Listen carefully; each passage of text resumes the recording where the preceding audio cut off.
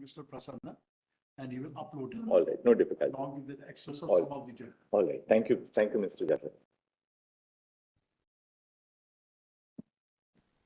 But proceeding on the premise that lordships have gone through the Yes. submission, there is one apology that I have to make, not, but there is one serious error in that written submission.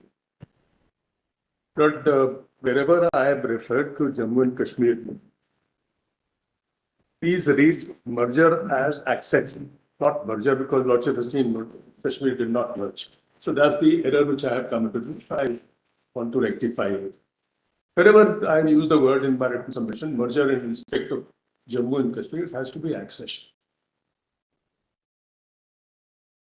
Now, Lord, I'll take just 2 minutes to sum up the context part which the lordships must have seen. Kashmir, Lord, acceded differently because it acceded post August 47. The rest of the states concluded their accession as well as standstill agreement before August 47. Because standstill agreement was a precondition for instrument of accession. So they had all signed. Kashmir did not do it. And therefore, as per the cabinet mission memorandum 25th May, as well as the India Independence Act 1947, section 6 and 7 and 8, Kashmir acquired independence because the paramountcy ceased on 15th of August 47. That's the crux of the cabinet mission memorandum and the India Independence Act that follows it.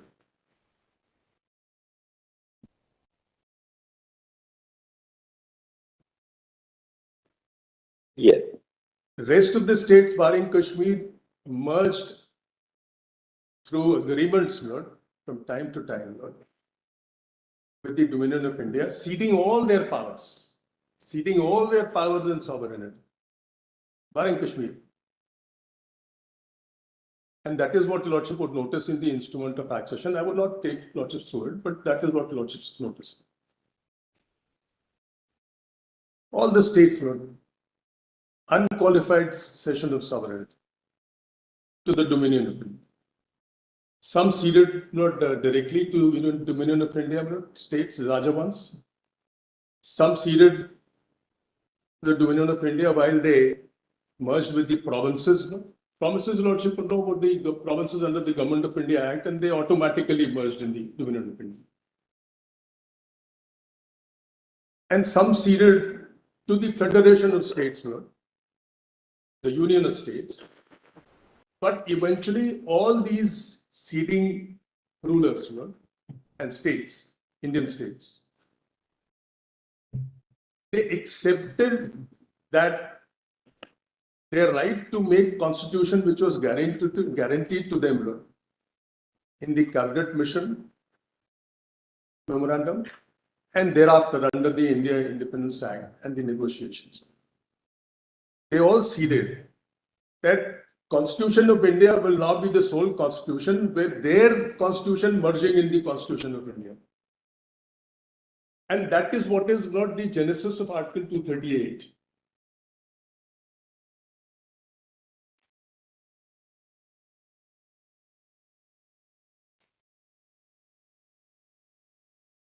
Article 238 is significant, Lord, and this will answer one of your Lordship's query, Lord, that what was the status of Kashmir when it ceded to the Dominion under Article 1 and the schedule. Where will we get Article 238 actually? Where will we get because our constitution copy doesn't carry it. So if I'll just check. Not that. It doesn't have in this, yes. I'll share it to Justice Court. Is it anyway in the compilations? In the compilations, do we have it somewhere? I have copies of this, but I brought copies of the. Anyway, no, don't worry, we have it here. You all rely heavily on Mr. Shankar. So very adept at these. Will the constitution as applicable to the state of J&K have that? I'm sorry, Will the constitution as applicable to the state of J&K have that? No. No, No, 238 is in the Constitution of India. and So- it can't have it because it's barred. Yes, that's fine. No, I'm coming to that. D of the first. I'm coming to that as a slight, something to be said.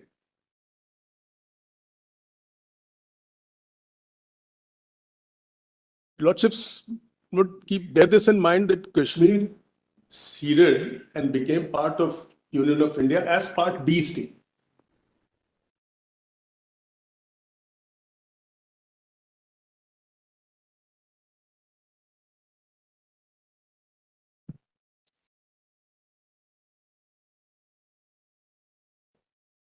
And all the ruler states were part of Part B state. I mean, they were all Part B in the schedule, first schedule.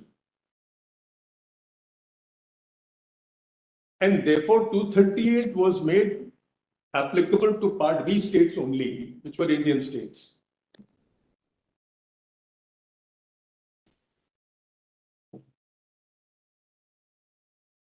Only what 238 does was, it keeps the promise of applying the state's constitution to the government, to the union, the Constitution of India. Part B state, 238 says that Part 6, 7, and consequently Part 11 will also apply to these Part B states. And that is how not all these Indian states merged unconditionally into the Constitution of India. Initially, all the Indian states were promised that they will have their constitution.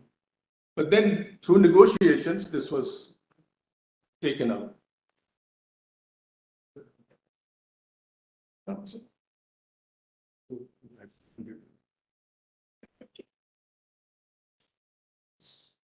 My old vision was it. Yes. Now, the status of therefore Kashmir was of a Part B state in the year 1950 when the constitution was enacted. And yet, Lordship would notice in 370, Article 238 was excluded. That speaks volumes about the autonomy of the state.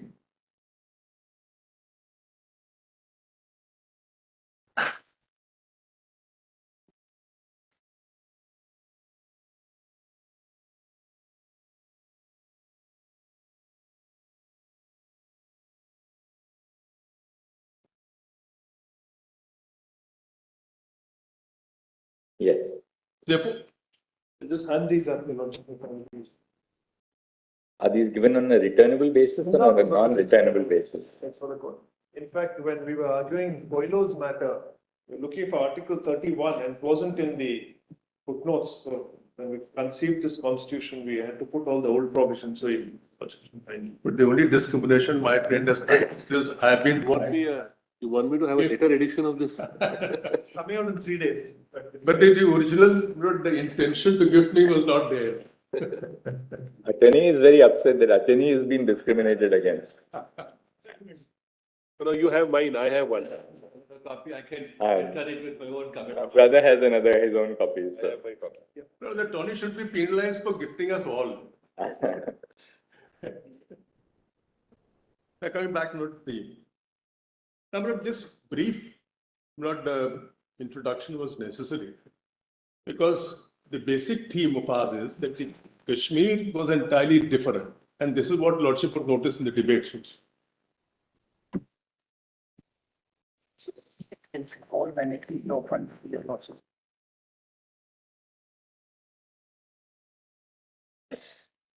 Kashmir was different, both in respect of accession to Dominion of India when it ceded at a different point of time as an independent state or a nation.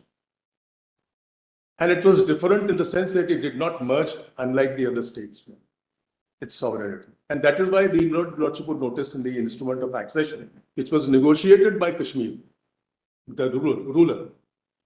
There are a couple of clauses which are not there in the other instruments of accession. Format is the same under 1936 35 Government of India Act, but the conditions which were added in favor of Kashmir were not there. For instance, we are not bound by any provision of the Constitution of India, future Constitution of India. The internal sovereignty rests in the ruler. the Union of India cannot acquire land in Kashmir. Kashmir would acquire for Union of India and give it. Now, Lord, from here, Lord, noticing these important issues, Your Lordships may just, I'd like to answer Lordship's query, which fell from my Lord the Chief Justice, Lord. The sovereignty aspect. And which eventually will answer Lord Justice Khanna's query also, the superior and inferior constitutions. Eventually. Now, but the first aspect that we have to keep in mind is, his sovereignty was retained by the Raja in the instrument of accession. Lordship has seen that, so I would not waste a Lordship's time.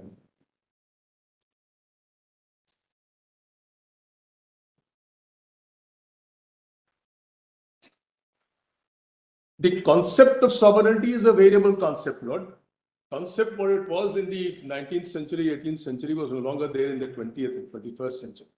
When the written constitution started coming in, and the democratization of autonomy, as my friend puts it, Lord, that's a very phrase pregnant with meaning. Democratization of authority, Lord, and power, which is autonomy.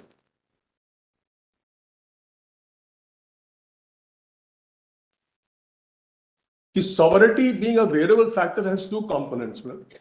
The internal and the external, and there are two decisions which Lordship may have. Lord, just care to note, Lord.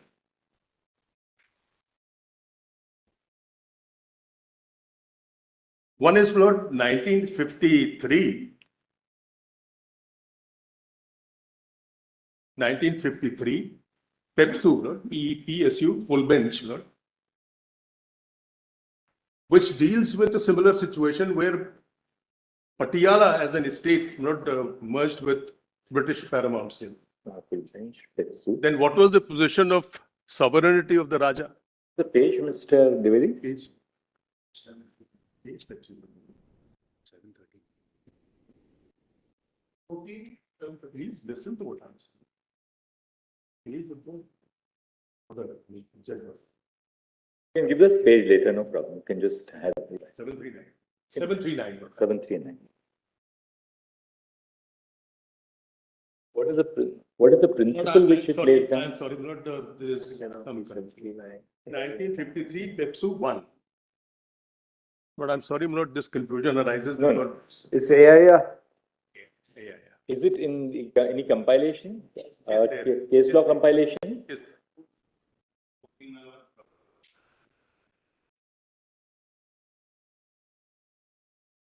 Which says the sovereignty comprises of two parts.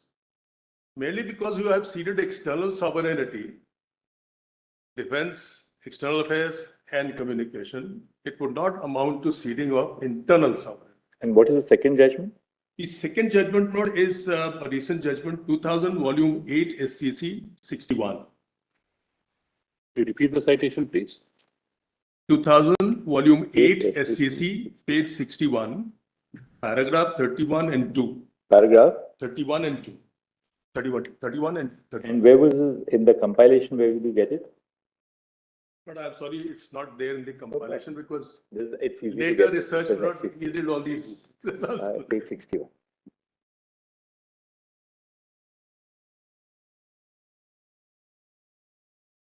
Given paragraph. And I don't have time.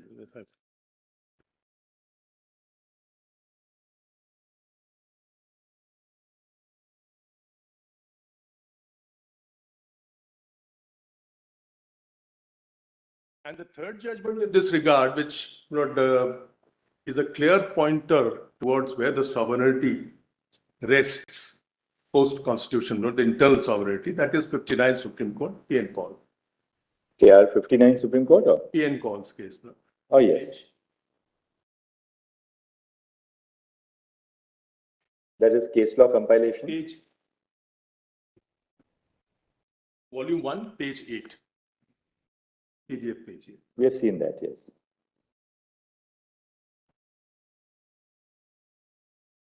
That's the situation with regard to sovereignty. It's not that the Kashmir lost all sovereignty merely because it acceded. And neither inclusion in the Article 1 and the schedule would result in loss of not internal sovereignty.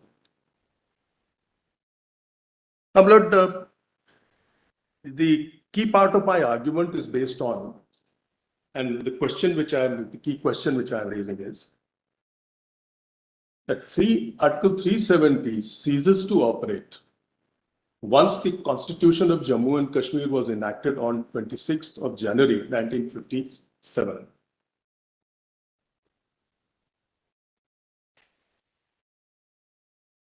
It is somewhat different from what most of my friends have argued.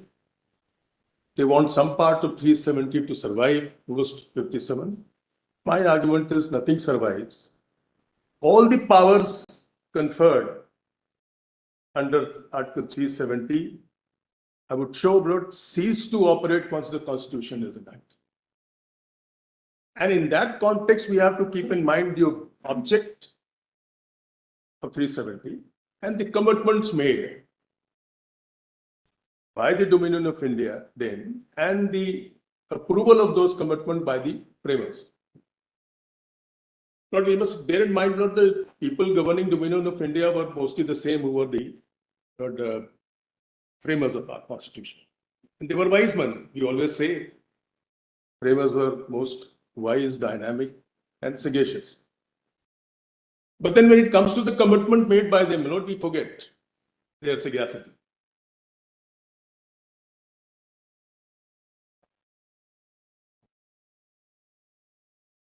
And therefore, I would pray, please permit me to place the debate, Lord, of Dr. Iyengar, that is most crucial for my argument, and juxtapose it with 370, Lord, then I'll show one by one, Lord, all of the provisions become otious. So this is something which is a must for my argument, and I'll pray, please permit me. Instead of reading, us reading now Mr. Iyengar's debate, his address, because we've read it 3 or 4 times. If you can cull out, and we'll take it down, if you can cull out what are the key parts of what he said, so that and then we'll go on to 370. Right. Lord, the debate, if Lordship will see, the initial part says that Article 370, Clause 1, B1 and 2, these are provisions providing for consultation and concurrence of the government of Jammu and Kashmir. And it clearly says, debates clearly say, that this was an interim arrangement till the Constituent Assembly was constituted. Now, what does, with due respect, I submit not ask myself, what does this interim arrangement mean in respect of 1B1 and 2? If it was an interim arrangement, they said it is interim vis-a-vis clause 2, which says, as soon as the Constituent Assembly comes into being, the final decision is that of the Constituent Assembly. With regard to A, the jurisdiction of Union and Parliament over Kashmir,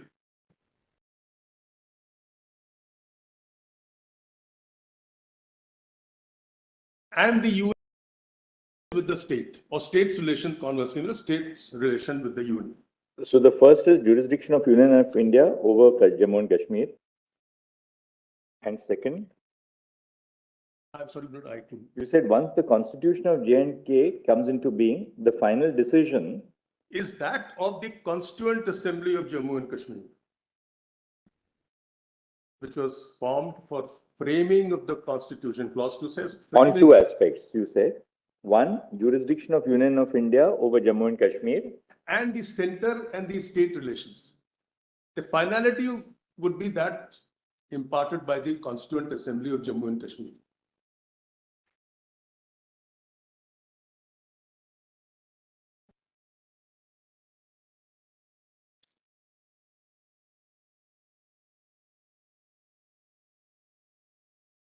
I'll place only those portions not from the debate which not unerringly lead to that. All right, let's quickly see those. Yeah. If you can just give us the page reference.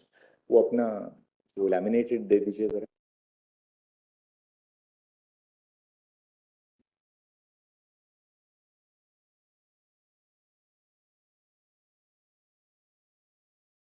kindly come to note volume 5, PDF page 79.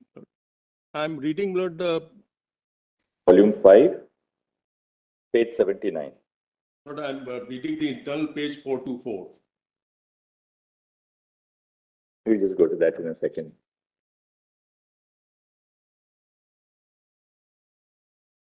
I've not got it. No? Just 1 second. किसने पाना? Relax.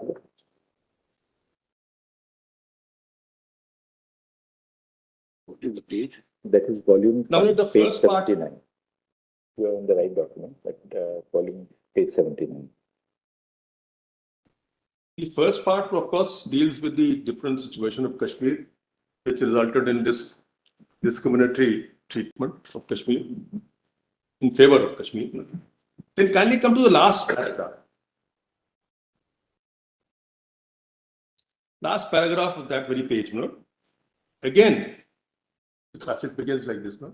Again, the government of India have committed themselves to the people of Kashmir in certain respects. They have committed themselves to the position that an opportunity would be given to the people of the state to decide for themselves whether they will remain with the republic or wish to go out of it. That was the extent of right given. But let's keep that aside for a moment. Then last three lines of the paragraph, last 4 minutes, we have also agreed that the will of the people through the instrument of a constituent assembly will determine the constitution of the state as well as the sphere of union jurisdiction over the state. That's a very clear indicator.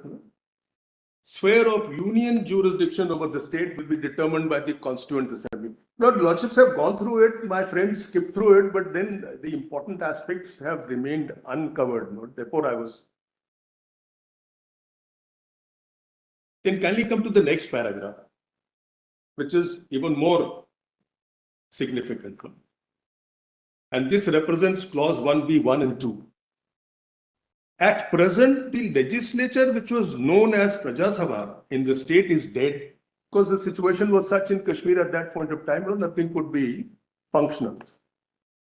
Neither that legislature nor the constituent assembly can be convoked or can function until complete peace comes to prevail in that state. We have therefore to deal with the government of the state which as a representative, as represented in its council or of ministers reflects the opinion of the largest political party in the state. Till the constituent assembly comes into being, only an interim arrangement is possible and not an arrangement which could be brought into line with the arrangement that exists in case of other states. Now, the word interim arrangement follows their elaboration that neither the constituent assembly is convoked nor the legislative assembly is there under the 39 constitution, which is Praja Sabha. Therefore, whom should we consult? We are forced to consult or get the concurrence of the government, which is the only representative body, till the constituent assembly comes. But this leaves no room for doubt with regard to 1B1, 1B2, and even 1D, I'll show. All those provisions which provided for consultation and concurrence with the government of India, government of Kashmir, cease to operate operate only till the constituent assembly is not there. No sooner it comes into being, it ceases to. Then, Lord, the next paragraph, which is a short paragraph, further corroborates that impression. And it further indicates that 306A is also a temporary provision. Not all this argument, Lord, it has become permanent. We are giving meaning to the word temporary used in the constitutional provision, towards the context, the object. Please have this. Now, if you remember the viewpoints that I have mentioned, it is an inevitable conclusion that at the present moment, we could establish only an interim system. 306A is an attempt to establish such a system. Now, what else does temporary provision mean? It's an interim provision. They're saying it in so many words. And yet, what we are trying to do is make it permanent, changing the entire text of the Constitution. No, 306 lordships, no.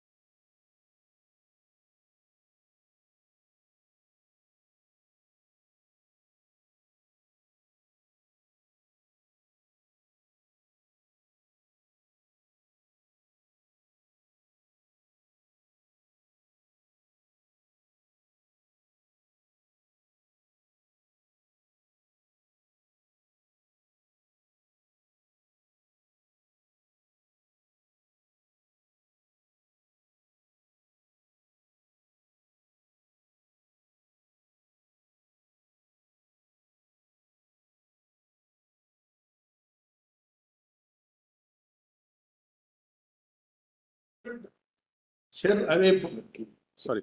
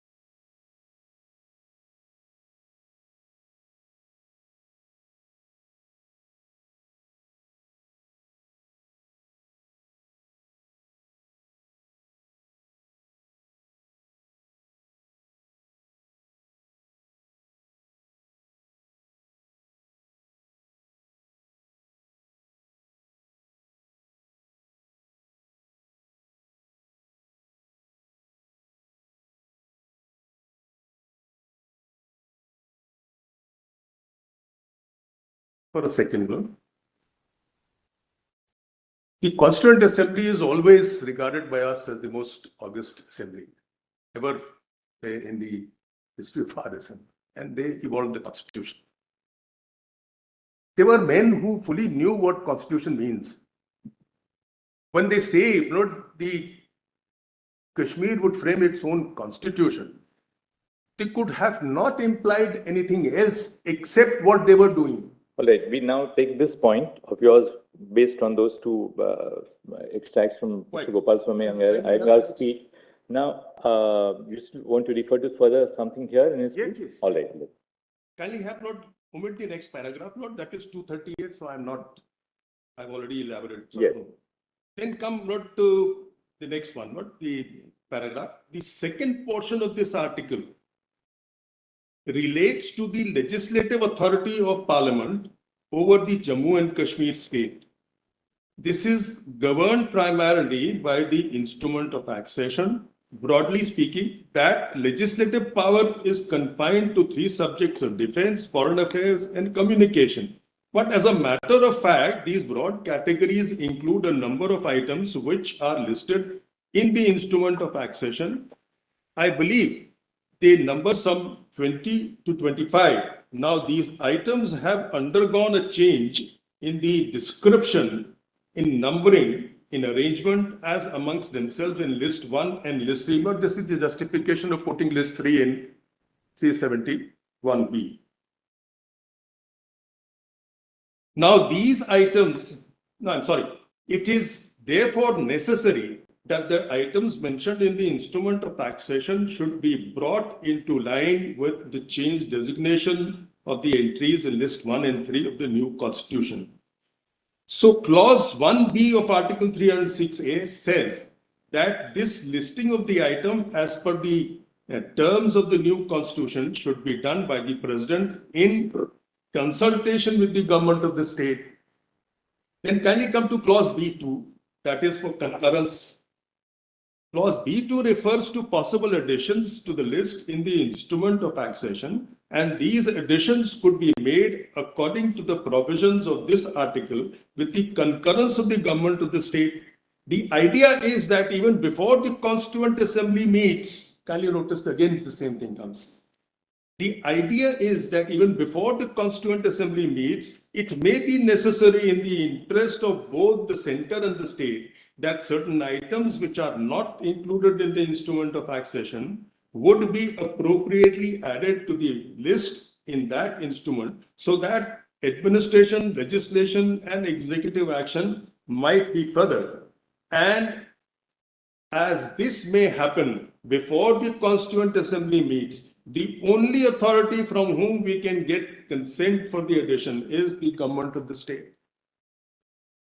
Now, if I am not read this and if I draw an inference from this, the only inference is that even B2 or all those provisions where concurrence is required of the government or consultation is required of the government or adding anything to the instrument of accession, whether in terms of list items or in terms of other provisions. All the provisions of consultation and concurrence were interim till the Constituent Assembly meets. This Kaveri, just also read the next clause. The Aye. last clause refers to. And thus the Constituent Assembly, when it is referred to in the last sentence of that clause, is Yeah, an indication that the Constituent is Assembly reading. may continue. It's at page 427, internal page. No, I'll come to that. Please bear with me. I'll explain that. I'll explain. I have that in mind.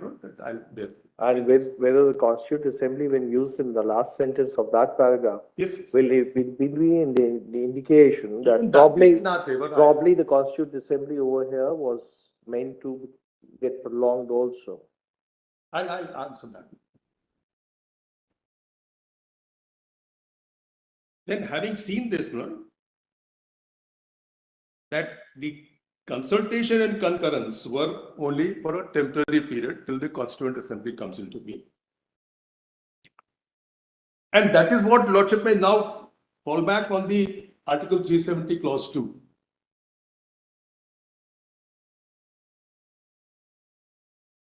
Clause 2.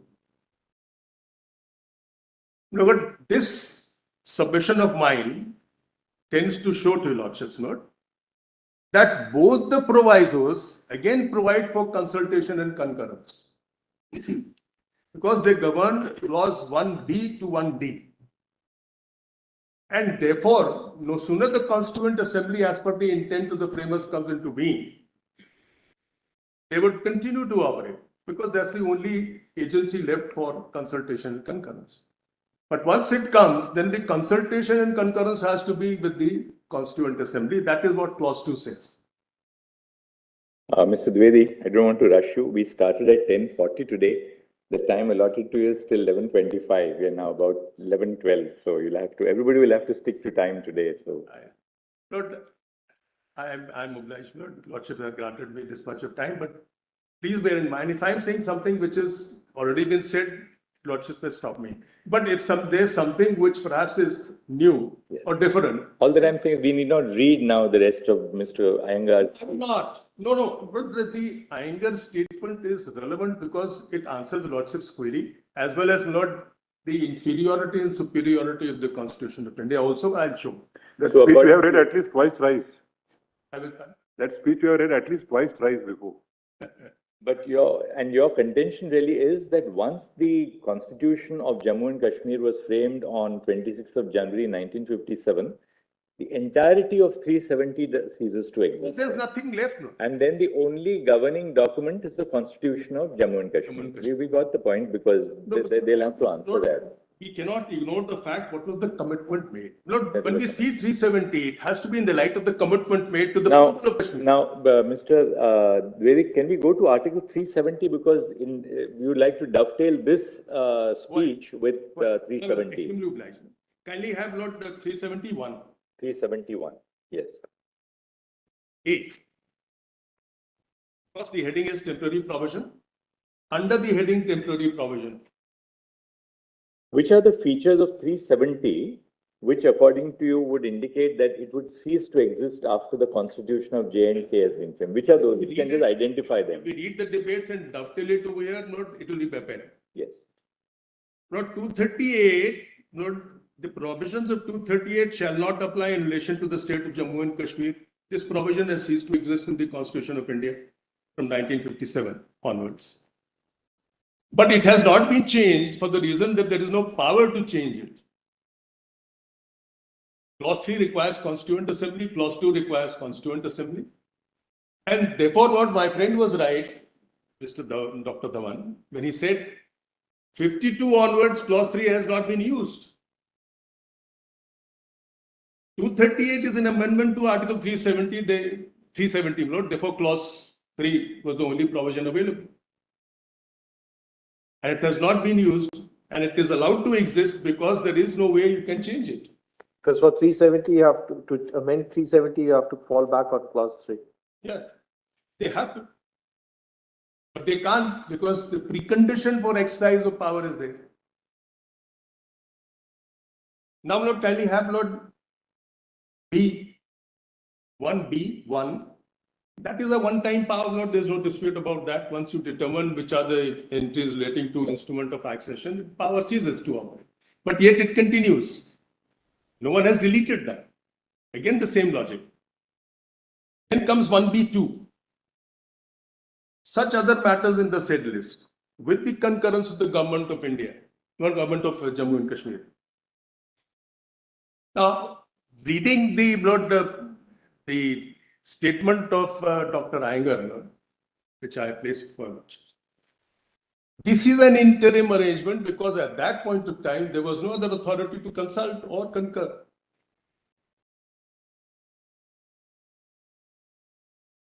Until the Constituent Assembly comes into being. And that is why 2 comes in.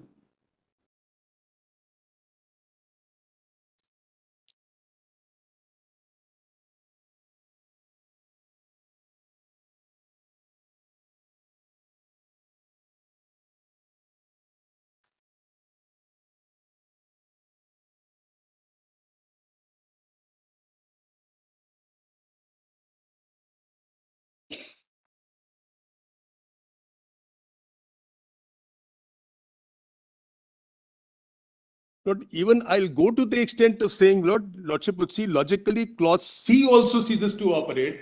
Article 1, it says the provisions of Article 1 of this Constitution shall apply in relation to the state. Reason being, Lord, 370, Lord, when the Constitution comes, it itself says we are inalienable part of India. And for the federation purpose, Article 1 was there. So we can read both the statements together. There is really no need to go fall back on C.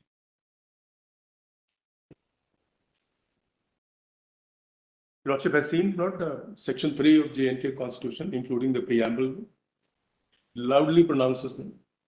They are inalienable, and this provision not at section 3 cannot be modified under 147, section 147, which is the mandatory power of the Constituent Assembly. So it's a basic feature of that constitution, therefore, which is not prone to amendment.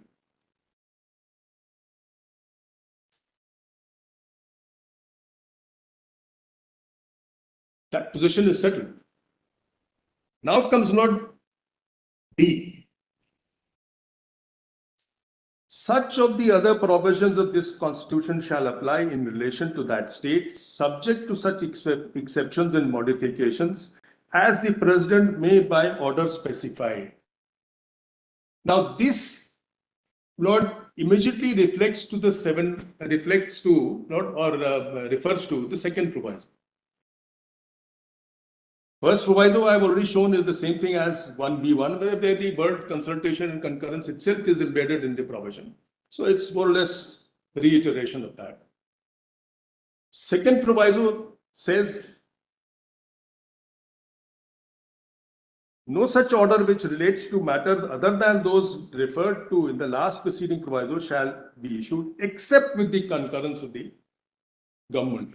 And Lordship has seen, Lord, the very initial part of the concurrence and consultation was brought in only because there was no other authority. And therefore they said until the Constituent Assembly comes into being.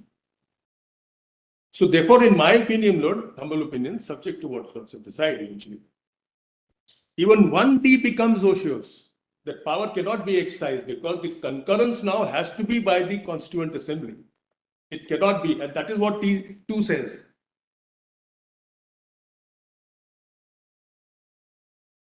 If the concurrence of the government of the state referred to in paragraph 2 of subclause B of clause 1 or in the second proviso to subclause D of that clause be given before the Constituent Assembly for the purposes of framing of the Constitution of the state is convened, it shall be placed before such assembly for such decision as we take. Therefore, even the concurrences and not the consultations that have resulted into something, the finality of decision is vested in the Constituent Assembly.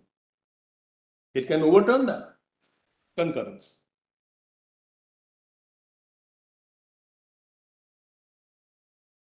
And that is what the framers say in respect of clause 2, that the finality for determining the status of union and the state relations, as well as the jurisdiction of parliament, rests in the Constituent Assembly. Who will finally determine these things? Well, Constituent Assembly would finally determine through the shape of Constitution of Jammu and Kashmir. It can't finally determine otherwise. Final determination has to be the enactment of Constitution, which was done.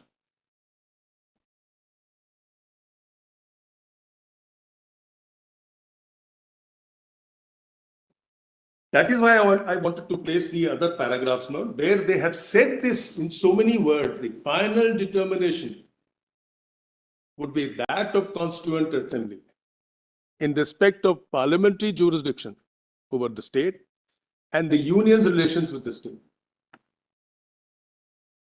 Clause 2 does not give finality to the decision of the. I'm not saying, as I said, please juxtapose the provision with the debate. And the debate says that. So in other words, we'll be reading an ingredient of finality from the Constituent Assembly debate. But I'll ask myself. How can that be? If the debate says that's the commitment, because Jammu and Kashmir Constituent Assembly will determine the constitution, what is the use of the commitment not made, and what is the use of the constitution when it cannot finally lay down anything? Just look at it this way, Lord. Unless we see 370 in the light of the commitment made, and the commitment was to framing of the constitution.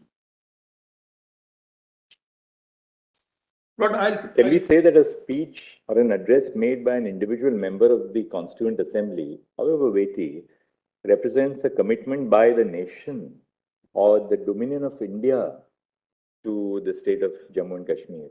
This would have a bearing on the interpretation of the constitutional My answer provision. to this is not when we try to see. But for us to raise it to the point where it's a binding commitment, a speech by a very distinguished member of the Constituent Assembly represents a binding commitment of a nation. But that statement is not by any member. That was a statement on behalf of the person who answers all the queries on the amendments made. That's a difference. Severi, what you're asking us to read into it is something which is not there in the article. But if the article was that this article will get frozen in point of time after the Constituent Assembly of JNK frames the Constitution, that doesn't appear to be following. Because that's why I said come to page 427, and that makes it very clear. Let's Because you are reading, we can't read a portion of the debate without going through the entire, Your Lordship what is has reading been the said. last paragraph and I'll explain. Not the last, yes, the last claim, the last clause. The Just read effect of that. this article. Yes, just read that. You can't read, effect- because you can't read portions, dehors the other, because when Yeah. debate is going on, Fine. there can be statements and then the explanation to those statements. Now, Lord, may I answer it in this way? And the other part is, you see, once you become a part of the nation, become part of it's the entire nation, then you are part of. This is what is creating a problem, Lord. Are perhaps thinking in the manner which we have been tuned to think for last 70 years, Lord, is that one nation, one constitution. But where is that prescribed, Lord? I ask myself. Accepting it could be prescribed in the Constitution of India, but Constitution does not say so. Anyway, just read that paragraph. And the effect of this article is that Jammu and Kashmir state, which is now part of India, will continue to be part of India. No, the one before that. The last clause refers to what Right. may happen later on. The last clause refers to what may happen later on. We have said Article 211A will not apply to Jammu and Kashmir. This is Article 238. But that cannot be a permanent feature of the constitution of the state, and hope it will not be. So the provision is made that when the Constituent Assembly of the state has met and taken its decision, both on the constitution of the state and on the range of federal jurisdiction over state. Can you notice that? State, the president may, on recommendation of the Constituent Assembly, issue an order that the Article 306A shall either cease to be operative or shall be operative only subject to such exceptions and modifications as may be specified by him.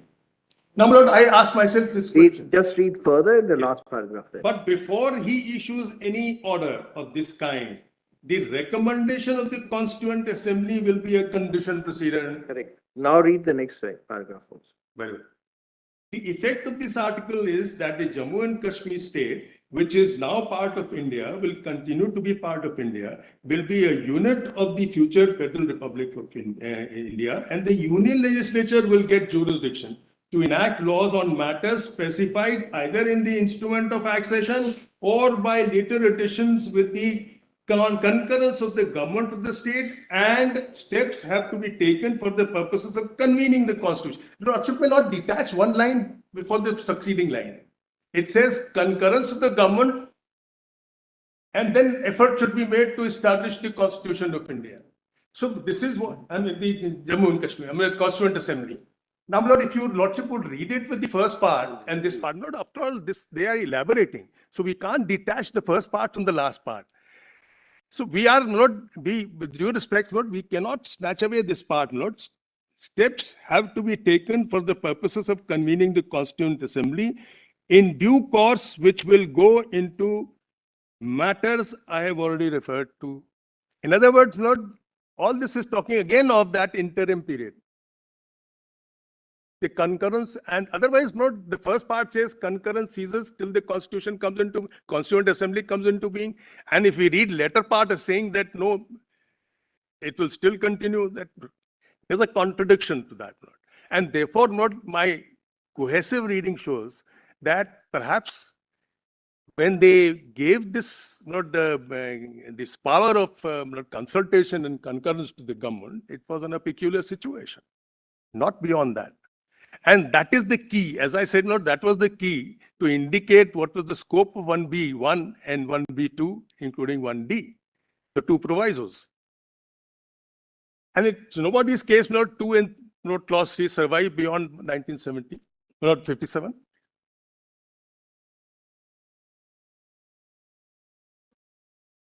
After the Constituent Assembly took its decision on 26th of January 1957, the Dominion of India would have no power to apply any other provisions of the Constitution to Jammu and Kashmir. They have all the powers. As I said, Lord, if your Lordship would see the 44th Amendment, which is the basis for Constitution of Jammu and Kashmir.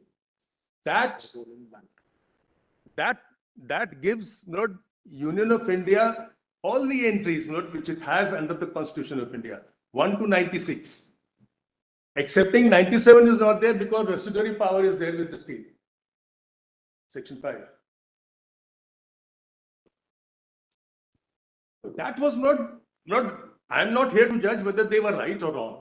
I'm here only indicating to your lordships, Lord, that this is one of the intents clearly falling from the interpretation which they had given to 370 only. And we have always argued, we have always said, look into the debates to cull out the intent of the provision. So all that I'm saying is kindly look into the debates to cull out the intent of 370. And when we see the debates along with 370, it clearly emerges that this power is not available thereafter. And that is where I submit with respect, Lord, Sampath Kumar is wrong.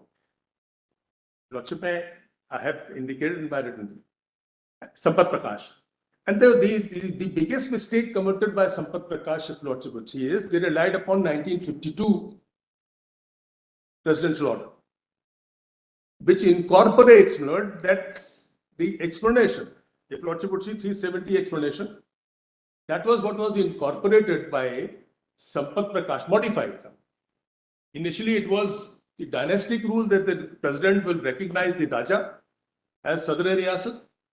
But 52, Lord, the Constituent Assembly, Lord, moved a motion and abolished this dynastic rule and said now Sadr Riyasat would be the elected by the Assembly or on the advice of the government of Jammu and Kashmir.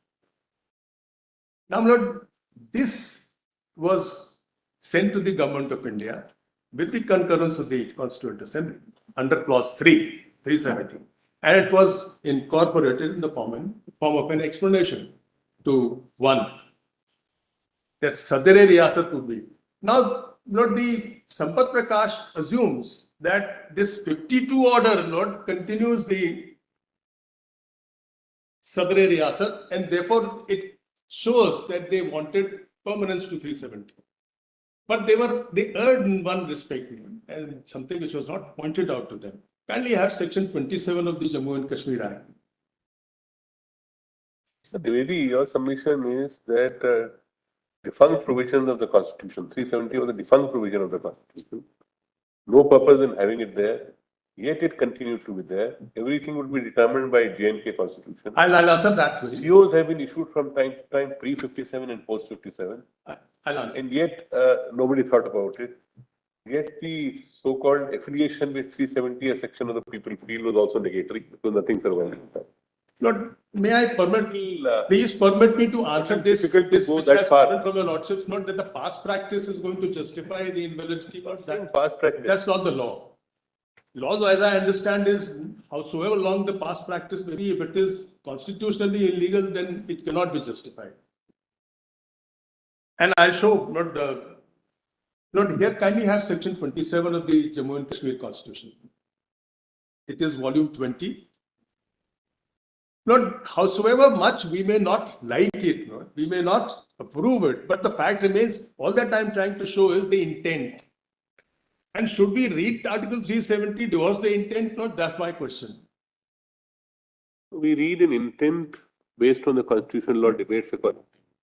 But how it transpired after that, how it has worked out is, you say, irrelevant completely. That's why I said, Lord, any amount of illegality or action that may have been taken subsequently cannot justify the invalidity. Once it is, I'll show. Yes, what do you want? Questions can never be, not the, Which volume do you want us to see now? yes. Kindly have not volume 20, Page, what page would that be? PDF page 310. Page? 310.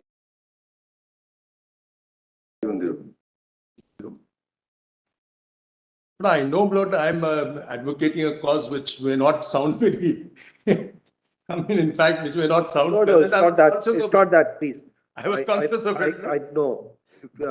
You see, the explanation which was added in 1952 refers to the Council of Ministers. I'll answer that. It refers to that the, 27? but it doesn't refer to the Constituent Assembly. It does. And it doesn't refer to the Constituent Assembly. It does. Explanation. And it defines the expression government of the state for the purpose of that article. Yes. It defines the expression government of the state for the purpose of that article. And that is with the concurrence of And- constituents. And there lies the distinction between the Constituent Assembly debates, because Kindly let me Constituent complete. Assembly debates are not relevant as far as the explanation is concerned. That's not correct. That's what I'm saying. Kindly have section 27. What Lord, I'm this finding- Sadr Riyasat in that form continued under Constitution of Jammu and Kashmir. One thing I'm finding difficult to accept, you Man. persuade is I that, know, Lord, it is difficult. no, I'm saying so that the Constituent Assembly debates amounted to an assurance that 306A or 370 would dissolve itself. I'm not saying that. And whether after that it did or not, it has dissolved itself. No, that's not right way of putting my question, not my answer. If you say 370 No, is I'll the answer that. statute, then it dissolves, it's No, what automatic. I'm saying is, Lord, debates indicate the intention behind 370 and the scope of 370. Because it's very common, Lord, every time when we see this, Lord, want to investigate and go into the question of intention of the framer. I thought you said 370 doesn't exist. According to you, it's Yes, only yes. on paper, it doesn't. Post 97, post 57. Yes, yes. So I am saying what you say is the constitution debate should be read in a manner that 370 would intend to dissolve itself on the Constituent Assembly completing the JNK Constituent Assembly completing the process.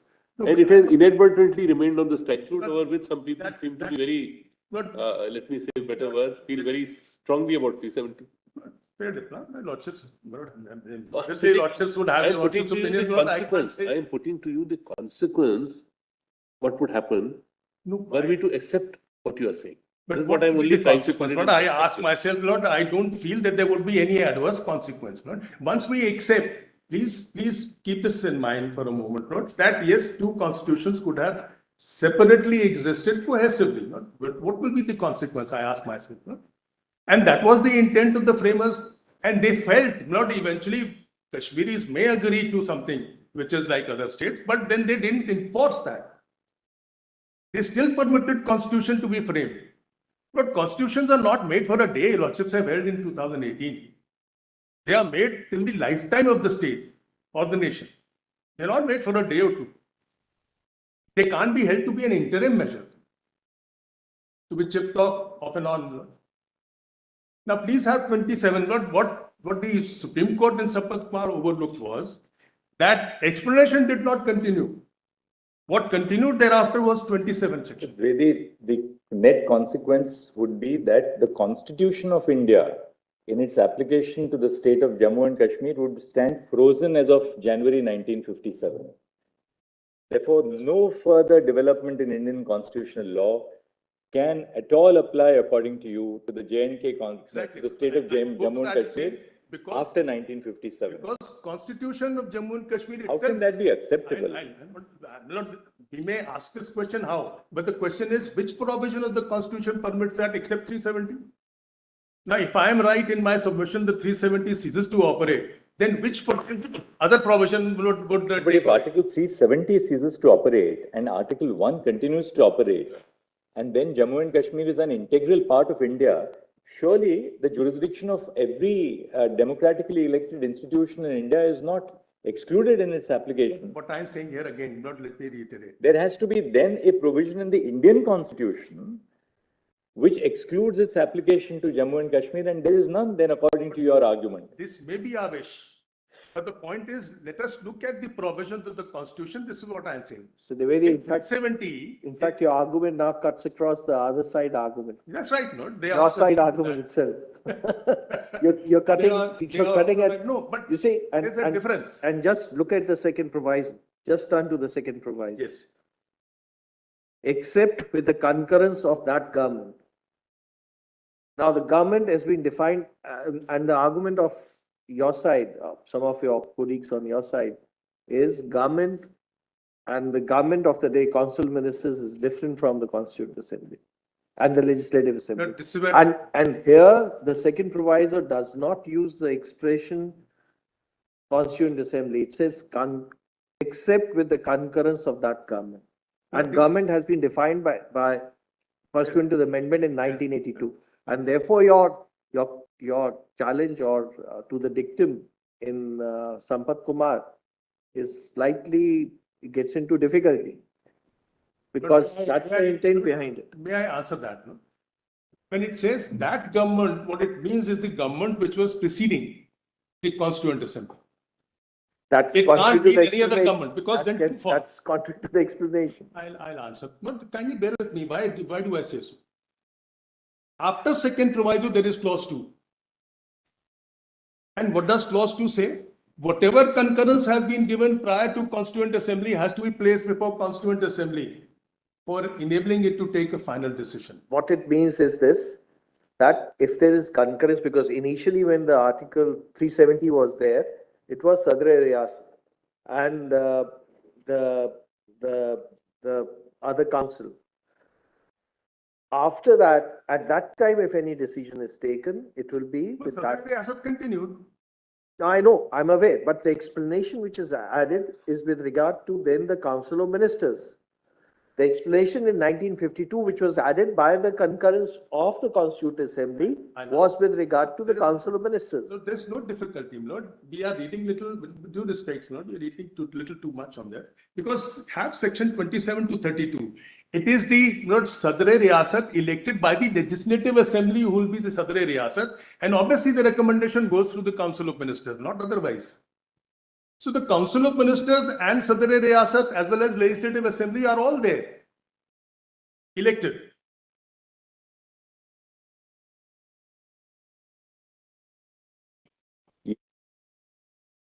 And then not by explanation, relying on the explanation to 1952 order, he cannot say in 57, Lord, Constitution does not seize 370, Lord, that doesn't follow because Constitution includes Sadr Riyasat.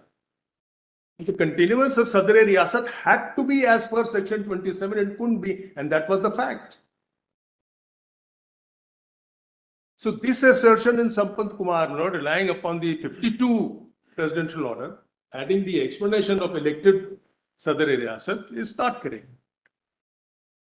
Lord, there are lots of misconceptions. For instance, Lord, in Damanu's case, which I think one of my friends may have cited that.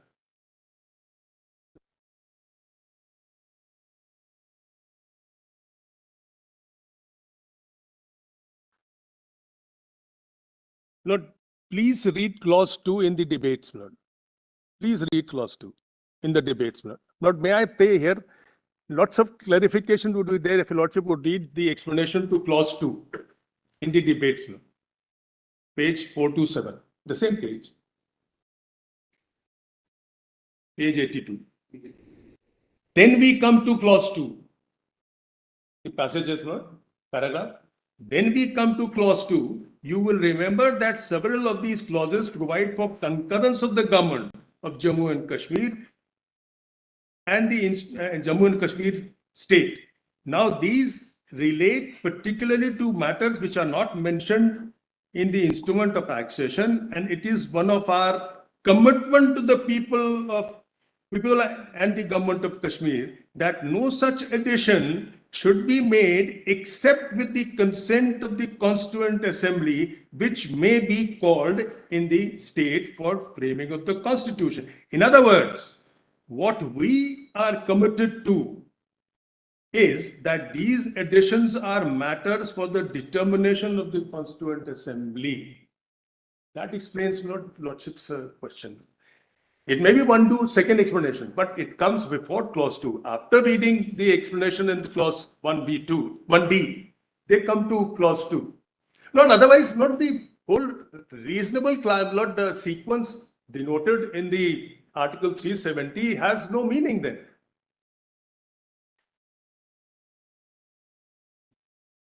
And this not paragraph includes the second proviso clearly. So inferring something different from that word, that government Lord, to me, Lord, as I see it, Lord, it doesn't follow. And then also the next paragraph is equally, Lord, so far as the other thing is yes. No, just one paragraph, no? Now you will recall that in some of that has been done. That we have read. We have read. Now, Lord, as I said, Sampath Kumar was not, Prakash was not rightly decided. And if your Lordship would just have a look at Sampath Prakash, Lord, that perhaps may eventually conclude my argument. Sampath Prakash is? Which is the provision of the J&K Constitution equivalent to Article 245 or 246? They have their own Section 5, which defines the powers of both state and indirectly the Parliament. Section 5 will also have.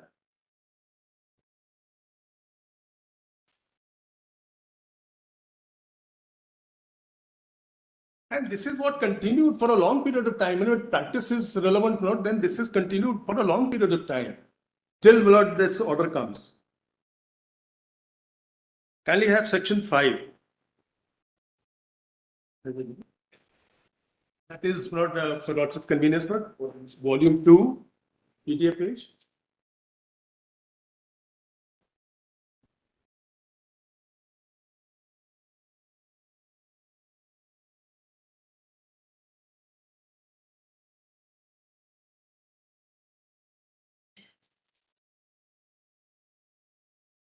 I will first refer to the preamble. Now see the problem with your argument, because Article 5 says that the legislative and executive power of the state would extend to all matters except those with respect to which Parliament has power to make laws for the state.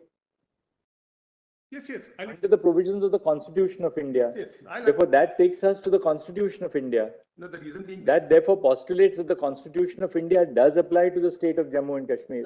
That overlooks one important factor, and that is the 44th Amendment immediately preceded with the concurrence of Constituent Assembly, where they had elaborately defined what are the provisions of the Constitution of India would be applicable to Jammu and Kashmir. And this Constitution is elaborately based on that 44 order. And therefore, it presumes whatever power has been given to the Parliament under not the scheme of things, 44, there what they have indicated is entries 1 to 96 of list 1. But unless for the purpose of the argument of this side, unless we accept that Article 370 did continue until 2019, there would be absolutely no trammel on the jurisdiction of Parliament under Section 5. As I said, because 5 says except those with respect to which Parliament has power to make laws for the state under the provisions of the Constitution.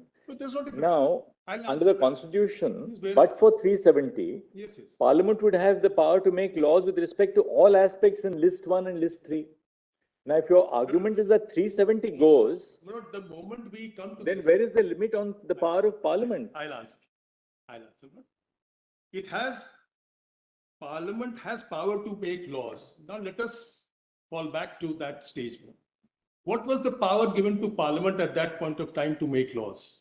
The 44th presidential order, 48th presidential order, which is 1954. It elaborately determines what is the scope of parliamentary jurisdiction, that is entry 1 to 96. Now, if we add entry 97 to that, again, because that is Parliament's power, then what will be the fate of Section 5?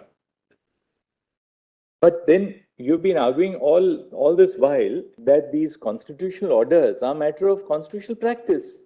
They're contrary to the provisions of they're contrary to the constitutional provision. If we accept your argument and therefore don't look at the constitutional orders, then this is the consequence which follows as a sequitur of your argument, that there would be no restraint on the power of Parliament then.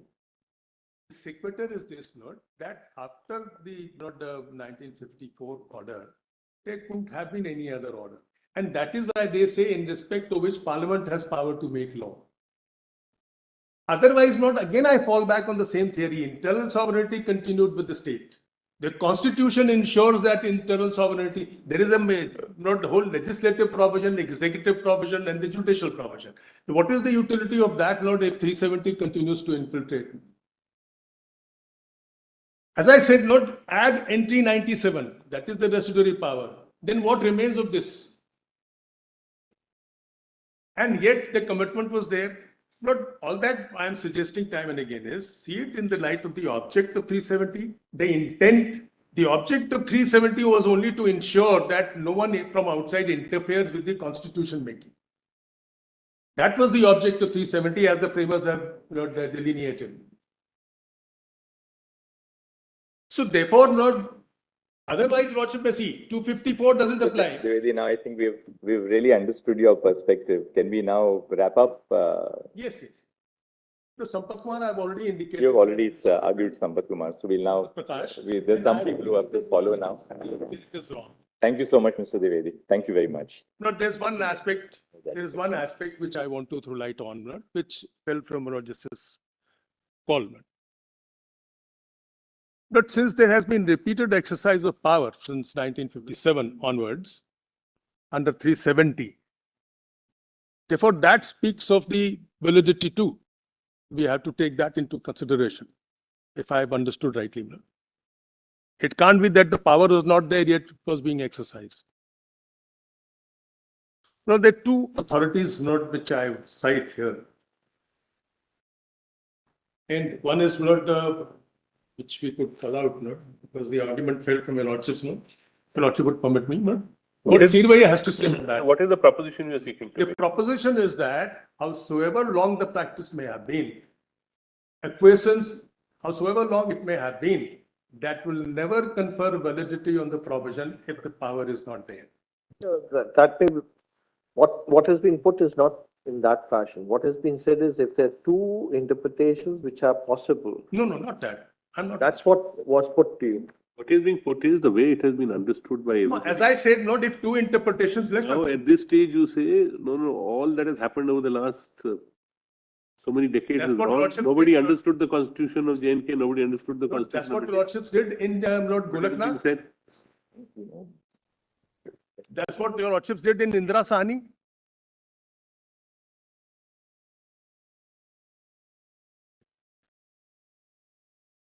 Not in Indira Sahni.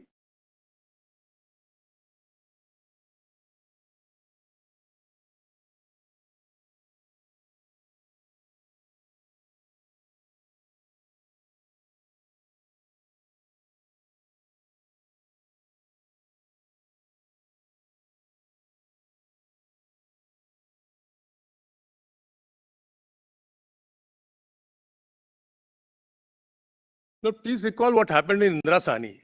All right, we've taken the point that Yeah, the fine, constitutional practice will not legitimize a constitution. That will not legitimize. Fair enough. Thank you, Mr. Dwivedi. Thank you very much. We'll now go on to the next, Mr. Singh. Yes, Mr. Siv Singh now. But there is one decision that we'll just make a note of it. Yes. 1961 Supreme Court. AIR 1961 Supreme Court 964. Para 1 and 2. 964. What is the name of the case? This is not Amalgamated Coalfields Limited. So just two paragraphs. No? All right. 1 and 2. It's a constitution bench. Again, they said these acquisitions cannot convey any kind Thank of you, Thank you, Mr. Dwivedi. Yes, Mr. Singh. And all that I'm saying, Lord, if two views are possible, let's take the view in favor of the Constitution of Jammu and Kashmir. The autonomy which we had promised, the commitments made. Thank you, Mr. Yes, Mr. Singh. Thank you, Mr. Dwivedi. Yes. I'm Mr. obliged. But I hope I have not ruffled too many No, feathers. not at all. It's an intellectual exercise, Mr. It's a debate. I mean, The debate, therefore, we will give our perspective of what we perceive where the debate may be going, so that you have a chance to, clarify to us, that's all. Otherwise, as I always say, simplest thing is to keep silent. But that's not good for the lawyers. Questions are put to get an answer. It's not the conclusion. Questions are never the conclusion. thank you. Vivek. Yes, Mr. Singh. Just make your iPad. I must say it's been one of the highest intellectual debate that we have seen for a long time. But we are all grateful to your notice for Thank you, Mr. taking it to that level. Thank you, Mr. Dave. Nobody has misunderstood your notice. Thank you, Mr. Dave. Please be rest assured. It's been a Thank you. privilege for us. Thank you, Mr. Dave. Likewise for us also, it's a, We've got some Share, excellent assistance and various nuances of the constitution from all of you. it's really, the bar has taken the jurisprudential analysis to a different level. And I'm sure we'll be hearing more of it from the other side now after we conclude today. Let's see. Thank you very much. Yes, Mr. Singh. I took your lordship's the suggestion which fell from the court at the case management hearing which took place on 3rd July.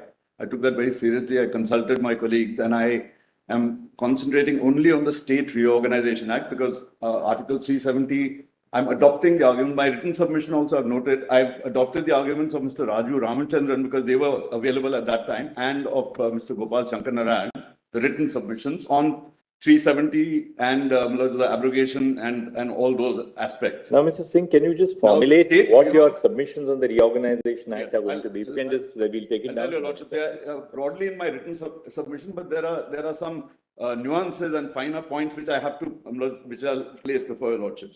Broadly, it is this, Mullah. First of all, the proclamation, the presidential proclamation of 19th of December 2018, paragraph C2, Roman 2, is void. And that is the one by which the two provisos to Article 3 was suspended. The two provisos which applied to Jammu and Kashmir in Article 3 was suspended without even concomitantly applying the proviso which exists for the rest of India. That's number one. I'm just formulating the proposition. Just one second. That being void, on the 5th of August and 6th of August 2019, it is my submission that the two provisos applicable to Jammu and Kashmir were very much have to be treated as being in force.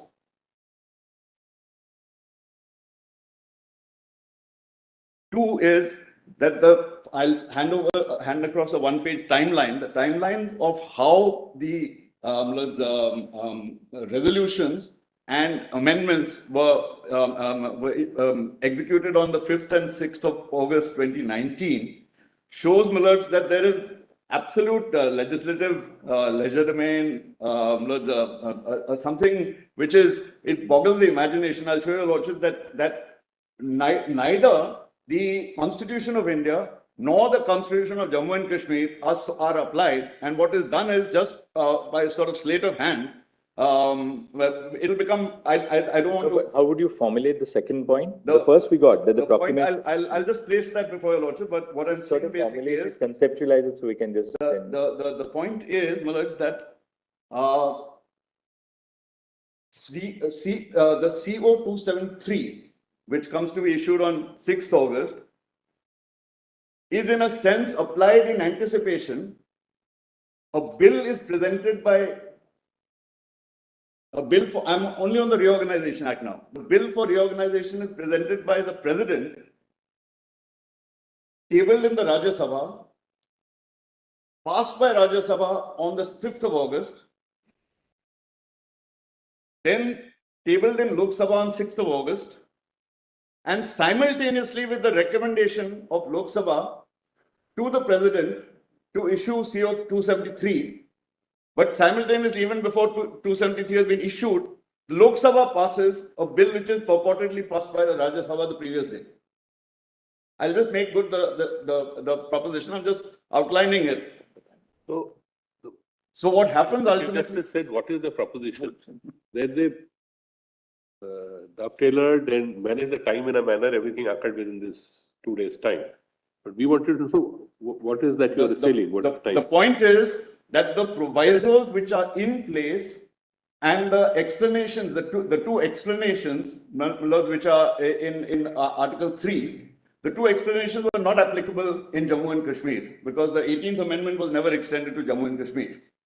So the explanation which said that it's a union territory, the argument is that we can interchange states and union territories under Article 3 because of the two explanations which were introduced by the 18th Amendment. That was not applicable to Jammu and Kashmir on the 5th of August. So as far as Jammu and Kashmir is concerned on the 5th of August, it was only a state. Any changes under Article 3 could only be state to state. But I'll come to it, I'm just formulating the points. I'll hand across this. Now, dehouse this aspect, my submission is that part 1, that is Articles 1, 2, 3 and 4 have to be read conjointly. And when you read them conjointly, no power can be found in Article 3 to convert a state into a union territory, notwithstanding the two explanations which are added by the 18th Amendment.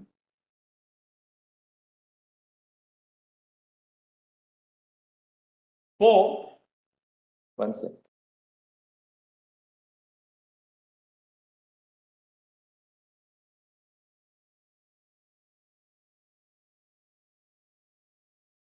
Yeah, 4 or 5, because I might lose track because it's all oral, it's 4. is that if two interpretations were possible as far as Article 3 is concerned, then that reading should be preferred, which would be in keeping with the principles of federalism, the principles of democracy, the principles of the representation of the people of a state, and which would keep Article 3 out of conflict with Article 368. That reading should be preferred, and not a reading where Article 3 is allowed to ride roughshod, coach and horses through Article 368 without any of the safeguards introduced in 368. And this, Lord, I'll show your lordships, not just from the constitutional reading, but from the history of the article, Article 3 and Article 3.4, that is 1 to 4, but 3.4, and Article 368, and the view taken by your lordships in certain judgments, as well as Dr. Ambedkar's speech on Article 304, which was 368. That there has to be a harmonious construction between these articles, where that article 3 and 4, which allow an amendment to the constitution, but by a simple majority in parliament, can't impinge on those amendments which have the effect of either which attract the proviso to 368 or which in any case require a special majority by their very nature. Will you be referring So to I'll show the history of this. text to the constitution for developing an argument? How Yes. should we now go about it? We made your 4 points. You made a note of the 4 Yeah. points. No, there is a little more here. So these are the broad issues. There might be some finer points. So let me just start straight away with, and I'm going to try to be brief, but I just want to preface it by saying that since I had confined myself to this subject, several of Mr. Kapil Sibal, Dr. Dhawan, etc., all touched on Article 3, but they made it clear that they're leaving it to me to argue this.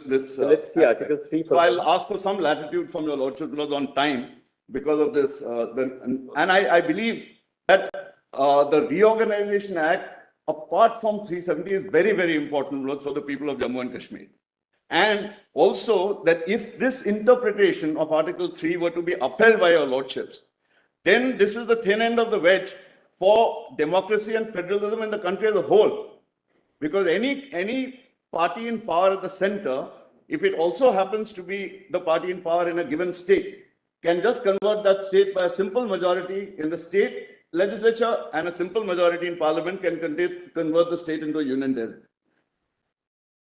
it's a very, this is a proposition, a course All of right, let's action, see Article 3 now. Let's which is three. fraud. I'll come back to Article 3 in a moment. First, I'll go see, Yes, in yes, the same certainly. sequence.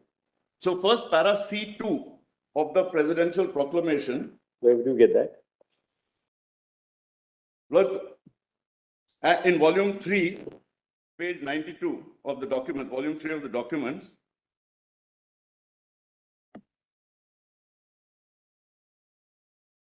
Page 92.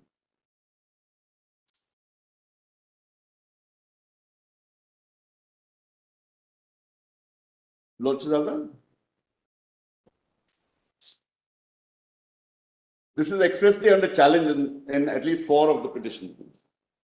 And Mr. Raju Ramchandran's written submissions open with this also. So let's, if we come to C straight away, now therefore I hereby proclaim, I make the following incidental and consequential provisions which appear to me to be necessary or desirable for giving effect to the objects of this proclamation, namely, I'll come straight to 2, the operation of the following provisions of the Constitution and of the state constitution is hereby suspended, namely, so much of the first proviso to Article 3 of the Constitution as relates to the reference by the President to the legislature of the state and the second proviso to that article. And then so much of clause 2 of Article 151, etc. But I'm concerned with this part in particular. So much of the first proviso to Article 3 of the Constitution as relates to the reference by the President to the legislature of the state and the second proviso to that article. This is now referring to the Constitution as extended to Jammu and Kashmir, because there are 2 provisos in the in Article 3 which were introduced by the 1954 presidential order.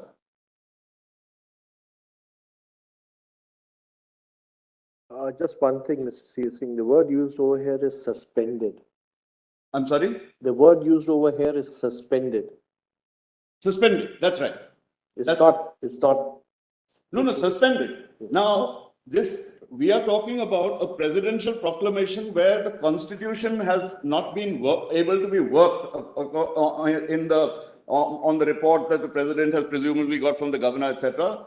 And therefore, there's a presidential proclamation under 356. No, I specifically drew your attention to this because you said that if we, in the last, while referring to the 4th argument of yours, the 4th contention of yours, you use the phrase that in case this is, there is possibility of misuse. By suspending and then changing the nature of the state. Please continue with the argument. The suspension becomes like an obliteration. If you suspend a requirement to consult the people of the state and then change that state into a union territory, that suspension it's an obliteration virtually. It doesn't.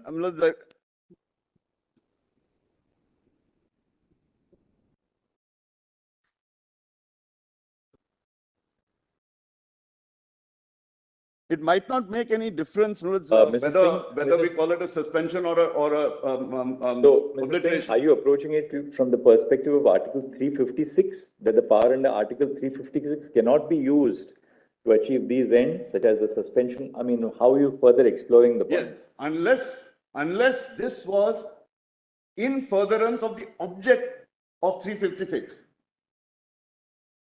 and it pertained to a body or authority of the state.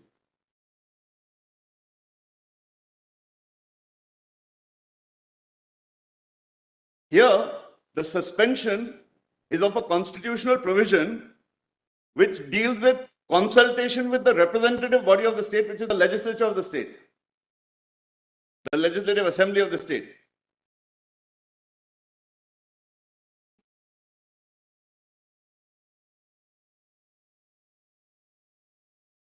Now, this can't have even the remotest nexus with an Article 356 object. To suspend consultation with the legislature of a state, or even I'm now arguing against myself, or even the substitute for that legislature, which is Parliament, to suspend that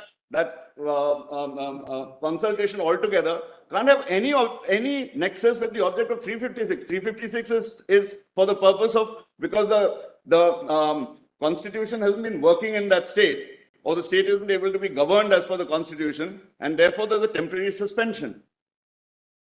And your argument on your Lord, side is already I don't want to go into repeat arguments on the argument 357. on your side has been that 356 is for the purpose of restoring democracy, not for abrogating. That was the argument. That's right. And this, unless the union were to tell your lordship when they start their arguments, whenever they do, unless the union is to tell your lordship that yes, it was an object of Article 356 to change Jammu and Kashmir from a state to a union territory, they can never justify this as having any nexus with the object of 356. Therefore, there 356 for a are, moment. there are two distinct arguments, therefore. One, whether the power under Article 3 can at all be utilized to convert a state into a union territory. That's one. That I'll come to subsequently. And the second, whether this power was correctly utilized or constitutionally exercised at a time when Article 356 was in operation. Does Article 356 empower the union to do this? That's right.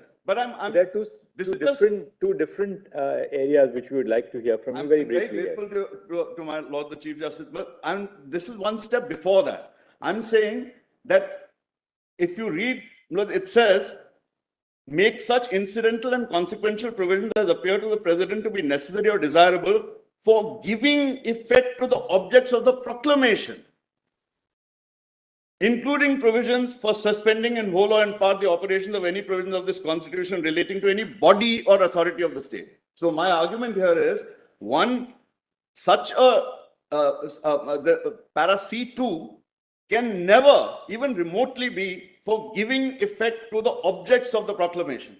On 18th of December or 19th of December 2018,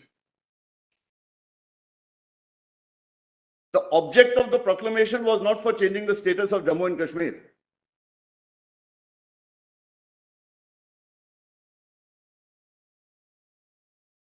And if it were, then it's a fraud on the constitution. It's an absolute fraud on the constitution if you admit that this had a nexus with your object on 18th of December. In fact, to stretch your argument could be that the object of any proclamation under Article 356 can only be to ensure that the government of the state is carried on in accordance with the provisions of the constitution. As a stepping stone to restore full democracy in that state. I bow to your lordship. I couldn't have put that better, very neatly. And I am very happy to adopt that line as my own.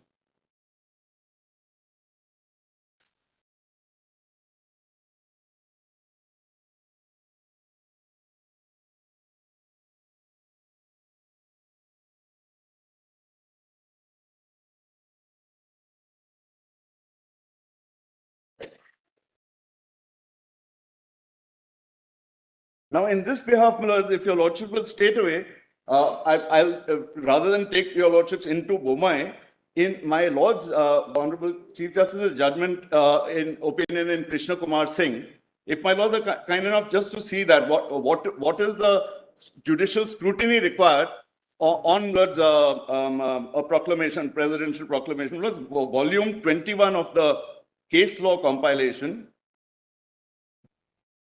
Page? At PDF 61, PDF 60, I'm sorry, because your lordships have... Which volume, Mr. C? Volume 21, PDF 60, paras 55 and 56. Your lordships have set out... This is 7 judges, right? Yeah, my lord's judgment was 7 judges, and your lordships have just extracted a very apposite portion from Bomai. Page 60. Page 60. Which page?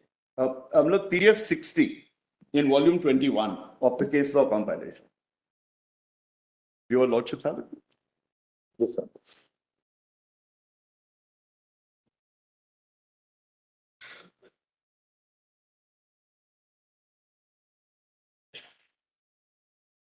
look at the foot of that page, Placetum G, just one line above Placetum G, elucidating the approach of the court when a proclamation under 356 is questioned, Justice Jeevan Reddy held in Bomai case, para 373, whenever a proclamation under 356 is questioned, the court will no doubt start with the presumption that it was validly issued. But it will not and it should not hesitate to interfere if the invalidity or unconstitutionality of the proclamation is clearly made out. Refusal to interfere in such a case would amount to abdication of the duty cast upon the court, Supreme Court and High Court by the Constitution. The standard of judicial review was formulated in the following observations, Bomai case, para 374, and the truth or correctness of materials cannot be questioned by the court, nor will it go into the adequacy of the material. It will also not substitute its opinion for that of the president. Even if some of the material on which the action is taken is found to be irrelevant, the court would still not interfere so long as there is some relevant material sustaining the action. The ground of mala fides takes in inter alia situations where the proclamation is found to be a clear case of abuse of power or what is sometimes called fraud on power, cases where this power is invoked for achieving oblique ends. I'm confining myself to C2. I'm not, others before me have argued on the larger issue, but since I'm on the State Reorganization Act alone, I'm just keeping it as narrow as possible.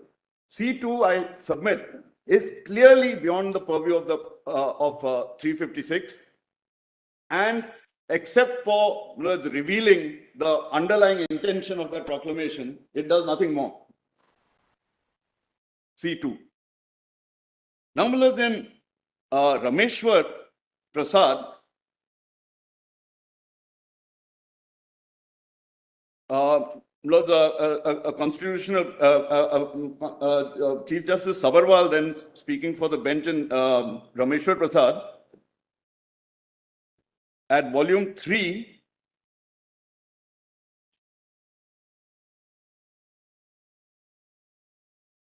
PDF 96, if my lords are kind enough to come to that.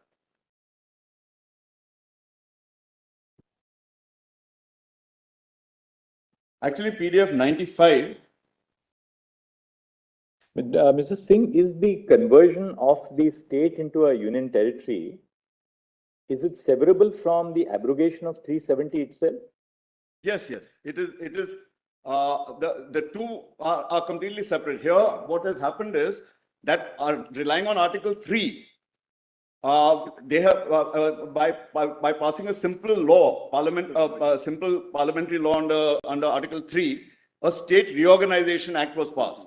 And so your argument on the conversion of J&K into the two UTs, that would really survive irrespective of the decision on the abrogation of 370. My submission starts with that this is completely independent of the abrogation. Whether J&K was from day one completely under the Constitution of India with no commas and full stops taken out of it, whether it was under 370 as applied to J&K, with any permutation. Even if you were to exercise this power according to you in relation to any Indian state, that's right, this would be unconstitutional. That's right. Irrespective of the special considerations which apply to J&K in relation to 370. Yes, yes, and irrespective of the proviso also, the scheme of Part 1 and read with Article 368, and I'll show you, Lordship, it completely precludes such an exercise. Also, when I come to the history, your Lordship will find that all right from the 1919 Government of India Act, 1935 Government of India Act, the precursors to Articles 3, 4, and 368, and then the Constituent Assembly debates, and then what came about. This was never the powers given to the Crown initially, to the Governor General in 1919, to the Crown in 1935, and to the Parliament in 1950 were powers meant to mediate when a minority, perhaps in a state, made out a justifiable case for greater self-representation. Suppose there's a linguistic minority in a state, but they have a distinct area, like Haryana was in Punjab, or Himachal was with merger of princely states. The idea, or let us say there's certain other reasons where there are people who can't get a majority in that state to accept, but they make out a case for greater autonomy, greater representation, for full statehood. Parliament under Article 3 and 4 acts as a mediator because How were the UTs born in yes, the Republic? I'll come to that. I think in my judgment in NCT 2, I've dealt with the whole history of Your how the Lordship, UTs were created. You have, but And were UTs, in other words, was there a peculiar constitutional history attached to the creation of UTs? yes. And does that category remain frozen now? In fact, that category has moved consistently towards full statehood. By the 4th of August 2019, there What were is the only origin of the creation of UTs? yes. But look, may I? We'll have to then, because your argument will have to explore in this way. What is the history surrounding the creation of union territories under the Indian Constitution? Two, does that category then remain a sort of frozen category in the sense that you can convert a UT into a state, but you can't do the reverse process? That's the second point. And that is historically, that is what has happened. So by 4th of August 2019, there were 7 UTs left in India. And they were Delhi, Chandigarh, Delhi, Chandigarh, Daman and Diu, Dadra, Nagar Haveli, Puducherry, Lakshadweep and Andaman. All other UTs were gradually, once they could become viable units, the moment an area could become a viable unit as a state, it was converted into a state. But what do we find? And how were the UTs created? Yes. So, look, can I just then give your lordship the pages for this first argument, just so that Yes, certainly, and then we can move to the next. So in You're on Rameshwar Prasad until I. Rameshwar Prasad, look, the volume 3, page 95, PDF 95.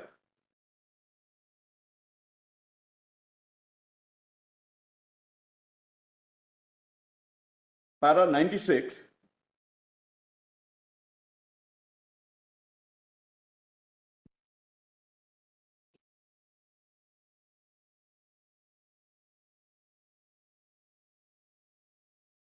Here, my lord, Justice Agarwal spoke for the bench. It was a unanimous verdict of the Constitution bench. And what is the principle which Justice Agarwal has laid down there in para 90? On the nature of the power under 356 and the nature of the scrutiny, he goes a step further beyond Lord Bomai. I'll only take your lordship very pointedly to the short 3 or 4 important paras. 96, Justice Agarwal says the power under Article 356(1) is an emergency power, but it is not an absolute power. Emergency means a situation which is not normal, a situation which calls for urgent remedial action. Article 356 confers a power to be exercised by the president in exceptional circumstances to discharge the obligation cast upon him by Article 355, which Mr. Nafde pointed to. It is a measure to protect and preserve the Constitution. The governor takes the oath prescribed by 159 to preserve, protect, and defend the Constitution and the laws to the best of his ability. The power under 356 is conditional, the condition being the formation of satisfaction of the president as contemplated by 356(1). My submission is that this applies equally to 356(2). And when the president is satisfied that certain measures need to be taken to fulfill the object of the proclamation, that also must meet the same test. Then look, para 97. There's an extract from Bomai in para 97 of the foot of that page. When the proclamation is challenged by making out a prima facie case with regard to its invalidity, the burden would be on the union government to satisfy that there exists material which showed that the government could not be carried on in accordance with the provisions of the Constitution. Since such material would be exclusively within the knowledge of the union government in view of the provisions of 106 of the Evidence Act, the burden of proving the existence of such material would be on the union government. And then, my lords, next para, overleaf, PDF 96, in para 98, just placitum C may be seen. If and when, this is Justice Jeevan Reddy's opinion in Bomai, if and when any action taken by the president in exercise of his functions is questioned in a court of law, it is for the Council of Ministers to justify the same, since the action or order of the president is presumed to have been taken in accordance with Article 74(1). And then 324, para 324, at the foot of that page of Bomai, in our respectful opinion, the above obligation cannot be evaded by seeking refuge under 74(2). The argument that the advice tendered to the President comprises material as well, and therefore calling upon the Union of India to disclose the material would amount to compelling the disclosure of the advice is, if we can say so respectfully, to indulge in sophistry. The material placed before the President by the Minister or Council of Ministers does not thereby become part of advice. Advice is what is based upon the said material. Material is not advice. And I won't trouble your lordships. And then para 100 is very important, overleaf at page 97. The above approach shows objectivity even in subjectivity. Constitutionalism or constitutional system of government abhors absolutism. It is premised on the rule of law in which subjective satisfaction is substituted by objectivity provided by the provisions of the Constitution itself. This line is clear also from Maruram. And look, then if your lordship would just come to PDF 120,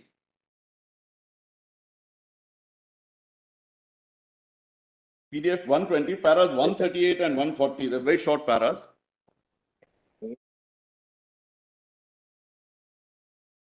PDF page 120 of the same volume, volume 3, paras 138 and 140. 138. Clearly, Bomai case expanded the scope of judicial review. True, the observations of Justice Reddy were made in the context of a situation where the incumbent chief minister is alleged to have lost the majority support or the confidence of the House, and not in the context of a situation arisen after a general election in respect whereof no opinion was expressed. But in our view, the principles of the scope of judicial review in such matters cannot be any different. And then para 140, thus it is open to the court in exercise of judicial review to examine the question whether the governor's report is based upon relevant material or not, whether it is made bona fide or not, and whether the facts have been duly verified or not. The absence of these factors resulted in the majority declaring the dissolution of the state legislatures of Karnataka and Nagaland as invalid. And lastly, my lords, Madhav Rao Scindia in volume 6,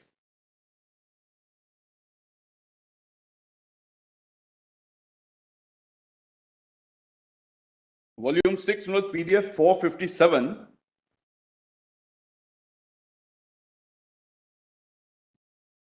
Para 111, I think, has been shown to your lordships by Mr. Nafde, perhaps. But para 113 at page 457 is very important. Volume 6, PDF 457. Para 113. 113. By express injunction in Article 53(1) of the Constitution, the executive power vested in the President is directed to be exercised in accordance with the Constitution. That power is intended to be exercised in aid of and not to destroy constitutional institutions. Granting that power to recognize a ruler carries with it the power to withdraw the recognition of the ruler. The power must be exercised bona fide and in the larger interest of the people, consistently with the provisions of the Constitution to maintain the institution of rulership. Power may therefore be exercised in the course of and for recognizing another person as a successor to the ruler, having regard to the laws and customs governing the state. The President is not competent to recognize a person as a ruler who is not by the custom and law qualified to be a ruler. The President cannot obviously withdraw recognition of a ruler and recognize another, nor can he lawfully depart from laws and customs of the state to introduce a person as a ruler who is not by ties of blood, etc., etc. Now, the next page, overleaf, 458, the fourth line, but unquestionably, the President is not invested with arbitrary authority to recognize a stranger as successor to the Gaddi or not to recognize any person at all as a successor. The power of the President is plainly coupled with a duty to maintain the constitutional institution, the constitutional provisions, the constitutional scheme, and the sanctity of solemn agreements entered into by the predecessor of the Union government, which are accepted, recognized, and incorporated in the Constitution. An order merely de-recognizing a ruler without providing for the continuation of the institution, which is an integral part of the constitutional scheme, is therefore plainly illegal. Because Madhav Rao was a judgment of a bench of 11 learned judges, and Justice J.C. Shah, His Lordship Justice J.C. Shah was speaking for 7 of himself and 6 other learned judges, for 7, the majority of 7. I think there were some concurring and some dissenting opinions. But I'm just placing this that these powers have to be exercised bona fide, and I don't see anything, certainly not in their counter, but there's no justification whatsoever for why these two provisos had to be suspended and what nexus that would have with the proclamation under 356. That's the first point.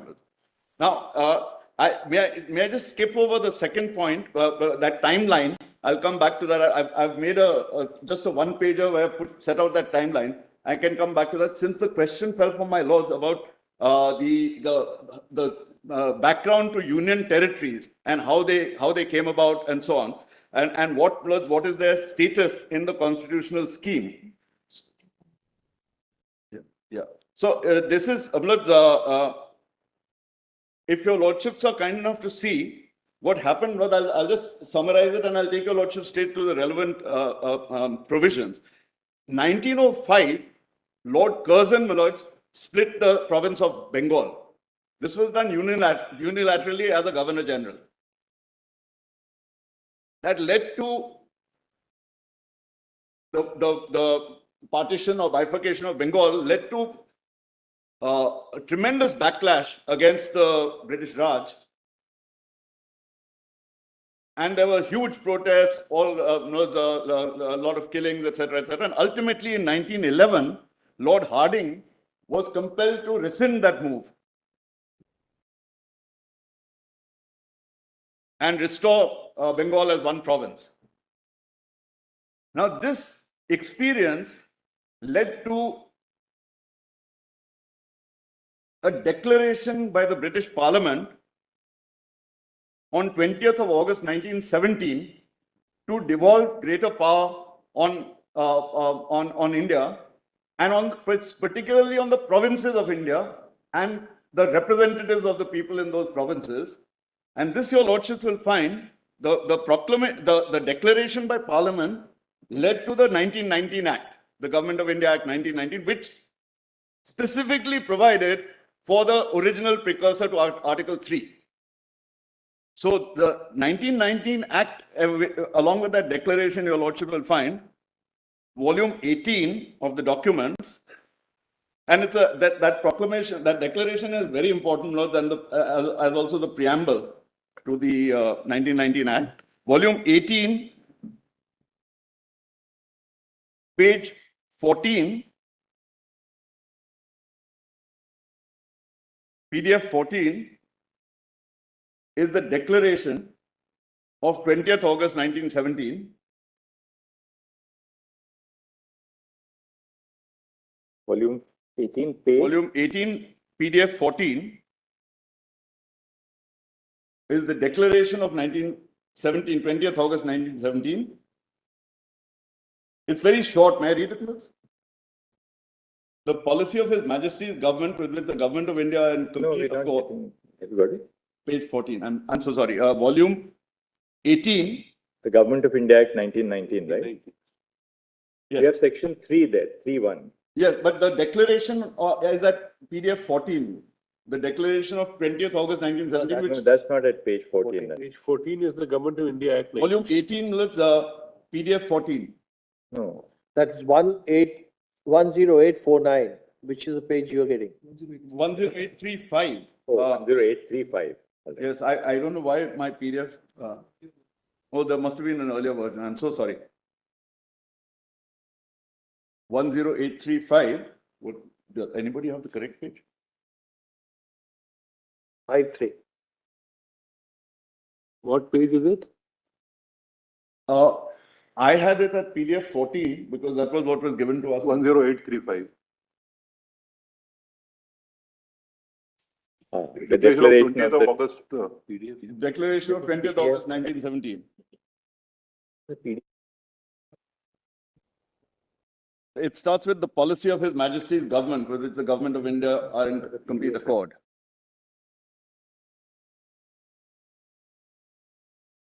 PDF page 14. Yes, it's there.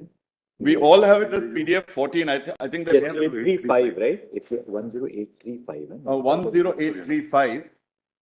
And on this side, we all seem to have it at PDF 14. I don't know, there's some mismatch. My lord, find it now? Yes, I just want it. May I pull it?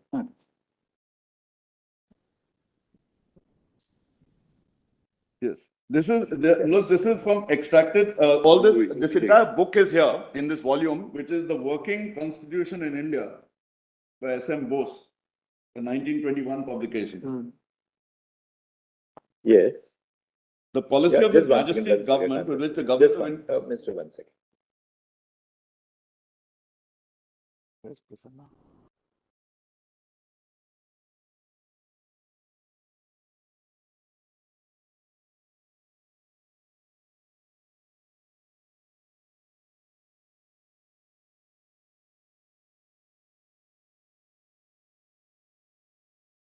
My Lord, Honorable Justice Suryakant finds it.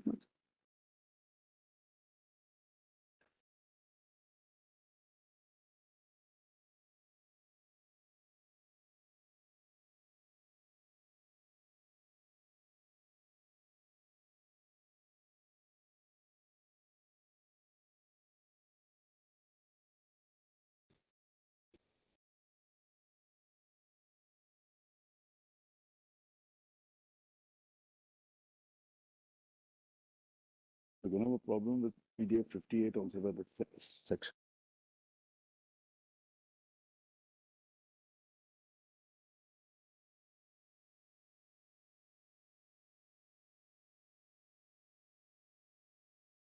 Perfectly matched. Just one. There's some.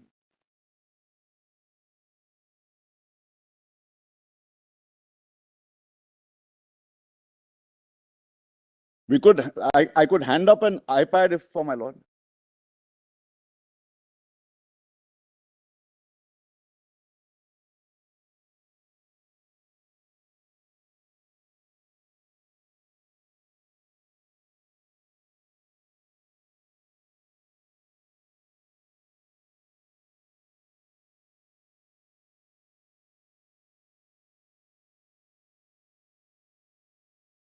Your Lordship, 10835, the running page. The declaration of 20th August, the policy of His Majesty's government, with which the government of India are in complete accord, is that the increasing association of Indians in every branch of the administration and the gradual development of self-governing institutions with a view to the progressive realization of responsible government in India as an integral part of the British Empire. They have decided that substantial steps in this direction should be taken as soon as possible, and that it is of the highest importance as a preliminary to considering what these steps should be, that there should be a free and informal exchange of opinion between those in authority at home and in India. His Majesty's government have accordingly decided, with His Majesty's approval, that I should accept the Viceroy's invitation to proceed to India to discuss these matters with the Viceroy and the government of India, to consider the Viceroy's views and the views of local governments, and to receive with him the suggestions of representative bodies. I would add that progress in this policy can only be achieved by successive stages. The British government and the government of India, on whom the responsibility lies for the welfare and advancement of the Indian peoples, must be judges of the time and measure of each advance, and they must be guided by the cooperation received from those upon whom Mr. Singh, what is the relevance of this actually? Then, Your Lordship, just see the preamble. The progress, when Your Lordship sees the particular section, the preamble then was based on this of the Act in 1919, was 5 pages down. If Your Lordship just scrolls down 5 pages to the Government of India Act. Now, the preamble to the Act specifically said the 1919 Act, whereas it is a declared policy of Parliament to provide for the increasing association.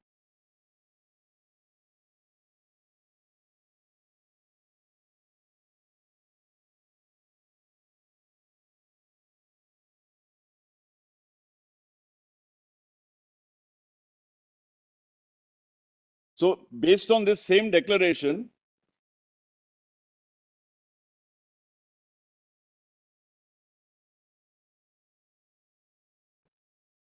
there was the Were the then union, the were the particular UTs all provision. were the UTs all a part of the Part C territories? So I'm just coming to that provision then straight away. If Your Lordships, I have it at PDF page 58. And before the Constitution came into force, where were these Part C territories comprised?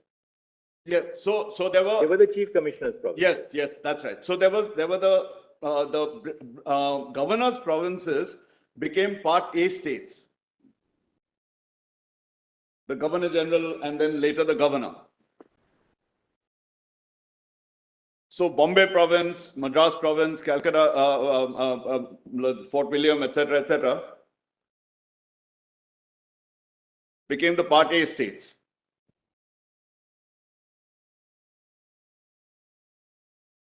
The Indian states, which Became Part B. not all of them, there were 562 states, those which could be merged and made into viable states, because viability was the main crux here.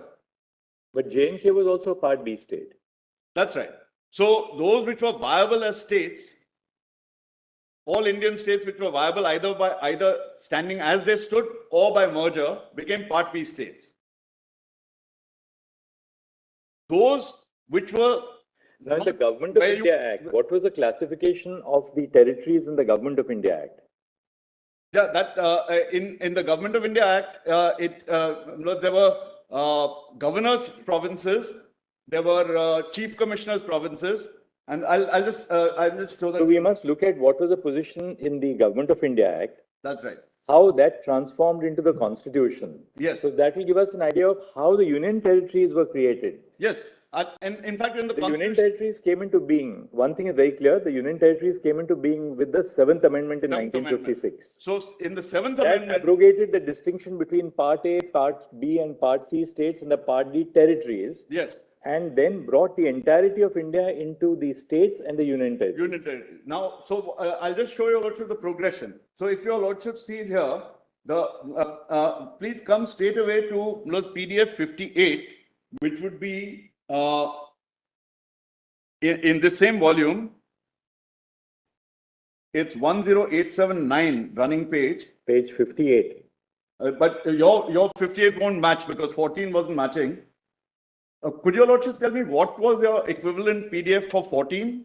The difference is 14 pages actually. 14 between- pages, 14 more. So this 58 would be 72, perhaps around 72, 1087. 10879. It should be a PDF 72 if there's a difference of 14 pages. How does it start? Section 14 is on the top, Government of India, 10879 is the running page. The printed page number is 44 and it's PDF, we have PDF 58, all of us here. PDF 72 is 10907. 109. PDF 44. Oh, it's 14 less then. So it should be 44, perhaps PDF 44. PDF 44 should work out. 43 or 44. You're referring to internal page 44. PDF is 58. Section 14 you're referring to. Section Yes, 14, yes. right? We are getting PDF 58. That is internal page- 10879. Yes. That is page 44, I think. No, that's Yeah, page 44. yeah, PDF yeah. is page. So your lordship's PDF is matching the internal page number, I think. No, no. Page. So now 15.1.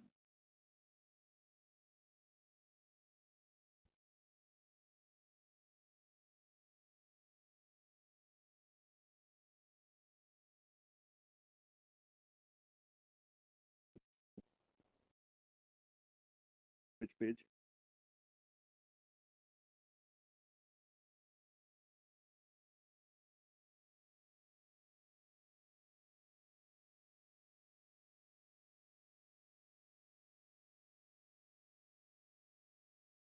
But on, what I'm taking your lordships to is the precursors to Article 3. But to answer the union territory aspect, in my written submission, your lordship will find that. So now we are at 10879 with a great effort. So let's focus on that. We So don't lose this precious page. So this is the precursor to Article 3 in the 1919 Act, Section 15. Section 15. Yes. All right, let's see that. And the marginal note is constitution of new provinces, etc., and the provisions as to backward track. The Governor General and Council may, now please note, after obtaining an expression of opinion from the local government and the local legislature affected.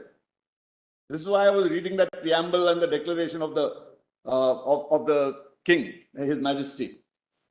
The Governor General may, after obtaining an expression of opinion from the local government and the local legislature affected, by notification with the sanction of His Majesty previously signified by the Secretary of State and Council, constitute a new governor's province or place part of a governor's province under the administration of a deputy governor to be appointed by the governor general, and may in any such case apply with such modifications as appear necessary or desirable, all or any of the provisions of the principal act or this act relating to governor's provinces or provinces under a lieutenant governor or chief commissioner to any such new province or part of a province. Therefore, that is the power to constitute a new governor's province. Yeah.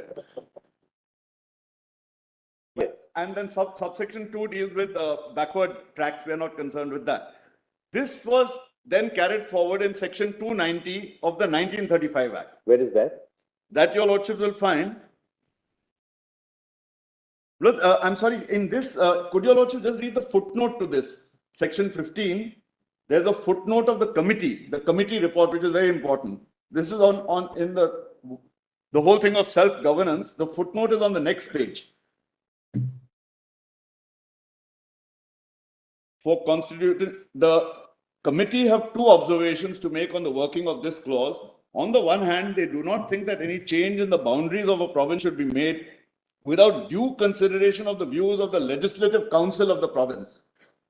On the other hand, they are of opinion that any clear request made by a majority of the members of a legislative council representing a distinctive racial or linguistic territorial unit for its constitution under this clause as a sub-province or a separate province should be taken as a prima facie case on the strength of which a commission of inquiry might be appointed by the Secretary of State, and that it should not be a bar to the appointment of such a commission of inquiry that the majority of the legislative council of the province in question is opposed to the request of the minority representing such a distinctive territorial unit. Now, where is This is that what I was saying about the arbiter, Parliament being an arbiter when there is within a Now, state. where is the Government of India Act, section 290? 290, your lordships will find in volume 6, my lords, of the document, PDF 130, and I trust, my lords, this time we'll all be on the same page, my lords. Volume 6, Volume 6. Page? page 113, my lords. 290 is almost in the same form in which Article 3 came to be enacted by the Constituent Assembly. What is the page? Your lordships have page 113, my lords, PDF 113, 113. 113. volume 6, my lords, document volume 6.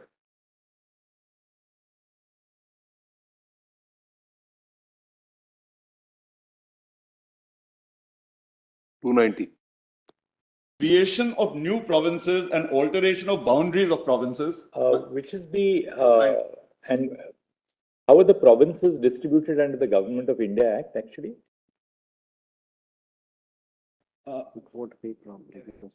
Section 5, my lords, of this.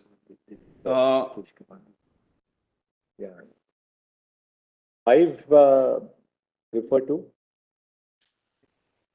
What is the PDF page for page? PDF page 18, I'm very grateful to Mr. Shankarnarayan. 18. Yes, Proclamation of the Federation of India, PDF 18 of this same volume 6 minutes. Establishment of Federation and Accession of Indian States, Proclamation of Federation, it shall be lawful for His Majesty. May I read that? If an address in that behalf has been presented to him by each House of Parliament, and if the condition hereinafter mentioned is satisfied, to declare by proclamation that as from the day therein appointed, there shall be united in a federation under the Crown.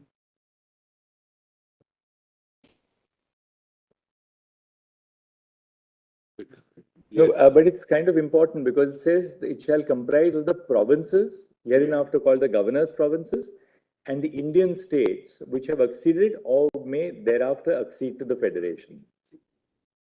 And in the federation so established, there shall be included the provinces hereinafter called the chief commissioner's provinces. That's right. Then the conditions referred to is that states the rulers whereof will in accordance with the provisions contained in part 2 of the first schedule be entitled to choose not less than 52 members of Council of State, and the aggregate population whereof as ascertained in accordance with the said provisions amounts to at least 1/2 of the total population of the state so ascertained have acceded to the federation. Then the manner of accession is in section 6.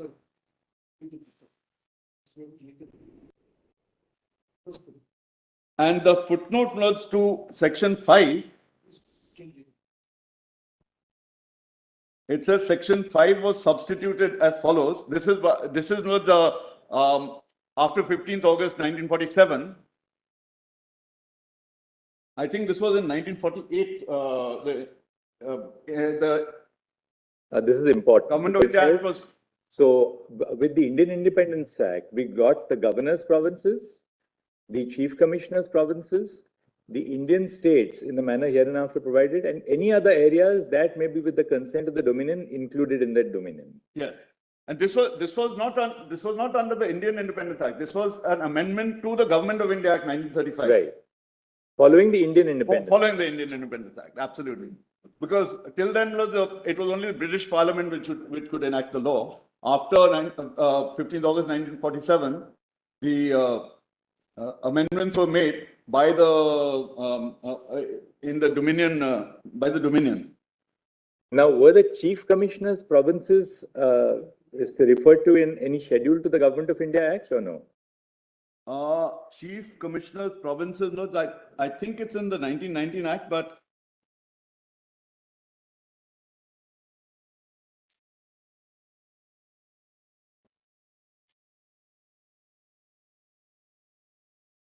just check in the 1919.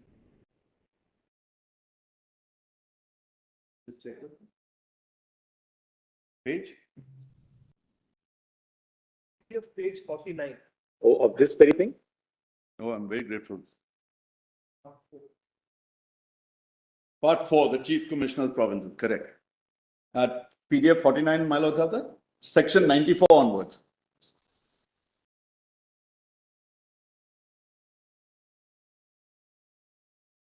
My lord will find this, my lord, Honorable Justice Suryakant will find it Yes. PDF 49. Madam. Yes. Good. Part 4, the Chief Commissioner provinces. The following shall be the Chief Commissioner provinces, that is to say, the heretofore existing Chief Commissioner provinces of British Baluchistan, Delhi, Ajmer, Merwar, Kurg, and the Andaman and Nicobar Islands, the area known as Pant Piploda, and such other Chief Commissioner provinces as may be created under this Act. Aden shall cease to be a part of India. A Chief Commissioner province shall be administered by the Governor General, acting to such extent as he thinks fit through a Chief Commissioner to be appointed by him in his discretion. Then British Baluchistan is set out in 95. Now from here we go to the Constitution. Would it be correct to say that when the Constitution is adopted on 26th of January 1950, the territories were comprised into Part A states, which comprised of the governor's provinces, the erstwhile governor's provinces. Part B states, which were the Indian states which had acceded to the Dominion of India. Part C No, only states. such of those which were viable. Right, we're not now on the Jammu and Kashmir thing at all. We're now looking at the broad. Yes. So this argument is independent of the J&K issue. Yes. Part C states were the erstwhile chief commissioners' provinces. Yes. And Part D states were the other territories. No, and Part C Let's state look at also had one more category. Let's look at the Constitution as of 26th of January 1950, because that schedule will give us the distribution between what was Part A, what is Part B, Part C, and Part D. Just one qualification. That holds the Part C states had the Raj Pramukh. That's right. I think Part B also had the Raj Pramukh. Part C had the Raj Pramukh. Part A had the governors.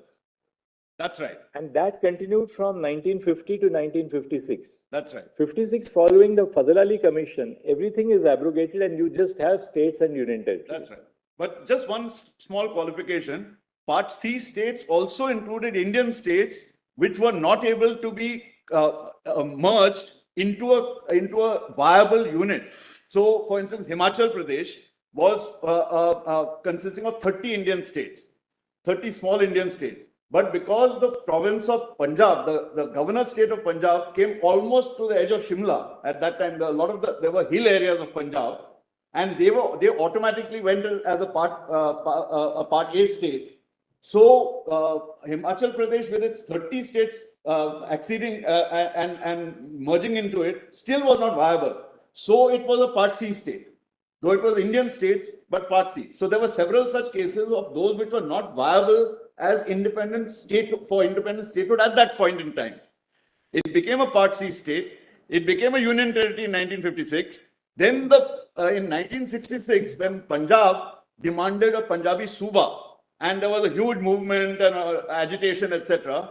As a negotiation to give Punjab a linguistic state, Haryana was carved out and the hill areas of Punjab were carved out and given to Himachal.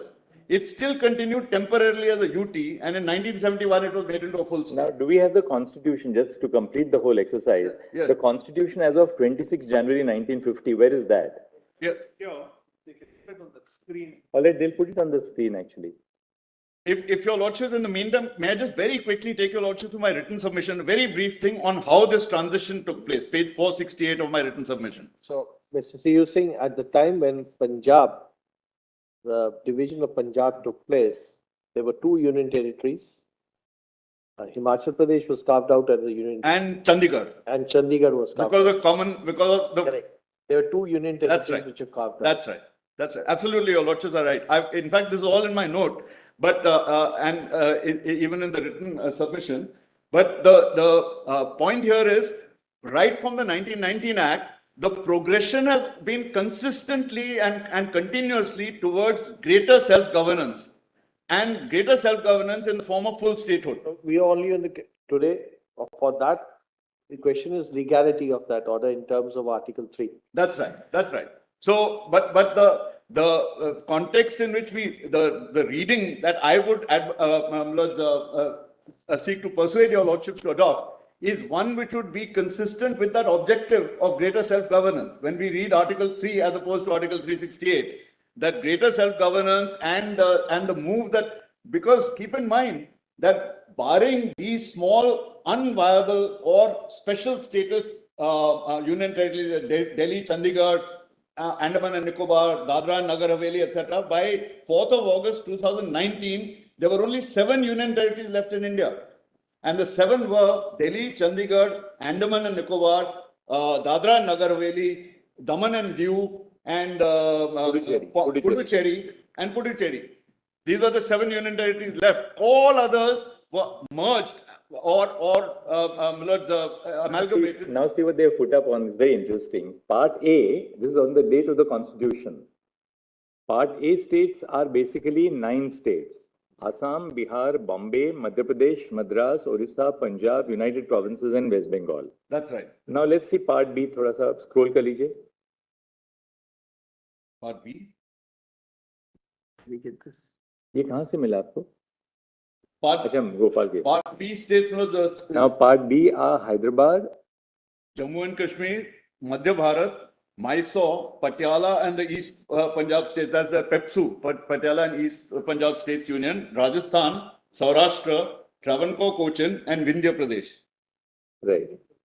Then, your lordship sees the territories of the state. The territory of each of the states in this part shall comprise the territory which immediately थोड़ा before scroll the कर लीजिए. commencement of the constitution थोड़ा was सा ऊपर comprised कर लीजिए. in the corresponding Indian state, and in the case of each of the states of Rajasthan and थोड़ा ऊपर Saurashtra कर shall लीजिए. also comprise.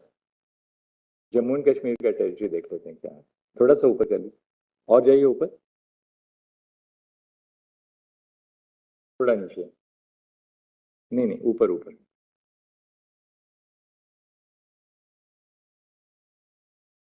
Now your lordships will see that some of those commissioners' provinces ऊपर जाइए आप. were merged into Part B states because they became viable. Pipoda, हाँ, वहीं पर.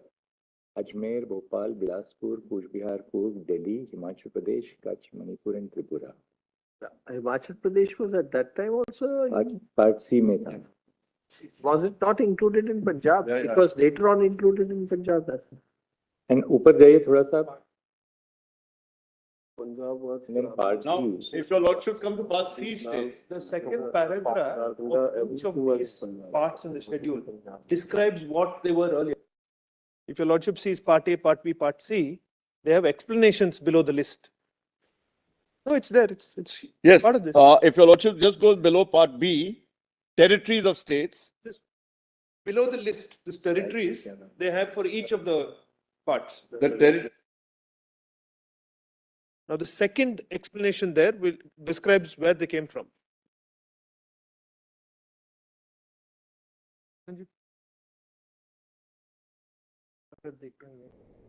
The beneath each of the lists, the territories are given, and that shows how different units were merged into them even on the beginning of the constitution. Right. I have also got a table in my And part D only comprised of Andaman and Nicobar. Andaman and Nicobar, which was a chief commissioner's province in the 1935 Act. But that was carved out separately.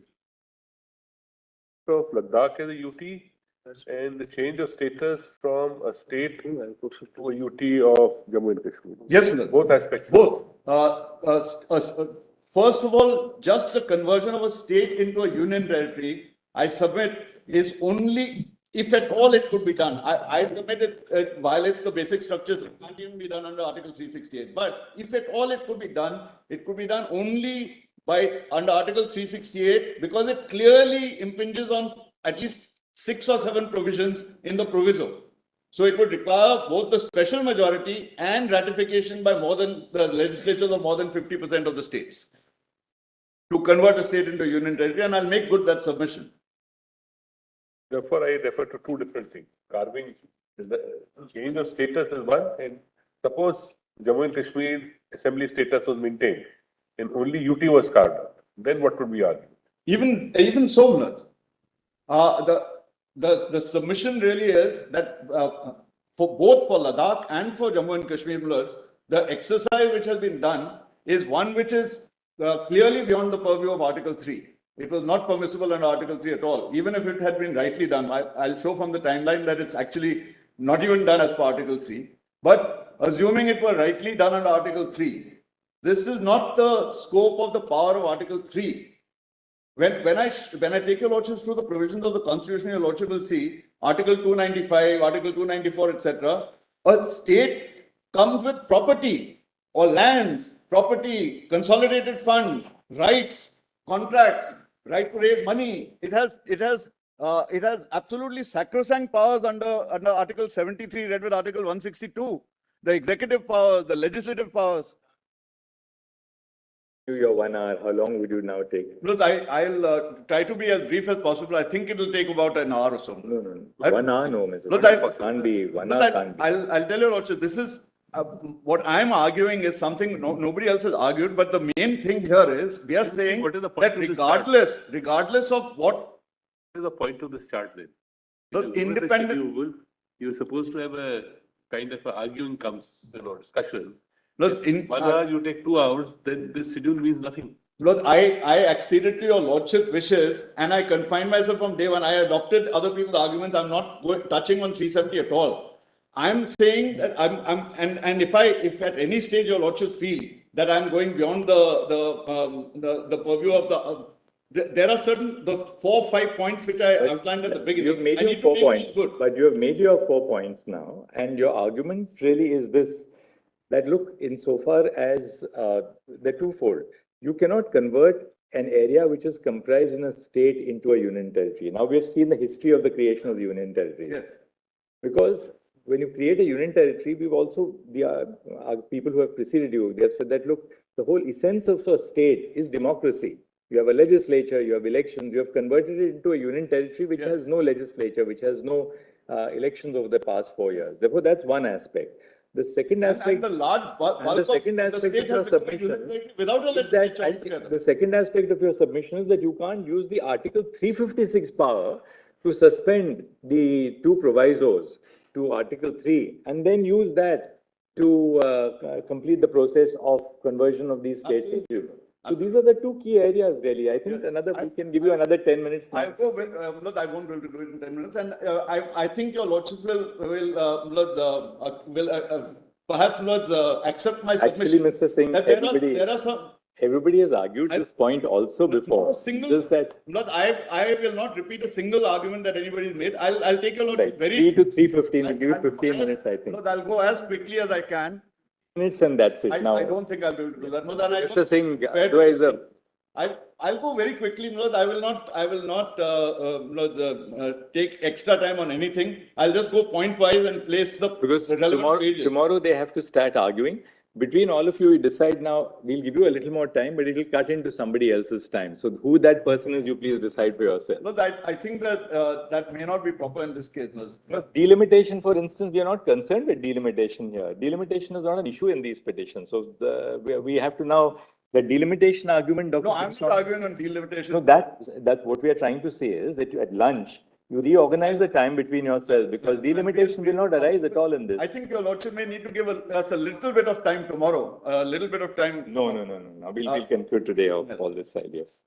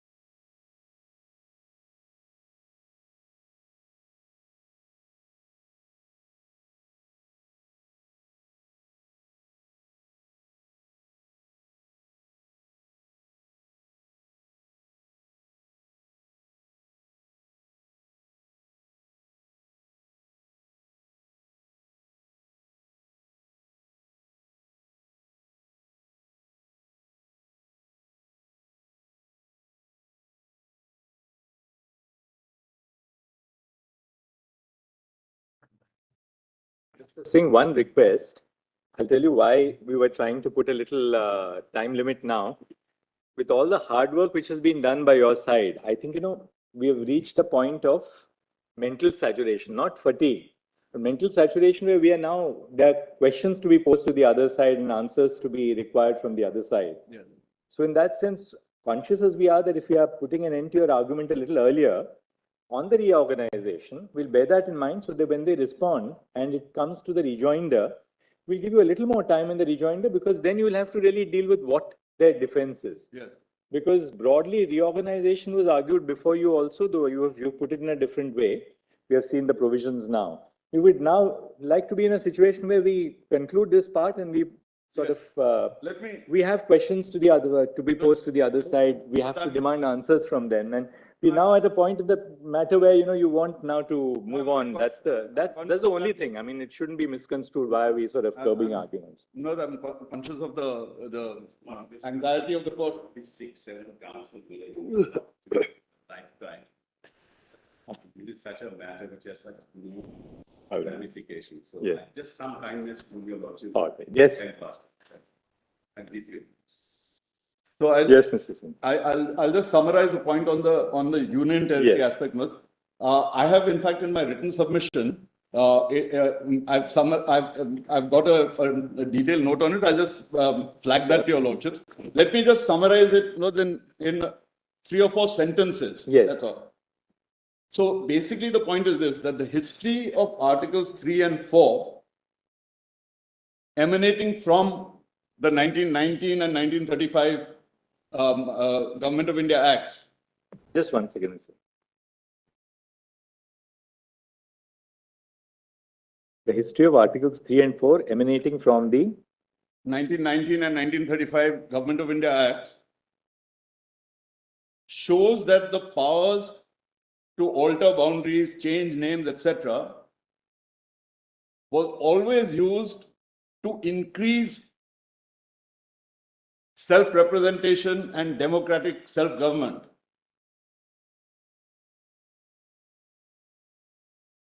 under There Article was no case of retrogression. was used to Increase democratic self-government and self-representation, and there was no case of retrogression. Secondly, my lords, just 1 second.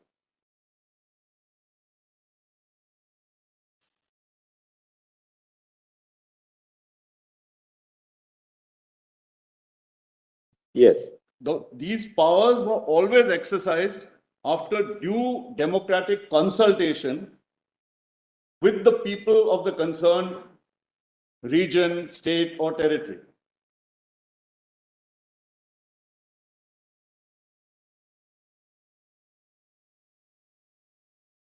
And this, your lordship will find in my written submissions. My written submissions were that PDF 445 of We the won't say with the people of the territory, we'll say with the legislative representatives of the territory. people of the territory through their representatives, which is why I showed your lordships the section 15. Which is why I showed your lordships the footnote to section 15, the committee report which led to section 15 of the 1919 Act. Lordships recall that the committee report and what they said about the consultation. Similarly, the 1935 Act, and then, lords, and in my written submission, which is that these points are made out. I'm just summarizing it. At page 445 of the combined written submissions is my written submission, PDF 445. From pages 464 to 472, I deal with this history and progression of union territories. 464 to 472. I'm not even taking your lordships through it. I'm just identifying it for your lordship. In particularly, my lords, paras 41 to 43, a note may be made of this. I've set out a chart of how various territories changed from Part C state to union territory, Part C state to union territory to full statehood, etc., etc.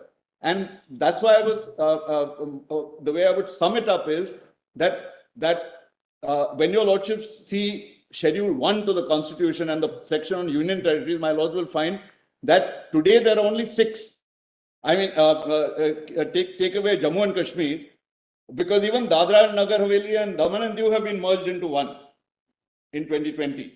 They've been merged into, they've been made into one union territory. Even though because there are 4 small parts, 800 kilometers this side, 400 kilometers that side, etc., etc. Because between Daman and Diu, it's an 800-kilometer driving distance. I mean, not flying, but if you drive round the down the run of Kutch, etc.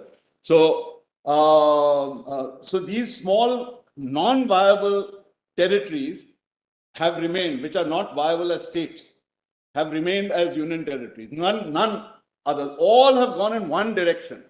So this your lordship will find in my note. I'll say no more about this. No, that's done.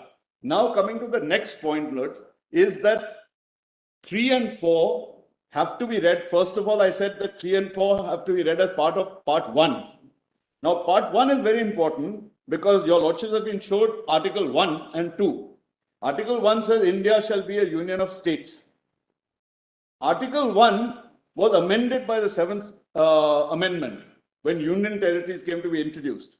But Article 1.1 and 1.2 were not amended. Union territories were added in 1.3. In 1.3b.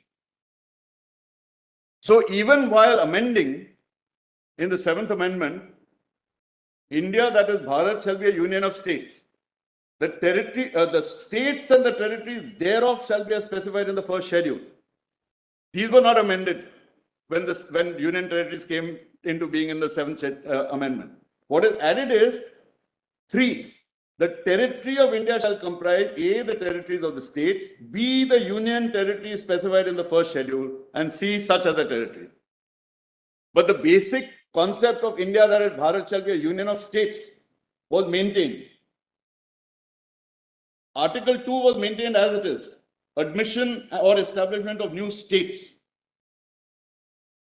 Parliament may, by law, admit into the union or establish new states on such terms and conditions as it thinks fit.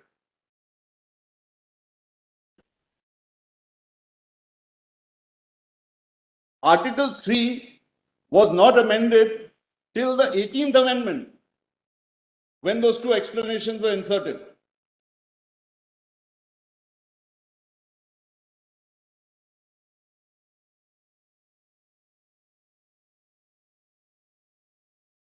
Now the explanation has become the tail which is wagging the dog.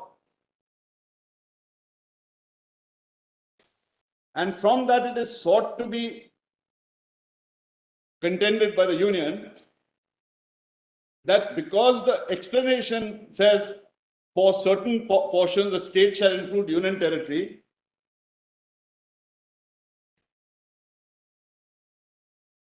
therefore any permutation and combination is now available to Parliament under Article 3.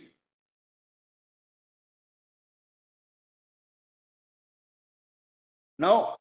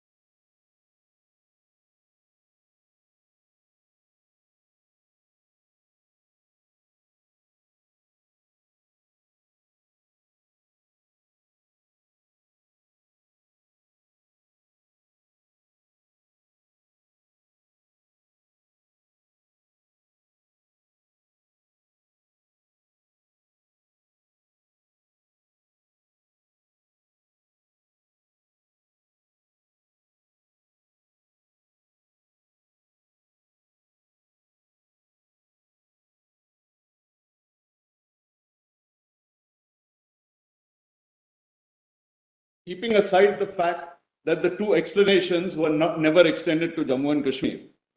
The two explanations which were introduced by the 18th Amendment were never applied to Jammu and Kashmir. Just one second. I'll Yeah, come back to made that, that keeping that aside for the moment. So this fiction that you can convert a state into a union territory was, by the Constitution of India, never applied to Jammu and Kashmir. But keeping that aside for a moment, because I'll come to that on that timeline issue. Now, please see the enormity of it if you accept this argument for a moment of converting states into union territories as a whole, and for the whole of the country, including Jammu and Kashmir, because we are saying that it's an integral part of India. Please see Article 294 and 295 may just be seen. These particular articles I want to show because my Lord the Honorable Chief Justice wanted to know how were these provinces dealt with by the Constitution of India. So under 294, those properties of His Majesty's government, which were used for the dominion, became part of the union properties. Please see 294A. All property and assets which immediately before such commencement were vested in His Majesty for the purposes of the government of the Dominion of India, and all property and assets which immediately before such commencement were vested in His Majesty for the purpose of the government of each governor's province shall vest respectively in the union and the corresponding state. So properties which were for the Dominion vested in the Union of India, properties which were for a governor's state, which were being used for a governor's state, vested in the corresponding state, Punjab, Bombay state, Madras state, etc., etc. The properties pertaining to that state vested in the state by constitution. Similarly, all rights and liabilities, etc., again, respectively in B. Then 295, succession to properties, assets, and in other cases. Now, please see 2. Sub 2, I'm just taking a look. This is now dealing with the Indian state. Subject to the aforesaid, the government of each state specified in Part B of the first schedule shall, as from the commencement of this constitution, be the successor of the government of the corresponding Indian state as regards all property and assets and all rights and liabilities and obligations that are arising out of any contract or otherwise, other than those referred to in clause 1. Yes. So those properties became the Part B state's properties. Part C and Part D were not defined here because the union had control of them. The union had control of Part C and Part D, so they remained in a sort of a silo. Because what really happened is Part C and Part D and union territories are really a stepping stone. It's a silo kept as sort of a holding pen, so to speak. Till you can get full statehood, the holding pen, the silo in which you're kept safe and secure under the benign umbrella of the Union of India. It's really for that. It was never intended. And Mr. Singh, anyway, Mr. Now, Nafde, I'll just make this point. Mr. Nafde, in the concluding part of his submissions, has given us a whole list of what the impact on the constitutional structure is. And we have made note of that. One, he said Ladakh has no representation in the Rajya Sabha. 2, Rajya Sabha, all of the 4 seats go to J&K. 3, Lok Sabha, Article 81C, all UTs can have a maximum of 20 seats. Article 81(2), other states' seats depend on population. J&K has no proportional representation in the Lok Sabha. Presidential election, Article 54 and 55. Yes. J&K, no MLA for presidential election. The reorganization of Act of 2019 gives the same rights as Puducherry. 279A, no representation, and High Court judges, no views of the CMRT. I'll just add a few more. Now I won't take your lordship to the sections. I wanted to show this section just to show how property and rights devolved. Now I'll just mention a few more. Under Article 266 provides for the consolidated fund of the union and a separate consolidated fund of the states. 261 and 2. 283(2) provides for the custody of the consolidated fund of the state and the manner of withdrawals from that custody. 289 exempts the property and income of a state from union taxation. Once 283 162. Now this is very important. 162 says, subject to the provisions of this constitution, the executive powers of the state shall vest in the state in respect of list 2 and list 3.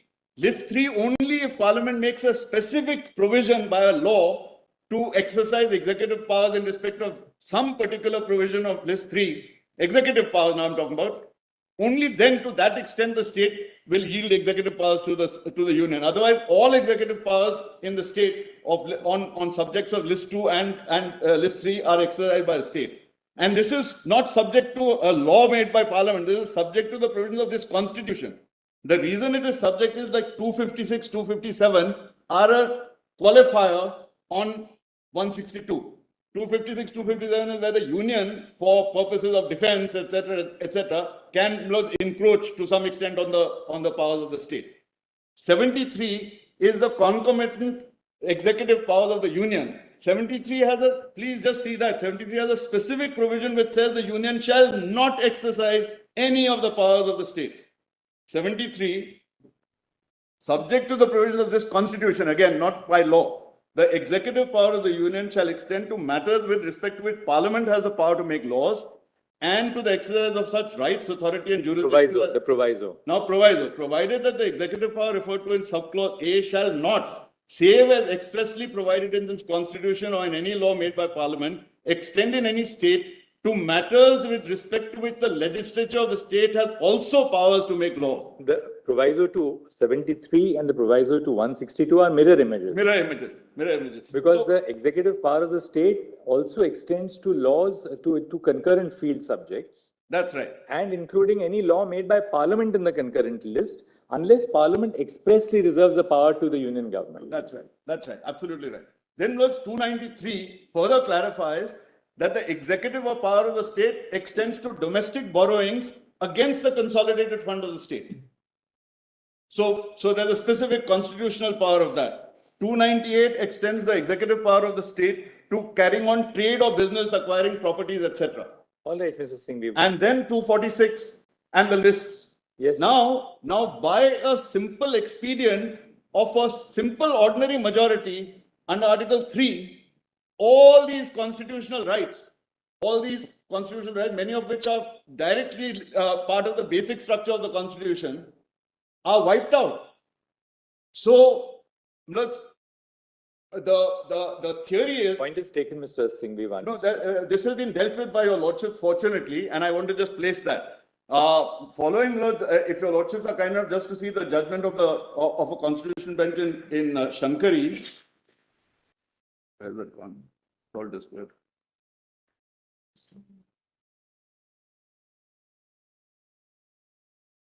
So, if my lords are kind enough to take up Shankari Prasad, I asked the learned court master to keep it ready. It's on the screen.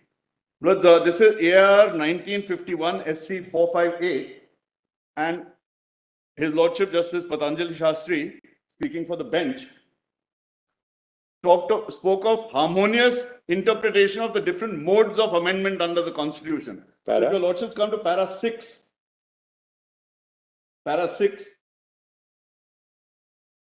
on the first point it was submitted, and then overleaf, let's come to the last about 8 lines of para 6, various methods of constitutional amendment. Do your Lordships find that one? Various methods of constitutional amendment have been adopted in written constitutions, such as by referendum, by a special convention, by legislation under a special procedure, and so on. But which of these methods the framers of the Indian Constitution have adopted must be ascertained from the relevant provisions of the Constitution itself, without any leaning based on a priori grounds or the analogy of other constitutions in favor of one method in preference to another. We accordingly turn to the provisions dealing with constitutional amendments.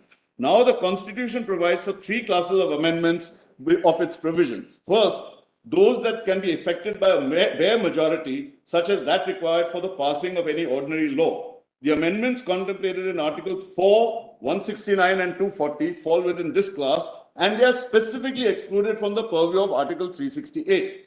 Secondly, those that can be effected by a special majority as laid down in Article 368.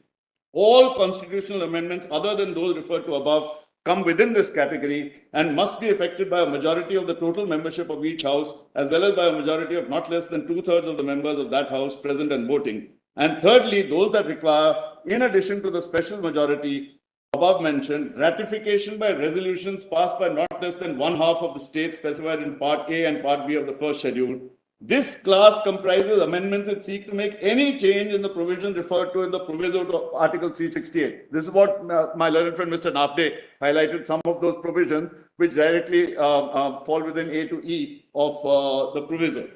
It will be seen that the power of effecting the first class of amendments is explicitly conferred on Parliament, that is to say the two houses of Parliament and the President. This would lead one to suppose, in the absence of a clear indication to the contrary, that the power of effecting the other two classes of amendments has also been conferred on the same body, Parliament, for the requirement of a different majority, which is merely procedural, can itself be no reason of entrusting the power to a different body and examine it. Because the argument here was being made that a constitutional amendment can't be made by Parliament, it has to go back to a constituent assembly. So that was a negative. Now, Milord, this was followed in Sajjan Singh. This Shankari dealt with the First Amendment, and Sajjan Singh dealt with the 17th Amendment, that is AR 1965 SC 845.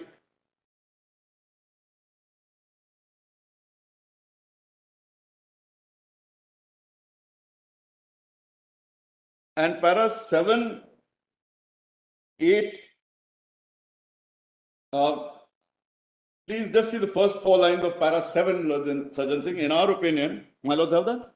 In our opinion, the two parts of Article 368 must, on a reasonable construction, be harmonized with each other in the sense that the scope and effect of either of them should not be allowed to be unduly reduced or enlarged.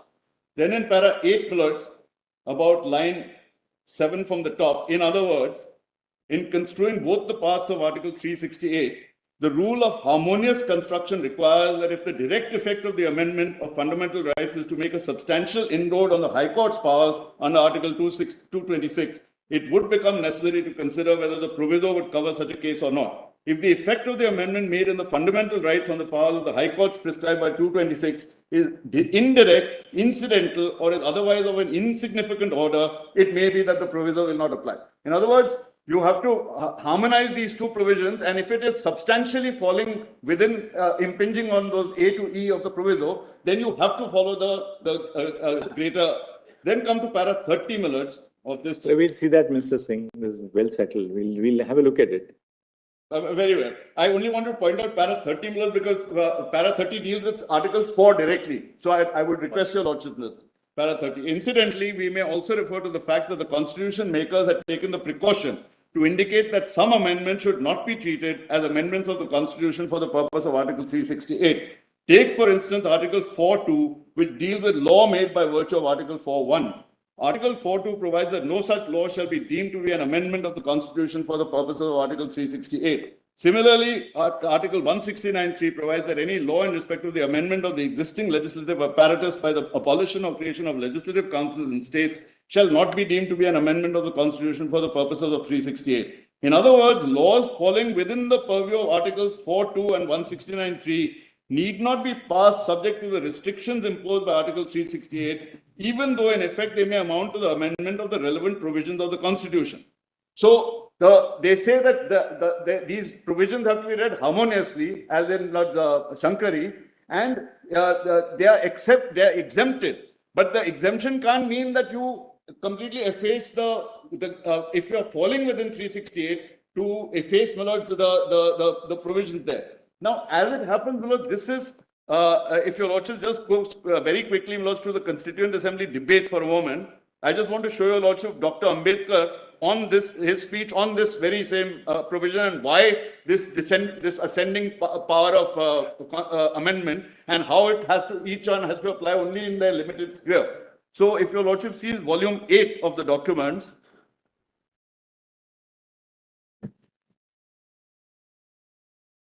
and at page 881,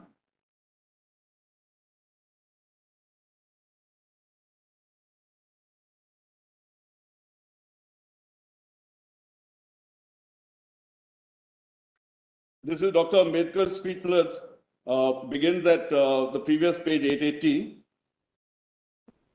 dealing with Article 304, the draft Article 304, which is 368. Now, para 4, my lords, on page 881. Now let me turn to the provision of our Constitution. What is it that we propose to do with regard to the amendment of our Constitution? We propose to divide the various articles of the Constitution into 3 categories. In one category, we have placed certain articles which would be open to amendment by Parliament by a simple majority. That fact, unfortunately, has not been noticed by reason of the fact that mention of this matter has not been made in Article 304, but in different other articles of the Constitution. Let me refer to some of them. Take, for instance, Articles 2 and 3, which deal with the states. So far as the creation of new states is concerned or the reconstitution of existing states is concerned, this is a matter which can be done by Parliament by a simple majority. Similarly, take, for example, Article 148A, which deals with the upper chambers in the provinces. Parliament has been given perfect freedom to either abolish the upper chambers or to create new second chambers in provinces which do not now have them by a simple majority. Now take Article 213, which deals with the states in Part 2. With regard to the constitution of the states, the draft constitution also leaves the making of the constitution of states in Part 2 and their modification to Parliament. Nothing much turns on this really. No, the harmonious reading, if your lordships. That's well settled. Why do we have to read the speech for that? I'm sorry, Mulad? We don't have to read the speech to have harmonious construction. No, I'm only on this, what Justice Patanjali Shastri, the formulation that he made in Shankari, actually. The three provisions, bare majority, two-thirds majority, and two-thirds majority with ratification. Those are the three separate provisions. Just see page 82 for a moment, or just flag it. Your lordship may just flag it. The third para in 82, now what is it we do? And the next para below that, after the interjection by the president, yes, now we have no doubt put certain articles in a third category where for the purposes of amendment, the mechanism is somewhat different or double. It requires two-thirds majority plus ratification. I shall explain why we think that in case of certain articles, it is desirable to adopt this procedure. If members of the House who are interested in this matter are to examine the articles that have been put under the proviso, they will find that they refer not merely to the center, but to the relations between the center and the provinces. We cannot forget the fact that while we have in a large number of cases invaded provincial autonomy, we still intend and have as a matter of fact seen to it that the federal structure of the constitution remains fundamentally unaltered. We have by our laws given certain rights to provinces and reserved certain rights to the center. We have distributed legislative authority, we have distributed executive authority, and we have distributed administrative authority. Obviously, to say that even those articles of the constitution which pertain to the administrative, legislative, and other powers.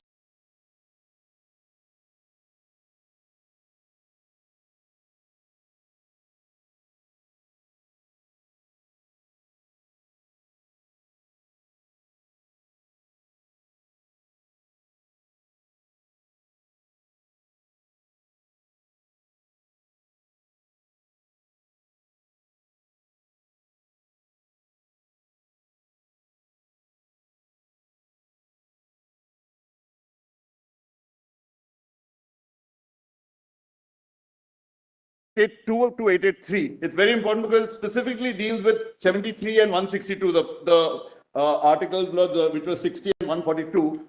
And it says that these cannot be changed. This ratio, this balance cannot be changed except by a special majority coupled with ratification by more than half the states. So that may be just noted. Now in Mangal Singh, this is reiterated, and I'll just give your lordship the pages now. Mangal Singh, your lordships will find at volume 6, PDF 386, para 6.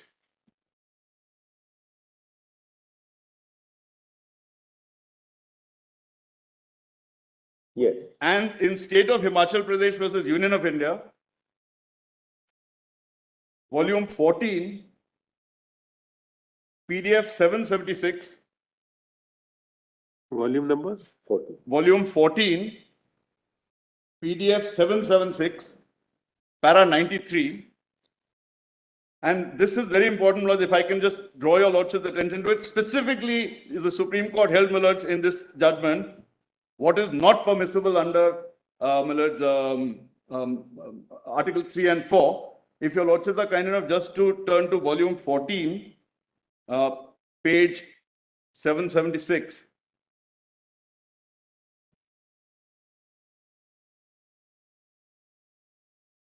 Para 93.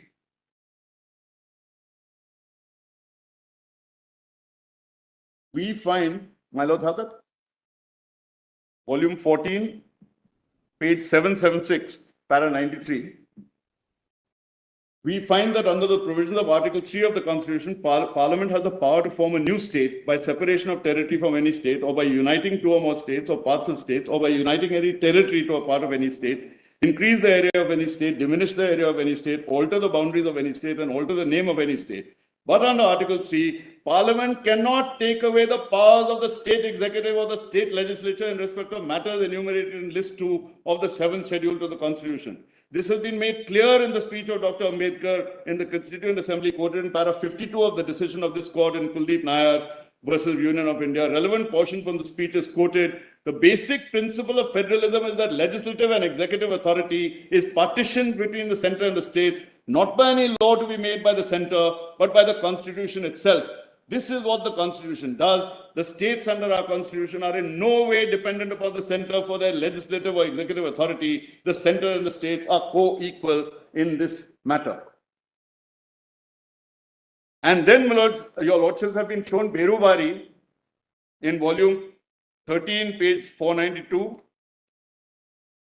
Various paras, but my lord may just note the paras in Berubari, volume 13. It starts at page 492, paras 36, 38, 44, and especially 46 are very important. Then, my lords, R.C. Podial, etc., your lordships have been shown those. I won't.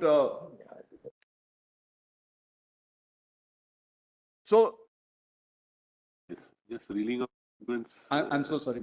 Just reeling of the judgments and giving para numbers, doesn't it form a part of your synopsis? If it forms a part of your synopsis, we will give a consideration to it. Well, Otherwise, what's happening is you're depriving your other colleagues of a right to. because of in the context of that this could only have been done under 368(2). Understood the problem. That is the essence. Now, the last point, then I will close, is what the second point I had raised, but my Lord, the Honorable Chief Justice wanted me to address on union territories to start with. So this is with regard to the timeline and how there was no power at all to table or enact this law at all in the manner in which it has been done. The reorganization. Please just take this timeline. Exactly. Parliament, how Parliament passes it, does it fall within? No, if there was, the point here is not, the point here is if it is, if CO 273 was not there and the Constitution of Jammu and Kashmir and the Constitution of India as applicable in Jammu and Kashmir was in force, this could not have been tabled at all. Trying to say there was not inadequate debate, how the Parliament was conducted, this would be a difficult area to get. We understood the other propositions, but now to say, No, well, but- they did it in this much time. No, if Not done it, not this much time, but this much time. No, let me put, I'm sorry, it's my fault, no, I have not made the point clear. If Article 3 says, for instance, that it will not be introduced unless the president has done ABC, and it is apparent that the president has not done ABC, but ABC gets done on the subsequent date. It's not there on that date. Rajya Sabha passes a bill which it is not competent to pass at all, not competent to even table or consider under the terms of the Constitution. Then that's all I'm trying to point out. Please just take a look at this. It's a very short, just a timeline of 5 entries of what happened on 5th and 6th. This is all from available in the, and I've given the PDF pages of each of the documents. Just give us, what are the dates? You can tell us the dates. Just give us the dates. Your Lordship will We have will to not write. be able to handle these sheets now. We've got everything in the soft form. I mean, these sheets will just fly around the place. It just You gives might the PDF pages. Very well. This will be a part of our record. Now, on 5th August 2019, CO 272 is issued by the President, which adds subclause D to clause 4 of Article 370, substituting the Legislative Assembly. Heading,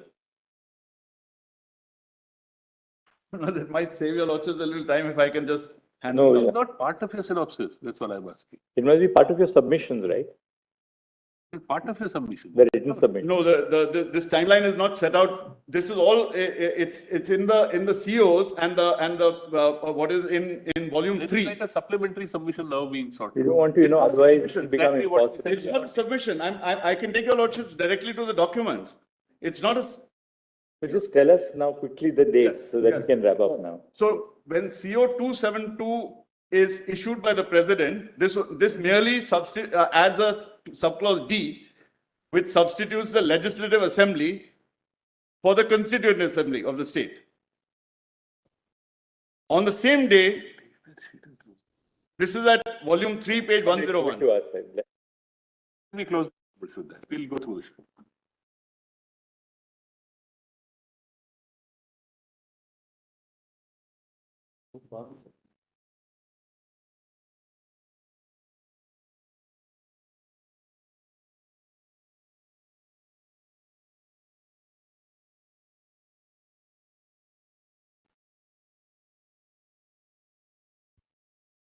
Now, on the same day, the second entry, the Lok Sabha, on a reference from the president, this is the phraseology, passes a resolution to accept the J&K reorganization bill presented to it by the president for its views.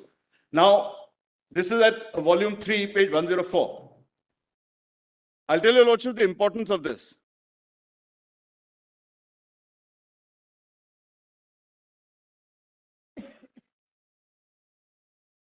We'll have a look at it. Yes. Let me just make the point, Lord. What's the point of doing this? See, you please tell us if we will not go beyond 4 o'clock. You ask your colleagues whether it's fair to them or not. That's all I'm saying. May I just summarize the point in a few sentences? 1 hour was taken. We've given you 1 hour 45 minutes. Still, you feel something more has to be done. 50 minutes. This is not fair, honestly. If your lordships have felt that I have repeated myself in any way or not Everybody made has to ration summarize time. it. We have Everybody has to summarized. ration time, you know. We have given you time. We have summarized it. At some stage, all good things must come to an end. The arguments must come to an end. Let us have the next council now to address this. let me just make the point in 2 sentences, Mr. Yeah. The point here is that under the 2 explanations did not apply to Jammu and Kashmir until CO 273 got passed on the following day, and it was only recommended simultaneously along with the Rajya Sabha passing the Lok Sabha passing the J&K Reorganization Act. This is not permissible because until then the Constitution of India as applicable to Jammu and Kashmir applied. The explanations were not there. Union territories were not in Article 3 as it applied to Jammu and Kashmir.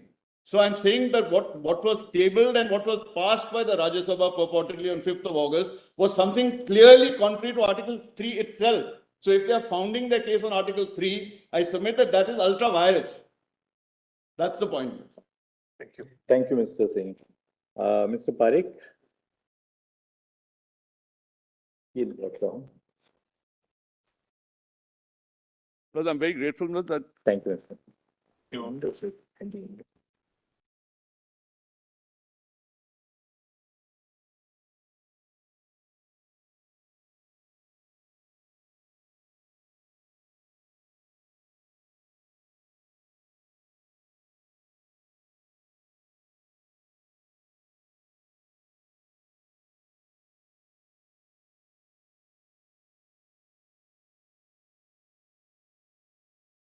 I'm, Will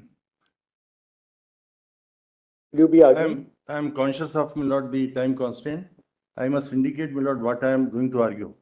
I am going to argue, my lord, one point with regard to the historical details, which has not come in, my lord, so far.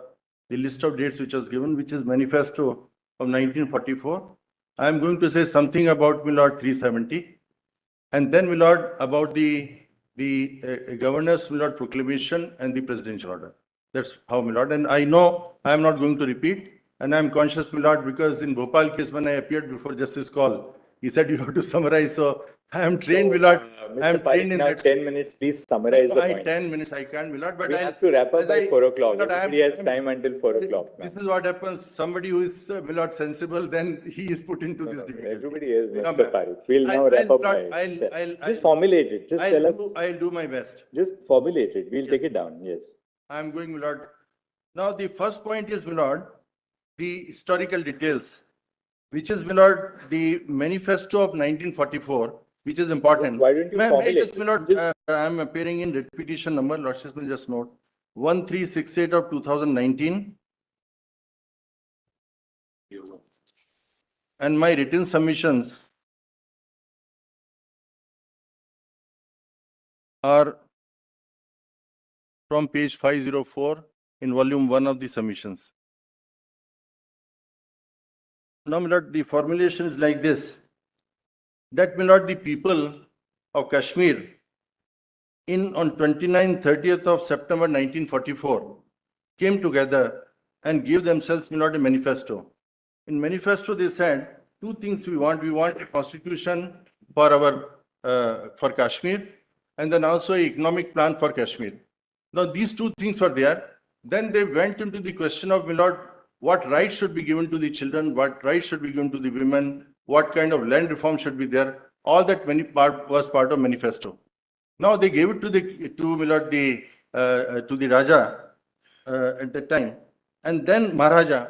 And Maharaja, for consideration that this is what we demand, and this is the democratic setup we want in Kashmir.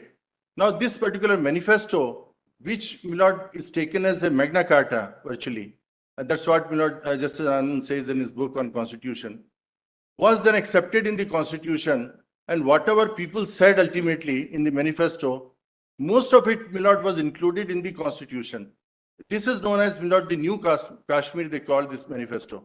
Now, the importance is this, my lord, that the sovereignty rests with the people, and they express, my lord, their sovereignty in a particular way. This is what they want. This is kind of democratic setup they want. Now, this sovereignty was, my lord, accepted when the Constituent Assembly was sitting, and was translated, my lord, ultimately into the Constitution of Jammu and Kashmir. So there are two things, my lord, which emanate from it. Number one is that the sovereignty which rests with the people, and they, my lord, expressed it, and that expression was translated ultimately, my lord, into the Constitution which they gave unto themselves. That's number one. Second is, my lord, when there is a written Constitution, then that written Constitution is supreme. Now, lordships have, my lord, noted that judgment in Article 143, that privilege case, my lord. I'll just give the citation and the para number, which says, my lord, that ultimately in a democratic country having written constitution, it is the constitution which is supreme and sovereign. That is, my lord, 1965, 1 SCR 414, and it is in volume 17, PDF. It starts at 337, at 357, para 40.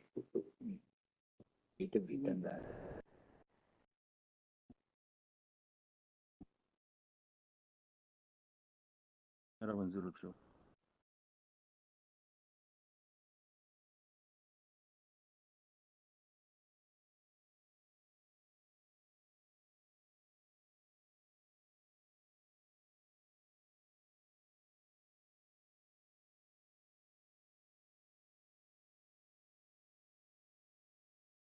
Note that in my submissions, because it has not come.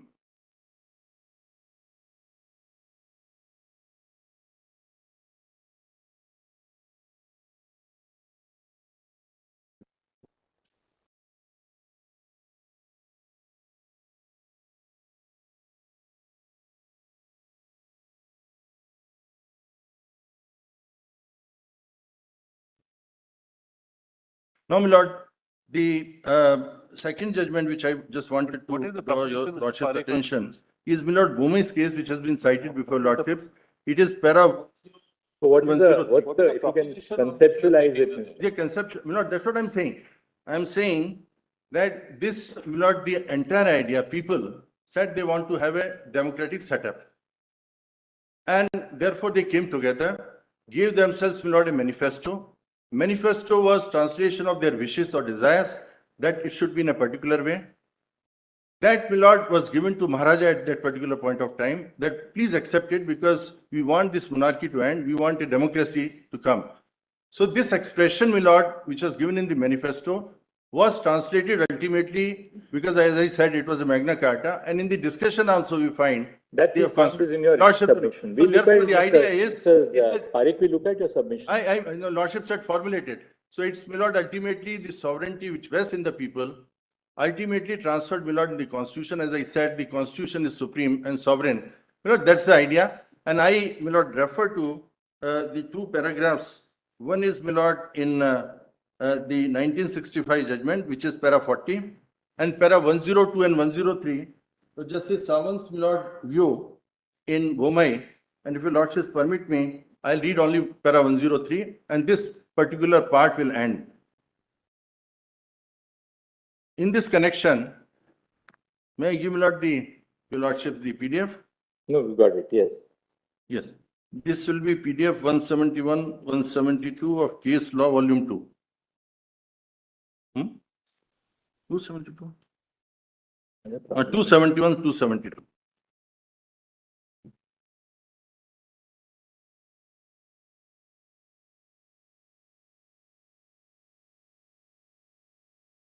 Now 102.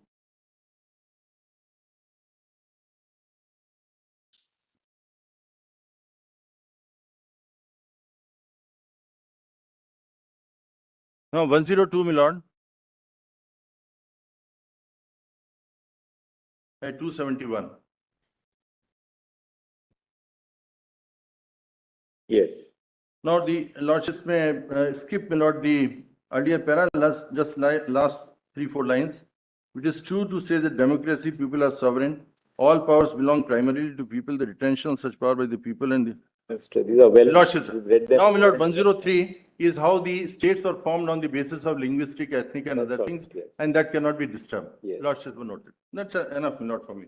Now, the only thing is, my lord, that in the book, Justice Anand, my lord, says that as far as the sovereignty is concerned and autonomy, they are, my lord, interchangeable terms, that what you call sovereignty is autonomy. Now, that is, my lord, something which is important when we say whether there is autonomy in the form of sovereignty with the people, and ultimately in the constitution of Jammu and Kashmir.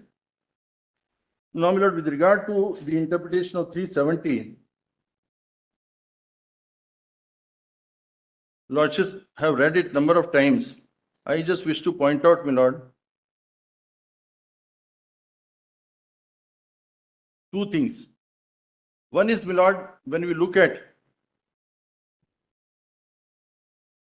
371B and, my lord, 370D first proviso. These, my lord, two provisions, they talk about the consultation. Rest is concurrence. So my argument is, my lord, as far as the concurrence is concerned because the Constituent Assembly doesn't exist. And I must point out, my lord, how the Constituent Assembly of Jammu and Kashmir, because that has not been pointed out, how it was dissolved. There was a resolution, and pursuant to the resolution, it was dissolved. So therefore, my lord, those parts are concerned. The provisions, my lord, in terms of the 1954 presidential order, which has been issued, my lord, I know lordships are probably, if I'm repeating something, then 1954 presidential order, which is there. If you look at the 6 presidential orders which have been issued, the first one is, my lord, consultation. There are other 3 consultation. One is, my lord, CO 44, which is, my lord, under 373, where, my lord, the Constituent Assembly's prior recommendation was taken because they changed the explanation there from, my lord, Maharaja to Sadr-e Riyasat. So that is, my lord, one thing which shows that ultimately you require prior recommendation of the Constituent Assembly. The only provision is 1954, which talks about the concurrence. My submission is, my lord, that the concurrence ultimately comes to an end because the Constituent Assembly is not there. But the question arises, my lord, which your lordships may put to me, what about the presidential orders which have been issued subsequently? The only answer, my lord, which I think can be given is that all the subsequent presidential orders which have been issued are either some changes, some amendments in the 1954 presidential order. They are not, my lord, because the areas were carved where the union will legislate, and the areas, my lord, where the Jammu and Kashmir constitution will prevail. Therefore, my lord, all those things which have been issued can be justified only on this basis that these presidential orders, because 1954 presidential order was issued after, my lord, the concurrence of the Constituent Assembly or approval of the Constituent Assembly of Jammu and Kashmir. Therefore, the subsequent presidential orders which are issued were under the presumption that the Constituent Assembly's approval already exists. as far as the presidential, this is one way to look at it, because when I tried to find out, I couldn't get any answer, because if the Constituent Assembly comes to an end, naturally the entire, there is no Constituent Assembly, therefore there can't be any concurrence in that sense, which is provided, under 370. I have formulated, 370. I just read, two formulations. 370, I am reading that, provided the constitutional mechanism by which the instrument of accession was integrated into the Constitution of India. Recognized, recognized areas where the Constitution of India will operate, and by respecting will of the people, carved out the areas where the Constitution they wish to give unto themselves will prevail. Second is, 370 is temporary in the sense that it contained the principles which would govern the formation of Indian Constitution as applicable to J&K as well as the Constitution of J&K. Once that was achieved, the aim and object of 370 was fulfilled. Seeing each other, meeting each other was converted into a relationship on mutually decided terms. It is this relationship which is permanent. This relationship could not be unilaterally altered. It is like a constitutional promise embedded in will of the people. With the dissolution of Constituent Assembly of J&K achieving its purpose of giving birth to the Constitution, the temporary provision achieved the permanent result. The other significant permanent feature being that people of J&K accepted J&K with all its territorial limits to be an integral part of India for all times to come.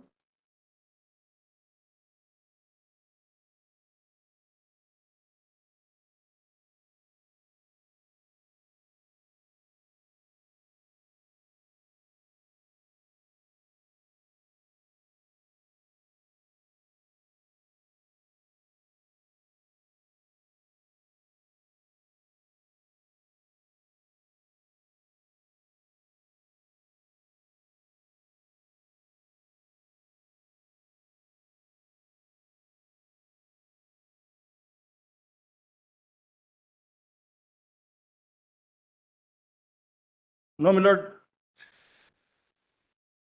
there are three documents, my lord, on the basis of which the interpretation of 370 is possible.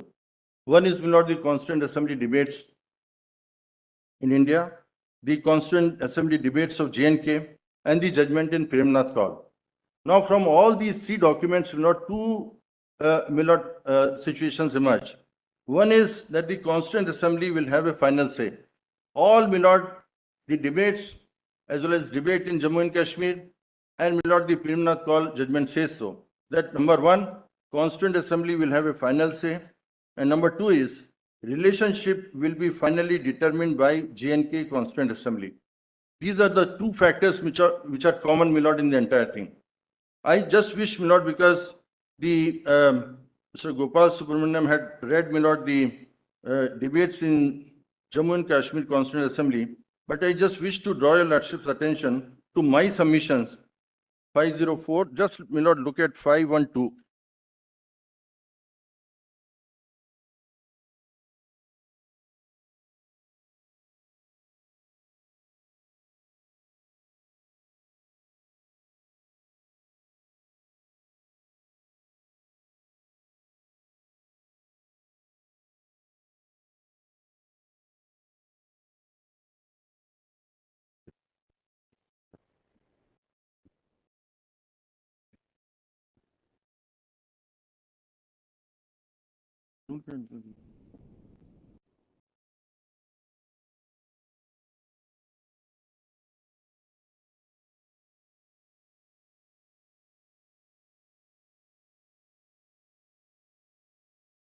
Yes. So my submissions, my lord, which is in volume 1 of the submissions, starts from 504. Just kindly come to 512. Yes.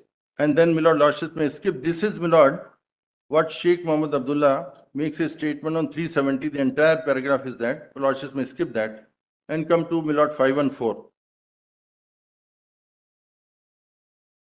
Just above para 26. The Constitution of Indian Union therefore clearly envisaged the convening of a Constituent Assembly for Jammu and Kashmir state which would be finally competent to determine ultimate position of the state in respect of the sphere of its succession, which would be incorporated as in the shape of permanent provisions in the Constitution.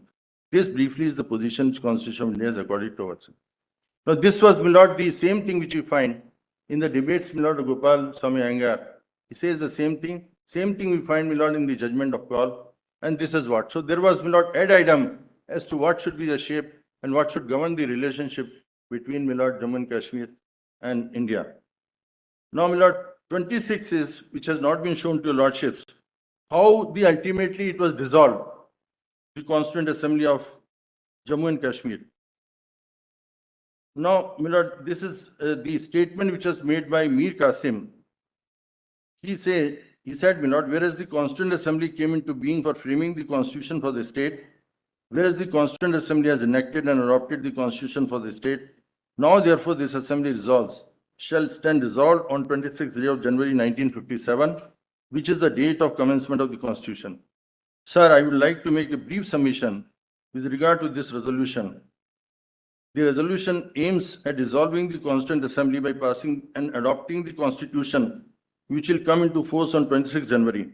The Assembly has done its primary and main function, and it is but natural that it would stand dissolved. Legally, it could not have been dissolved by any authority because people elected this Assembly for a specific object. Now, the object having been achieved, it is reasonable to resolve it by way of a resolution. Hence the resolution. This Assembly is not capable of protecting the Constitution. It had only the mandate of framing and enacting the Constitution for the state and nothing more. Now we can skip the entire thing, my lord. And finally, on the next page, the last 4 or 5 lines, Mr. President, the question is whether the Constituent Assembly came into being for framing the Constitution of the state, whereas the Constituent Assembly has enacted, they adopted the Constitution. Now, therefore, this Assembly resolves, it should stand resolved on 26 January, which is the date of commencement of the Constitution. And we close the business. And then, my lord, after this cross is, my lord, the proceedings on 26th of January 1957. Mr. President, today this historic session ends. With this, the Constituent Assembly is dissolved according to the resolution passed on 17th November 1956. Clock struck 12 p.m. and Constituent Assembly was dissolved by the President according to the resolution adopted on 17th November.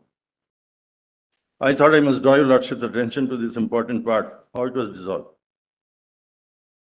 Now, my lord, as I have read, my lord, on 370, I am not going into, my lord, the Sampath Prakash and other arguments which I am skipping because all that has been argued. Now, lordships may only look at one part. 2 parts actually. The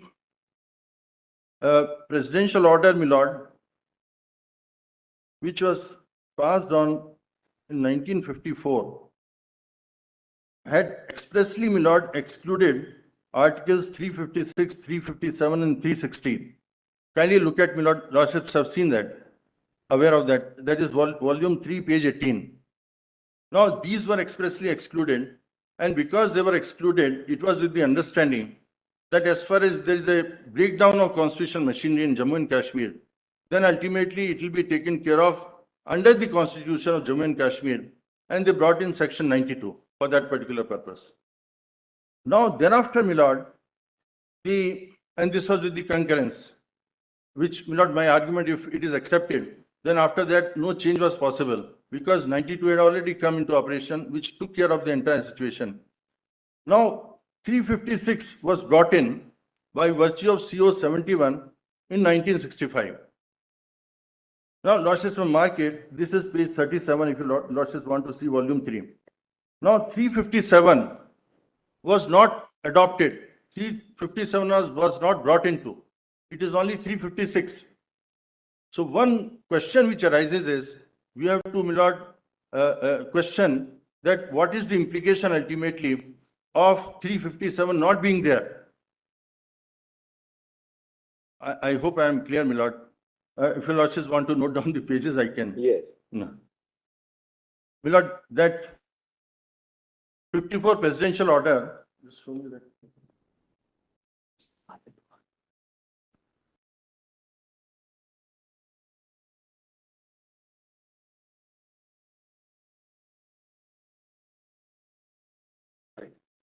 Yes, what I'm trying to, my lord, point out is this, that the Constituent Assembly of Jammu and Kashmir, At that time, finally, when finally the 356 was situation. not, 356 was not there. Subsequently, 356 has been made applicable. No, my lord, what I'm trying to say is, I can show the debates. When 92 was inserted, section 92, what were the debates, my lord, in the Constituent Assembly of Jammu and Kashmir? What I'm trying to show is the Constituent Assembly of Jammu and Kashmir ultimately approved that 356, 357, 360 will not be there. And therefore, my lord, 92 came into being. So 92 provided for the situation because 92, equivalent of 92 doesn't exist for as far as other states are concerned. Thereafter, my lord, the changes were made, and in 1965, 356 was inserted, brought in. Said wherever constitution is mentioned, you read it as Constitution of Jammu and Kashmir. 357 was not brought in. Now, if you look, my lord, read 356, it says that you give parliament ultimately or to the president. Under 357 alone, that the orders can be passed or law can be made. Kindly look at 357, my lord.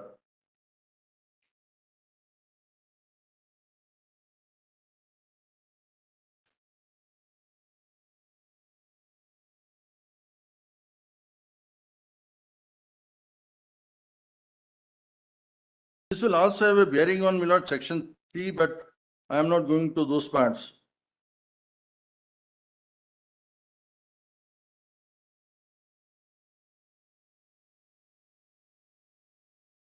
Now, 357 says, whereby a proclamation issued under clause 1 of article 356, it has been declared that power of the legislature of the state shall be exercisable by or under the authority of parliament. It shall be competent for the parliament to confer on president the power of legislature to make laws, authorize the president to delegate, subject to such conditions as he may think fit, for parliament or the president, in whom such powers are vested, to make laws conferring powers for imposing duties. I'll take your lordships, my lord, through the governor's proclamation 92.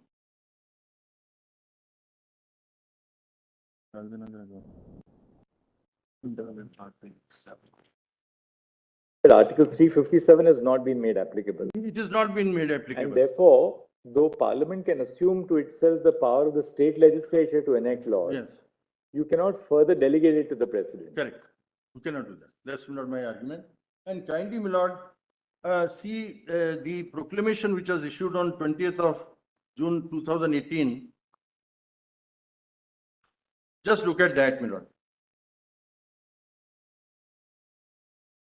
That proclamation.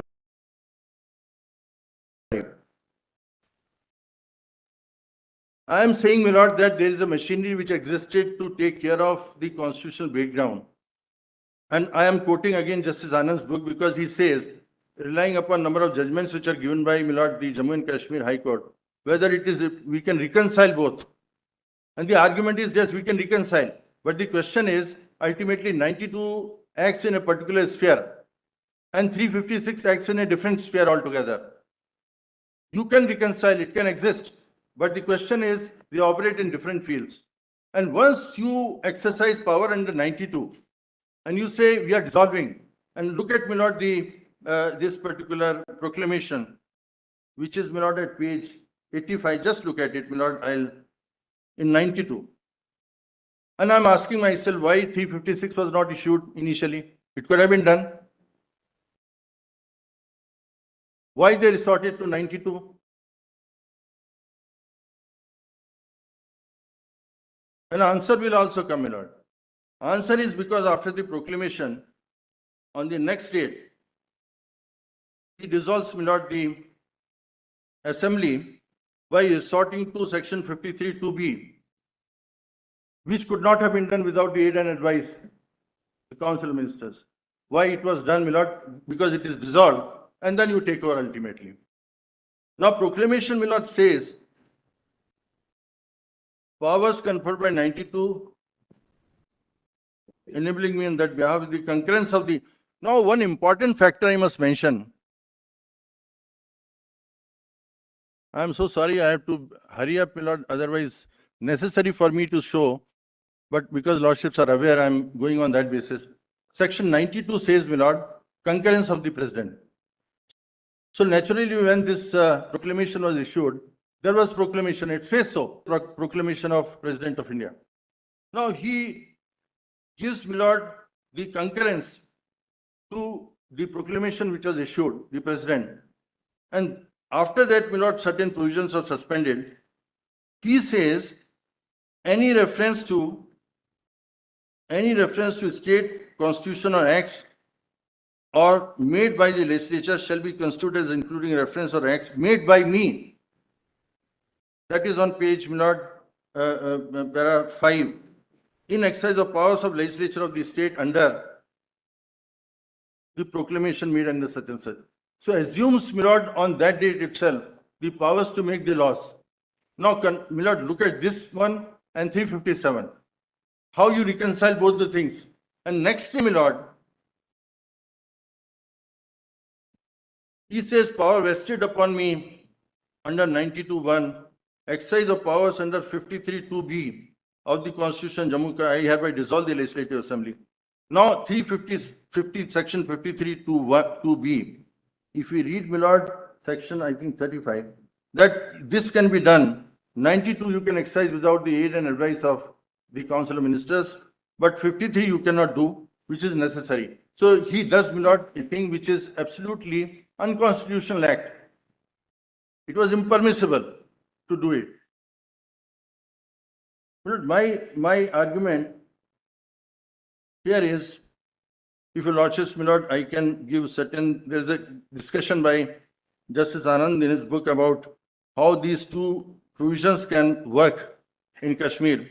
That is volume 17, PDF, my lord, at 143, 144.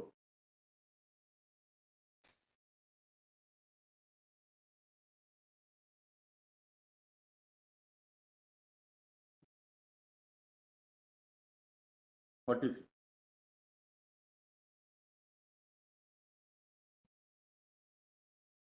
So, my lord, my submission is, in this situation, it was not permissible for the President, my lord, to invoke the powers under 356 because under 92, and 92 is something which was approved ultimately by the Constitution of India and also the Constitution of Jammu and Kashmir.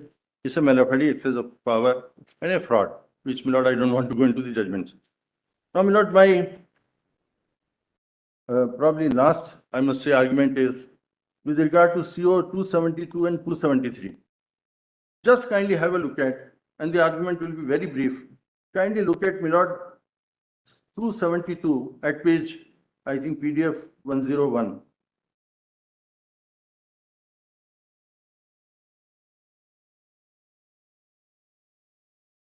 Lordship had put a question to Mr. Sibal.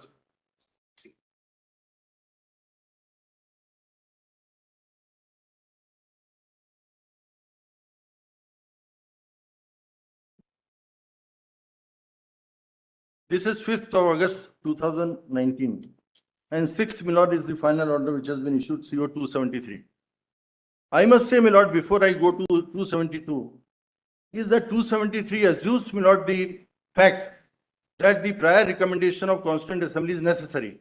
If we understand that way, my lord, then kindly look at it. It means if you want to make any change in 370 as such, which we draw, my lord, from CO 44, which I pointed out, where you change the explanation. That's the only thing, my lord, which the Constituent Assembly approved. Now, here, my lord, what they do is that through the interpretation clause provision, they, my lord, indirectly change 370 itself. Kindly look at, my lord, this one. To 367 shall be added the following clauses. Lordships may skip A.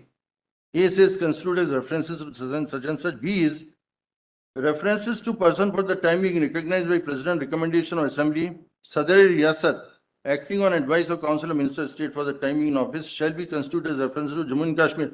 Now, exactly the same words which are used in the explanation. So they are changing, my lord, the explanation without the prior recommendation of Constituent Assembly. And look at, my lord, below that. In proviso D, 3 of 370, expression Constituent Assembly of State 2 shall be read as Legislative Assembly of the State. Now, my lord, I ask myself that how this is possible that you can change 370 as such by virtue of the interpretation when you recognize in the very next order which was issued that Constituent Assembly's prior recommendation is necessary. So this interpretation, my lordships are asked, why this interpretation? Without this interpretation also something was possible. This interpretation was resorted to because they wanted to show the exercise ultimately done by them by CO 273 is something which is constitutional in nature. That is to say that they have done this thing after prior recommendation of the Constituent Assembly. So how they may not achieved it? They changed 370 to the interpretation clause. Absolutely, my lord, unconstitutional act. And after doing this, I hope I am clear, my lord. After doing this, then, my lord, the final order is given. What it says, CO 273. In exercise of powers conferred by clause 3 of 370, read with clause 1 of 370 of the Constitution, the President, on recommendation of Parliament. So, my lord, the recommendation of the Constituent Assembly after that was substituted by recommendation of Parliament. Is pleased to declare as from the such and such all clauses of the 370 shall cease to operate. So what they do is they know without Constituent Assembly they cannot do. Constituent Assembly is not there. They bring in through the interpretation indirectly. And my submission is what you cannot do directly, you cannot do indirectly. That's again a fraud on the Constitution. Lordships have followed, my lord. This argument has been raised. It was, I am so sorry, because I think I was attending all the, in this, because Lordships have put a question to Mr. Sibal, what's the meaning of this interpretation clause? Why they resorted to interpretation? They resorted to interpretation because they could not have done directly with 370. Therefore, they resorted to, and after making change, came out, my lord, with this one, on the recommendation of Parliament. Now, other question, which is a prior recommendation. According to 373, it is prior recommendation of Constituent Assembly, it has to be prior recommendation.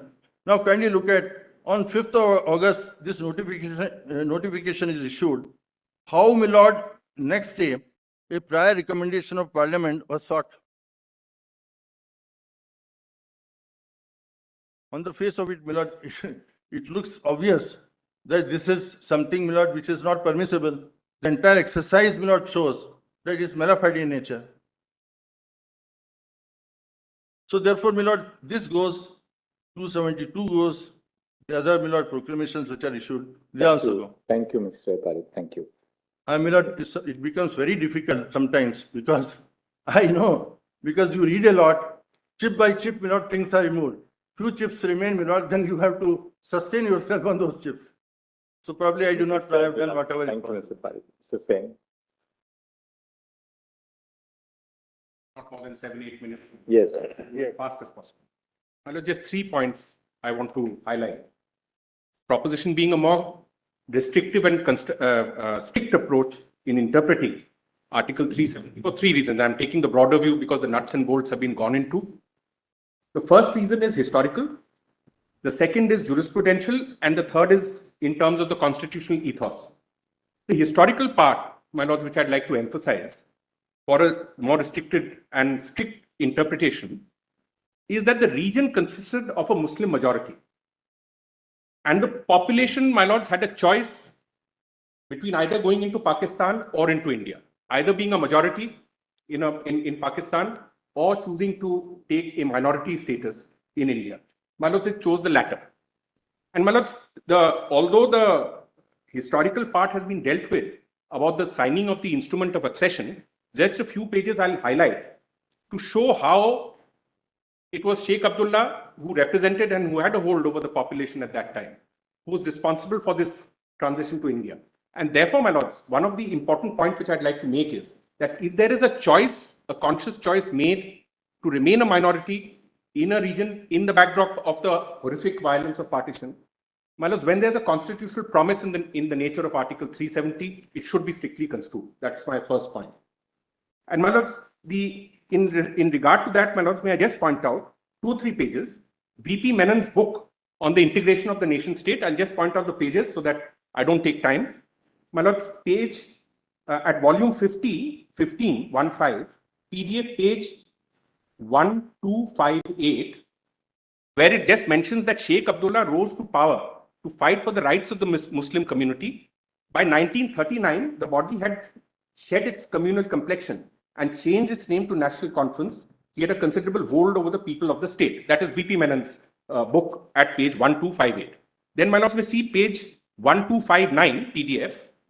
The Maharaja was assured by Lord Mountbatten that if he acceded to Pakistan, India would not take it amiss, and that it had a firm assurance of this from Sardar Patel himself. Lord Mountbatten went on to say that in view of the composition of the population, it was important to ascertain the wishes of the people. This is PDF page 1259, volume 15. The situation for the Maharaja was not easy. This is again Menon pointing out. If he acceded to Pakistan, the non-Muslims of Jammu and Ladakh, as well as considerable section of Muslims led by National Conference, would have resented such an action.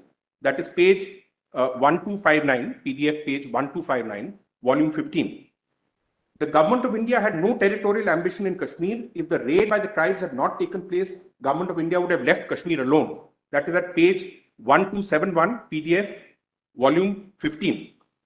The tribal invasion was not a spontaneous affair engineered by Pakistan. That is at page 1271, volume 15. The accession was legally made by the Maharaja of Kashmir, and this is important. And the step was taken with the advice of Sheikh Abdullah. That is PDF page 61, volume 20. This is A.G. Noorani's book. This is not, up to now I was stating Mr. Menon's book. This is A.G. Noorani. And then, my lords, may see on 27/10/1947, in reply to the request for accession by the Maharaja, the Governor General of India, Mountbatten, clearly stated that the issue of accession should be decided in accordance with the wishes of the people as soon as law and order had been restored in Kashmir. This is PDF page 59, volume 20. In the context of these historical facts, both Nehru and Sardar Patel were of the clear view that Jammu and Kashmir should decide their own consequences. See letter of Jawaharlal Nehru dated 18th of March 1949, PDF page 67, volume 20. This is again A.G. Noorani's book. It is in this context, my lord, that 370 emerges. So, my lords, my first submission is this, in this context, that when there is a conscious choice made in this manner, my lords, all the more reason why it should be taken strictly. And in this context, may I just point out S.R. Bommai at page 218, PDF page 218, volume 2, which says that federalism is not seen merely as a matter of administrative convenience, but one of the principal outcomes of our own historical process and a recognition of ground reality.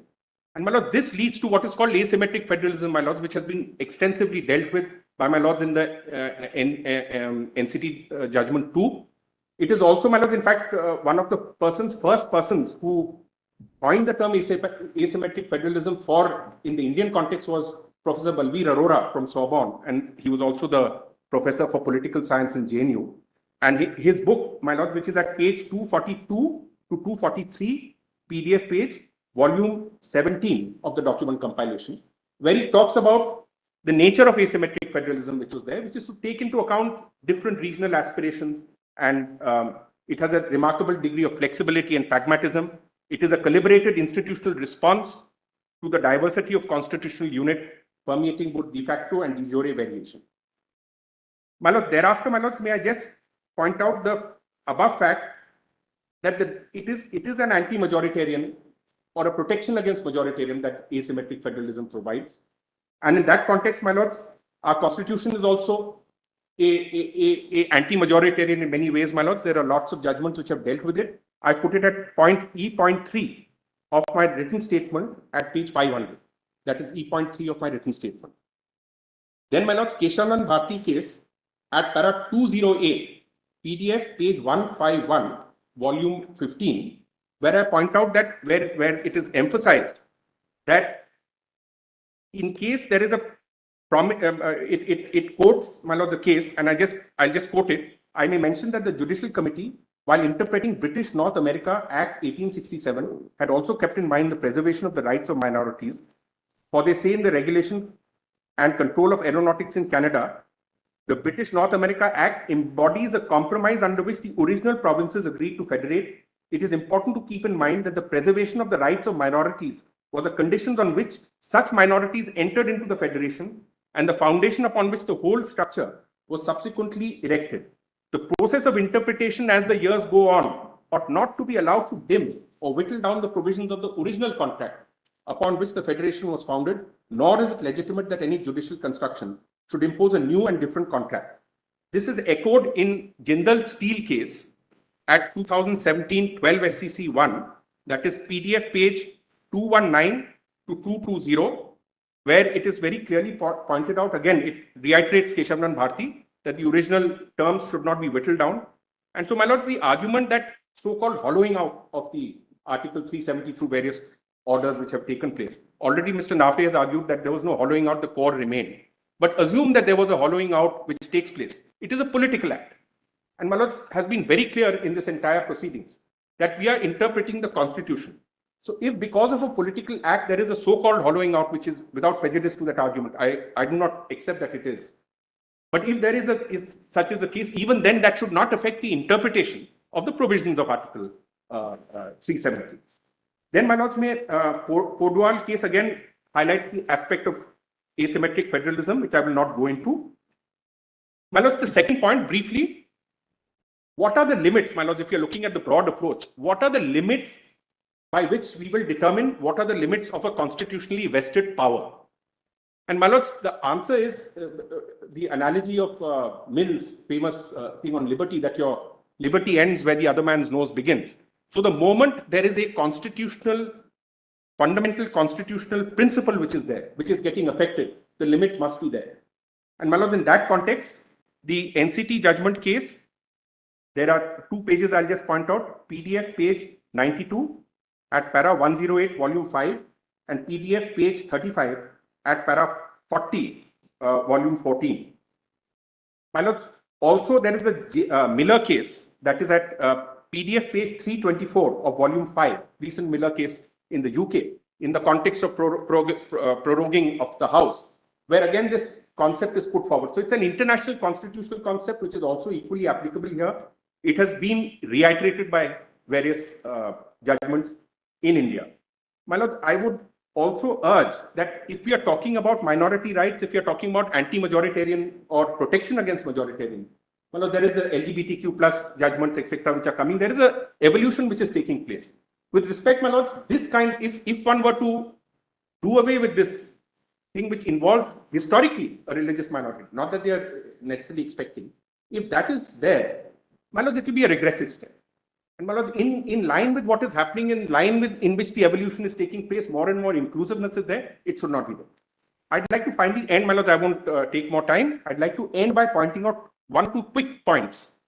One is, my lords, in our rejoinder at page 88, the Niti Aayog report is there. Now, my lords, there is no material which has been brought on why 356 was imposed. My lords, that has always all been argued. But the material of the government which is already there on record, it says in peace, security, effective governance based on rule of law and upholding principles of equality, Jammu and Kashmir rises above a number of states. And my lord, that I put at page 88 at volume 13 of the Niti Aayog report, page 282 of volume 13 at page 286 and page 285. This is prior to abrogation. So my lords, this further kind of deepens the mystery. And of course, there are statements made by ex-constitutional authorities, not of much relevance now that he's not holding a constitutional post, but how it was exercised. But when this was the case, if Kashmir was a leader, it's used as a leader in these areas, where was the need for a 356?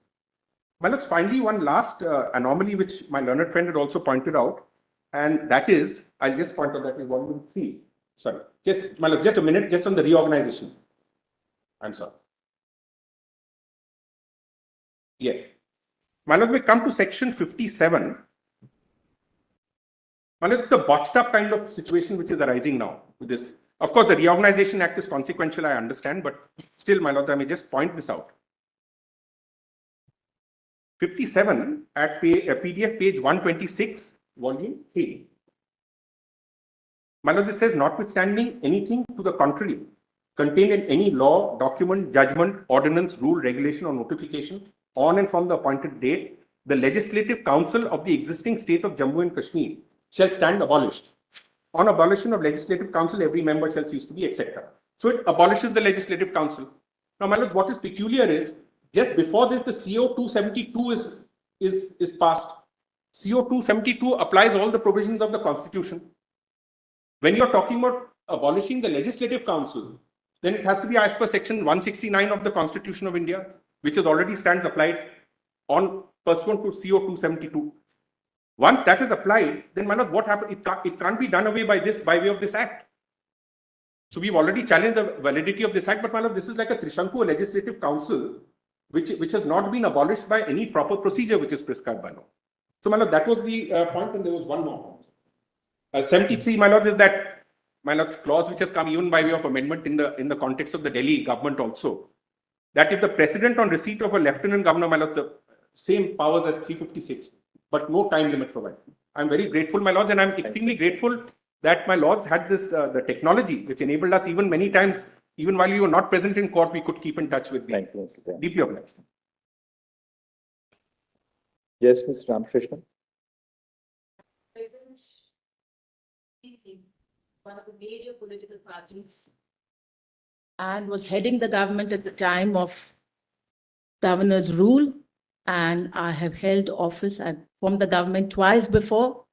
I was a single major party, and I am therefore, I would venture to suggest, much more representative of legislative will than that ersatz and duplicitous reference in CO 272 to the Legislative Assembly. I also represent writ petitioners in writ petition 1099, where Mr. Ramachandran was appearing, petitioners 3, 4, and 5.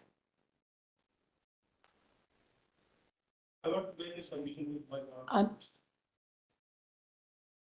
As far as I'm concerned, I appear for PDP. I don't Who are know you? what this is. Who are you? Who are you? This writ petition 1099 was initially filed by 6 people. Then 2 of them withdrew, Dr. Shah Faisal, and then. I don't know what he's talking about. Then the writ petitioner number 1, who is Mr. Javed Bhatt. Javed Bhatt, when he engaged my learned friend, then the understanding senior counsel Raja Ramachandran would be arguing the matter.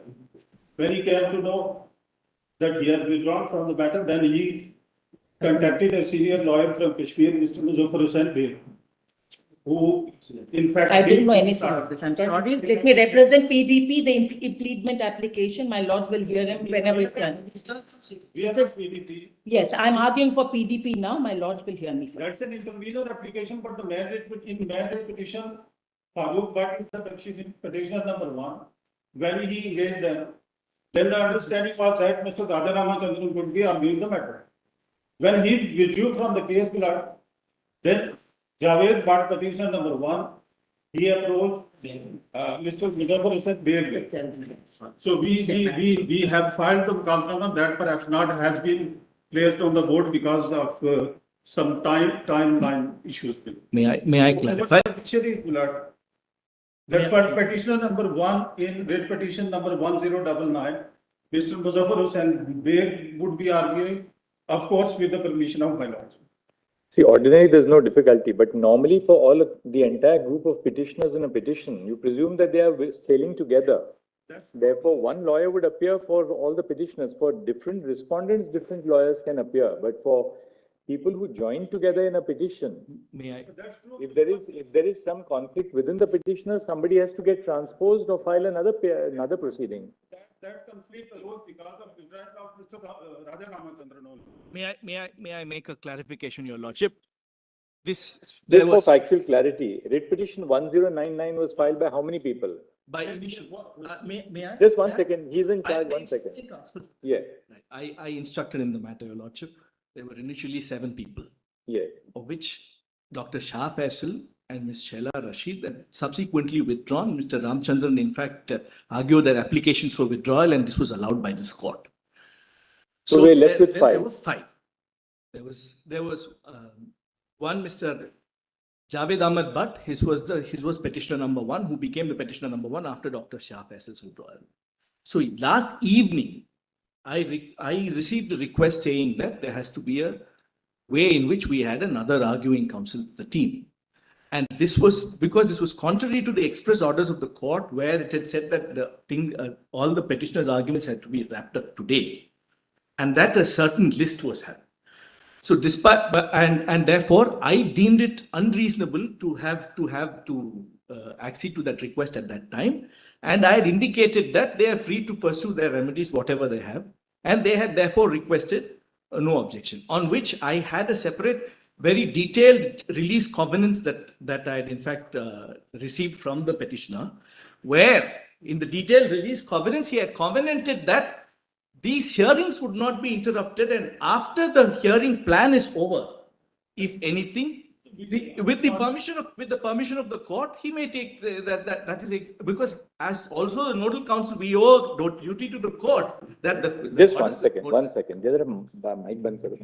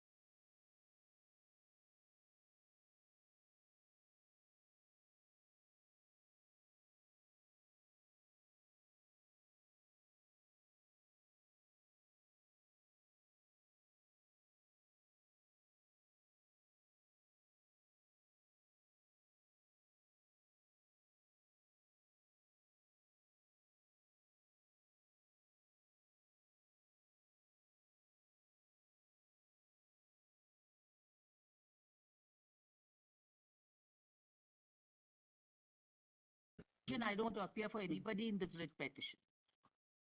I will just appear for PDP. Yes, I don't want to appear for him.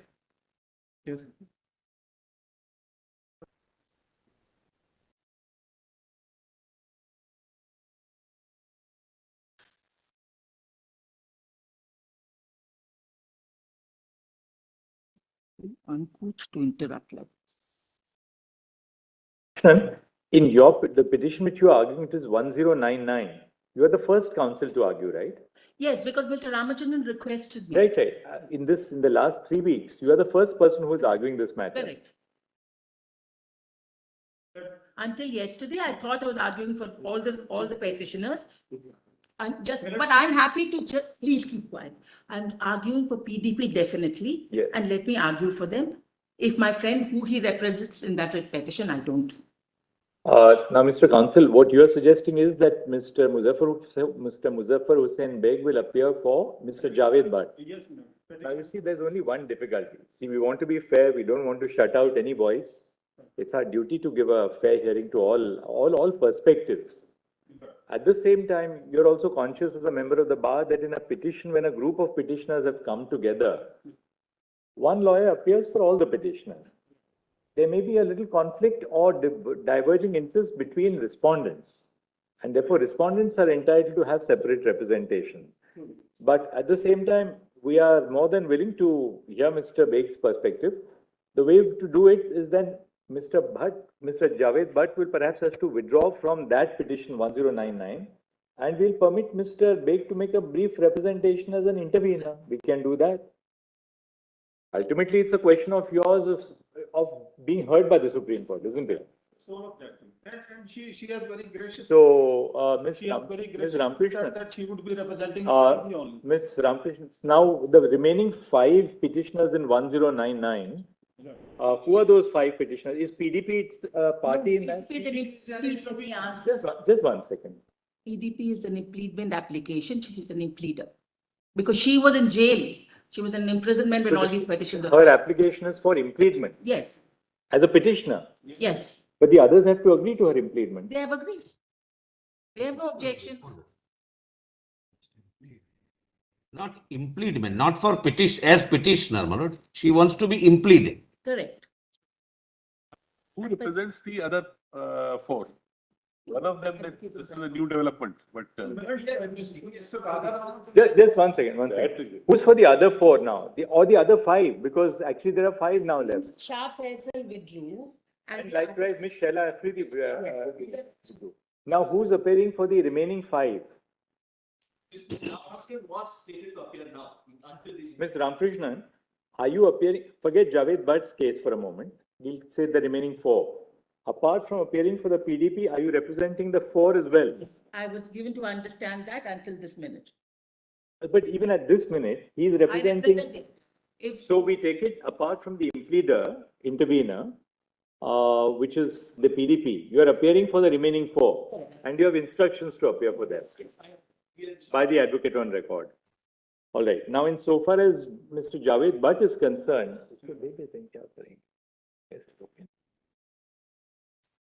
what we'll do is we'll complete the submissions of Ms. Nitya Ramkrishnan. Rest assured that we will give a, let's see how things progress. All right. We got the point. Now, yes. Yes, Mr. Ramkrishnan. I'll try and speak in bullet But then point. only one thing. Do we take it that you, Mr. Javed Bhatt, seeks to withdraw from this petition so as to allow him a separate intervention? No, he is not withdrawing as a petitioner. But then if he is not withdrawing as a petitioner, we are trying to create some space for you. If he is not withdrawing as a petitioner, then the advocate on record will appear for him. How can you have a different counsel appearing? Because he has obtained an NOC, and the reason as a. When did you obtain When did you obtain the NOC? Very respectfully, I submit. When did you obtain a NOC? Please tell us. Yes, my lord. Then You can't do In the middle that. of the matter on the last date of hearing, you obtain a NOC, then you say, now I want to appear for that one individual petitioner. He will continue to be the petitioner, while four others or five others are represented by another counsel. Because background or no background, we are not. This will not background permit. much earlier. In any case, one thing is very clear, even in a normal civil appeal, we will not permit people to withdraw in the course of a submission. And not when a matter has gone on for 3 weeks. This we will not permit. my submission. We will, please understand the position in law. We will go strictly by the position in law. We will give you an opportunity, should Javed Bhatt not wish to continue any further with Ms. Ramkrishnan's petition, no difficulty, we will permit him to de-link himself and we will give him a separate hearing. But he cannot be a part of that petition and say there will be two lawyers arguing for them, because there may be a conflict of arguments on that, which is not permissible in a petition. We saw that, for instance, the Dwivedi adopted a different line, but he couldn't do it because he was in a different petition. And as I submitted, I beg to reiterate, the situation arose only when Mr. Javed Bhatt came to know that Mr. Raja Ramachandran is not arguing the matter. But that was so for the last 3 weeks. Yes. Everybody knew that he is not going to be appearing for the last 3 weeks. He didn't appear. Was not appearing in the list. On the first hearing 2 years ago, he opened the argument. 3 of us were party to the bench. He is the one who had opened the argument. Now it was said thereafter that for whatever reason, Mr. Sibbal now started it. He was not available. Now suddenly in the last date of hearing, at the last nth minute, you say, not only at the nth minute you interrupt and say, well, I want to sail in some other boat. All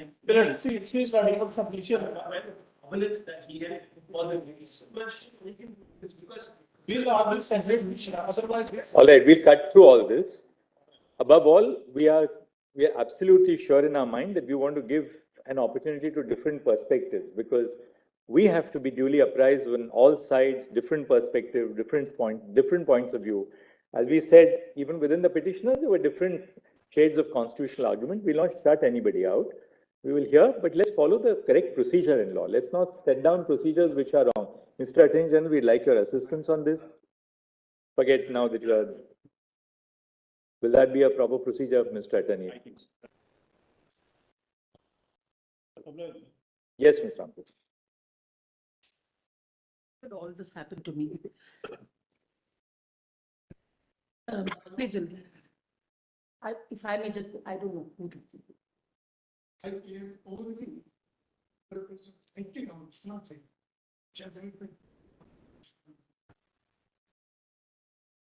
Mr. Beg, please rest assured, we'll hear you. No difficulty at all. Please be in the court, Mr. Beg. Mr. Beg, you can be in the court. You don't have to leave. You can be in the court now. We'll hear you after. You can be in the court. Yes. Please give one, ask one of the juniors to give a chair to Mr. Beg so that he can sit down. Yes. Yes, Ms. Ramkrishnan. I'll try to make my arguments in bullet points, so I'm quick. The first point I wish to make is that integration is neither a linear concept nor a quantitative concept. There is a spoken and unspoken assumption that Article 370 is temporary in anticipation of some greater It's integration, neither a linear concept. nor a quantitative one.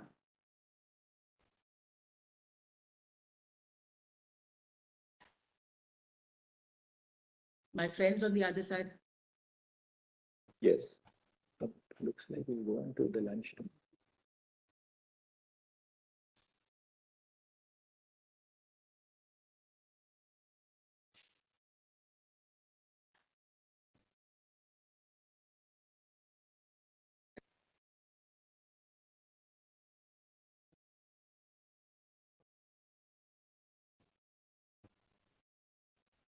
Since we are 6 or 7 minutes short of 4 o'clock, and there's an event at the bar in the evening, otherwise we could have continued till 5:30. You are going to argue on Article 356. No, I was going to argue on integration, shared sovereignty, and the political context in which this happened, because it's directly relevant to our judging it. Let me suggest one thing. Can you put down what you really have to so that it brings clarity to us? We are also at the end of the argument, so there's a tendency to be just jaded by the length of submissions. If you can put everything down on one page, just formulate exactly what you're, and then, for every submission, you can cover yourself in about 2 minutes so that we have some clarity on what you're arguing. That's what I have in mind, but would fair you enough. want it in writing? Just a page or so. Just give us a page. No, give it to us tomorrow morning. A page. Tomorrow morning. Now, Dr. Guruswamy, on delimitation, we are not going to hear this because delimitation is not an issue at all which arises here.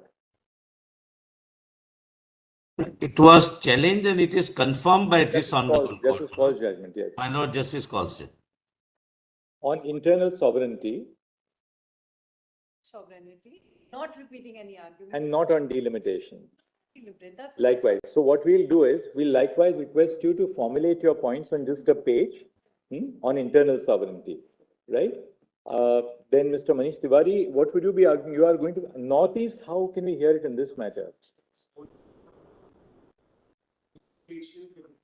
Follow to abrogate 370 and bring about the reorganization of Jammu and Kashmir and its implications qua the Northeast, because 370 is succeeded by 371 and there are asymmetric guarantees which were given, and those guarantees have implications on national security because the Constitution, while being a legal political document, also performs a very important national security function in terms of integrating the periphery and the revenue. So let us formulate it like this. What you want to really argue is that the impact of the argument which would be propounded by the other side on other similar provisions of the Constitution. What Your Lordship, similar provision. Respectfully, what I want to submit is that there is already a process which has been adopted by Parliament in terms of abrogating 370.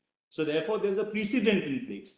And that precedent has implications qua the other guarantees in the Constitution, especially with regard to the northeastern state. So those are the implications which I would like to point out, and I would not take more than 15 minutes of your time. And I assure you, it would not be a waste. Likewise, what we would suggest is if you can put it down on this evening on a one page. I would do that. Then we'll have clarity on exactly what the focus is.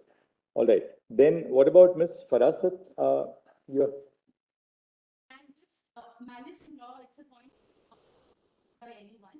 And in fact, one proposition is in our has been asking, clarifying, and a quick point on federalism. All right, Ms. Farasat, you can also reduce what you have to say on a piece of paper, on a page. Yes, I'll do that. And where's the nodal council? By the evening, please put together all this and give soft copies to the court master, what we are now proposing to do. Then what about Mr. Irfan Lone? Yes, Lordship. You're for the intervener? Very briefly, I will not. You're on federalism. Federalism, rule of law, and Fair enough. Just democracy. fair enough. Because This, that is the soul of the constitution. absolutely, no difficulty. This is not followed in Just the modalities. Put it down on a sheet of paper so that we'll have clarity on what you're arguing. Because now we have had arguments before you, so we'll know exactly what is it that is different that you are arguing. This lordship, we are given only 10 minutes, so within. Dr. Z.A. Bhatt. Now, malice in law is being argued by Varisha Farasat also. Search in 370. There is something very important things which have been left out. All right, one page, you can please put it down on paper on a page this evening and give it to the nodal council. We'll hear you for 5 minutes or so. And finally, Mr. Gopal Shankarnarayan. Tell your lordships candidly. Now, what we'll do is this. We'll come back to you. Yes. Mr. Ramakrishnan, we'll give you 10 minutes tomorrow to formulate. Dr. Guruswamy will give you exactly 10 minutes to formulate tomorrow. Mr. Tiwari will give you 10 minutes too, once you put it down on paper. If you can all circulate it to the court master by 8 o'clock this evening, we'll all have an opportunity to read what you have written by early morning tomorrow. And then everybody else, after Mr. Tiwari, Varisha Farasat, Irfan Lone, and Z.A. Bhatt, we'll give you 5 minutes each to conclude your submissions once you put it down on paper. Then the cutoff is lunch.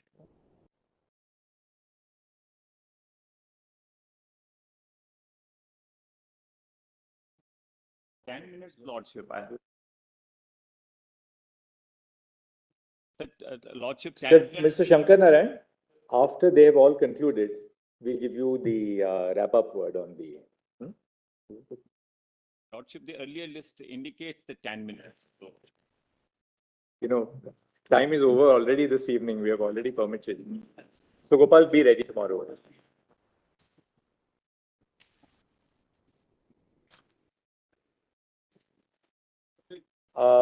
We will hear you, Mr. Beg, if you can give us likewise, say by 8 o'clock today, a note not exceeding 2 pages on what your line of submissions is. Please have the note circulated to the nodal council, who is just to your right here, next to Ms. Ramakrishnan, so that that note will be circulated to all the members of the bench by tonight. But do put down what you have to say on a note in 2 pages. And we will hear you right before Mr. Gopal Shankarnarayan. So now the order will be, Ms. Ramakrishnan is in session of the proceedings now. Thereafter, Dr. Guruswamy, Mr. Manish Tiwari, Ms. Farasat, Mr. Lone, Mr. Z.A. Bhatt, then Mr. Muzaffar Hussain Beg, and then Mr. Shankarnarayan. Do you want to hear Mr. Beg before Asina?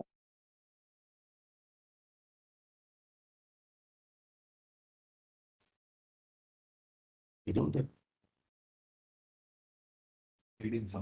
So much before we rise for the first session, I think we'll be through with this side tomorrow morning.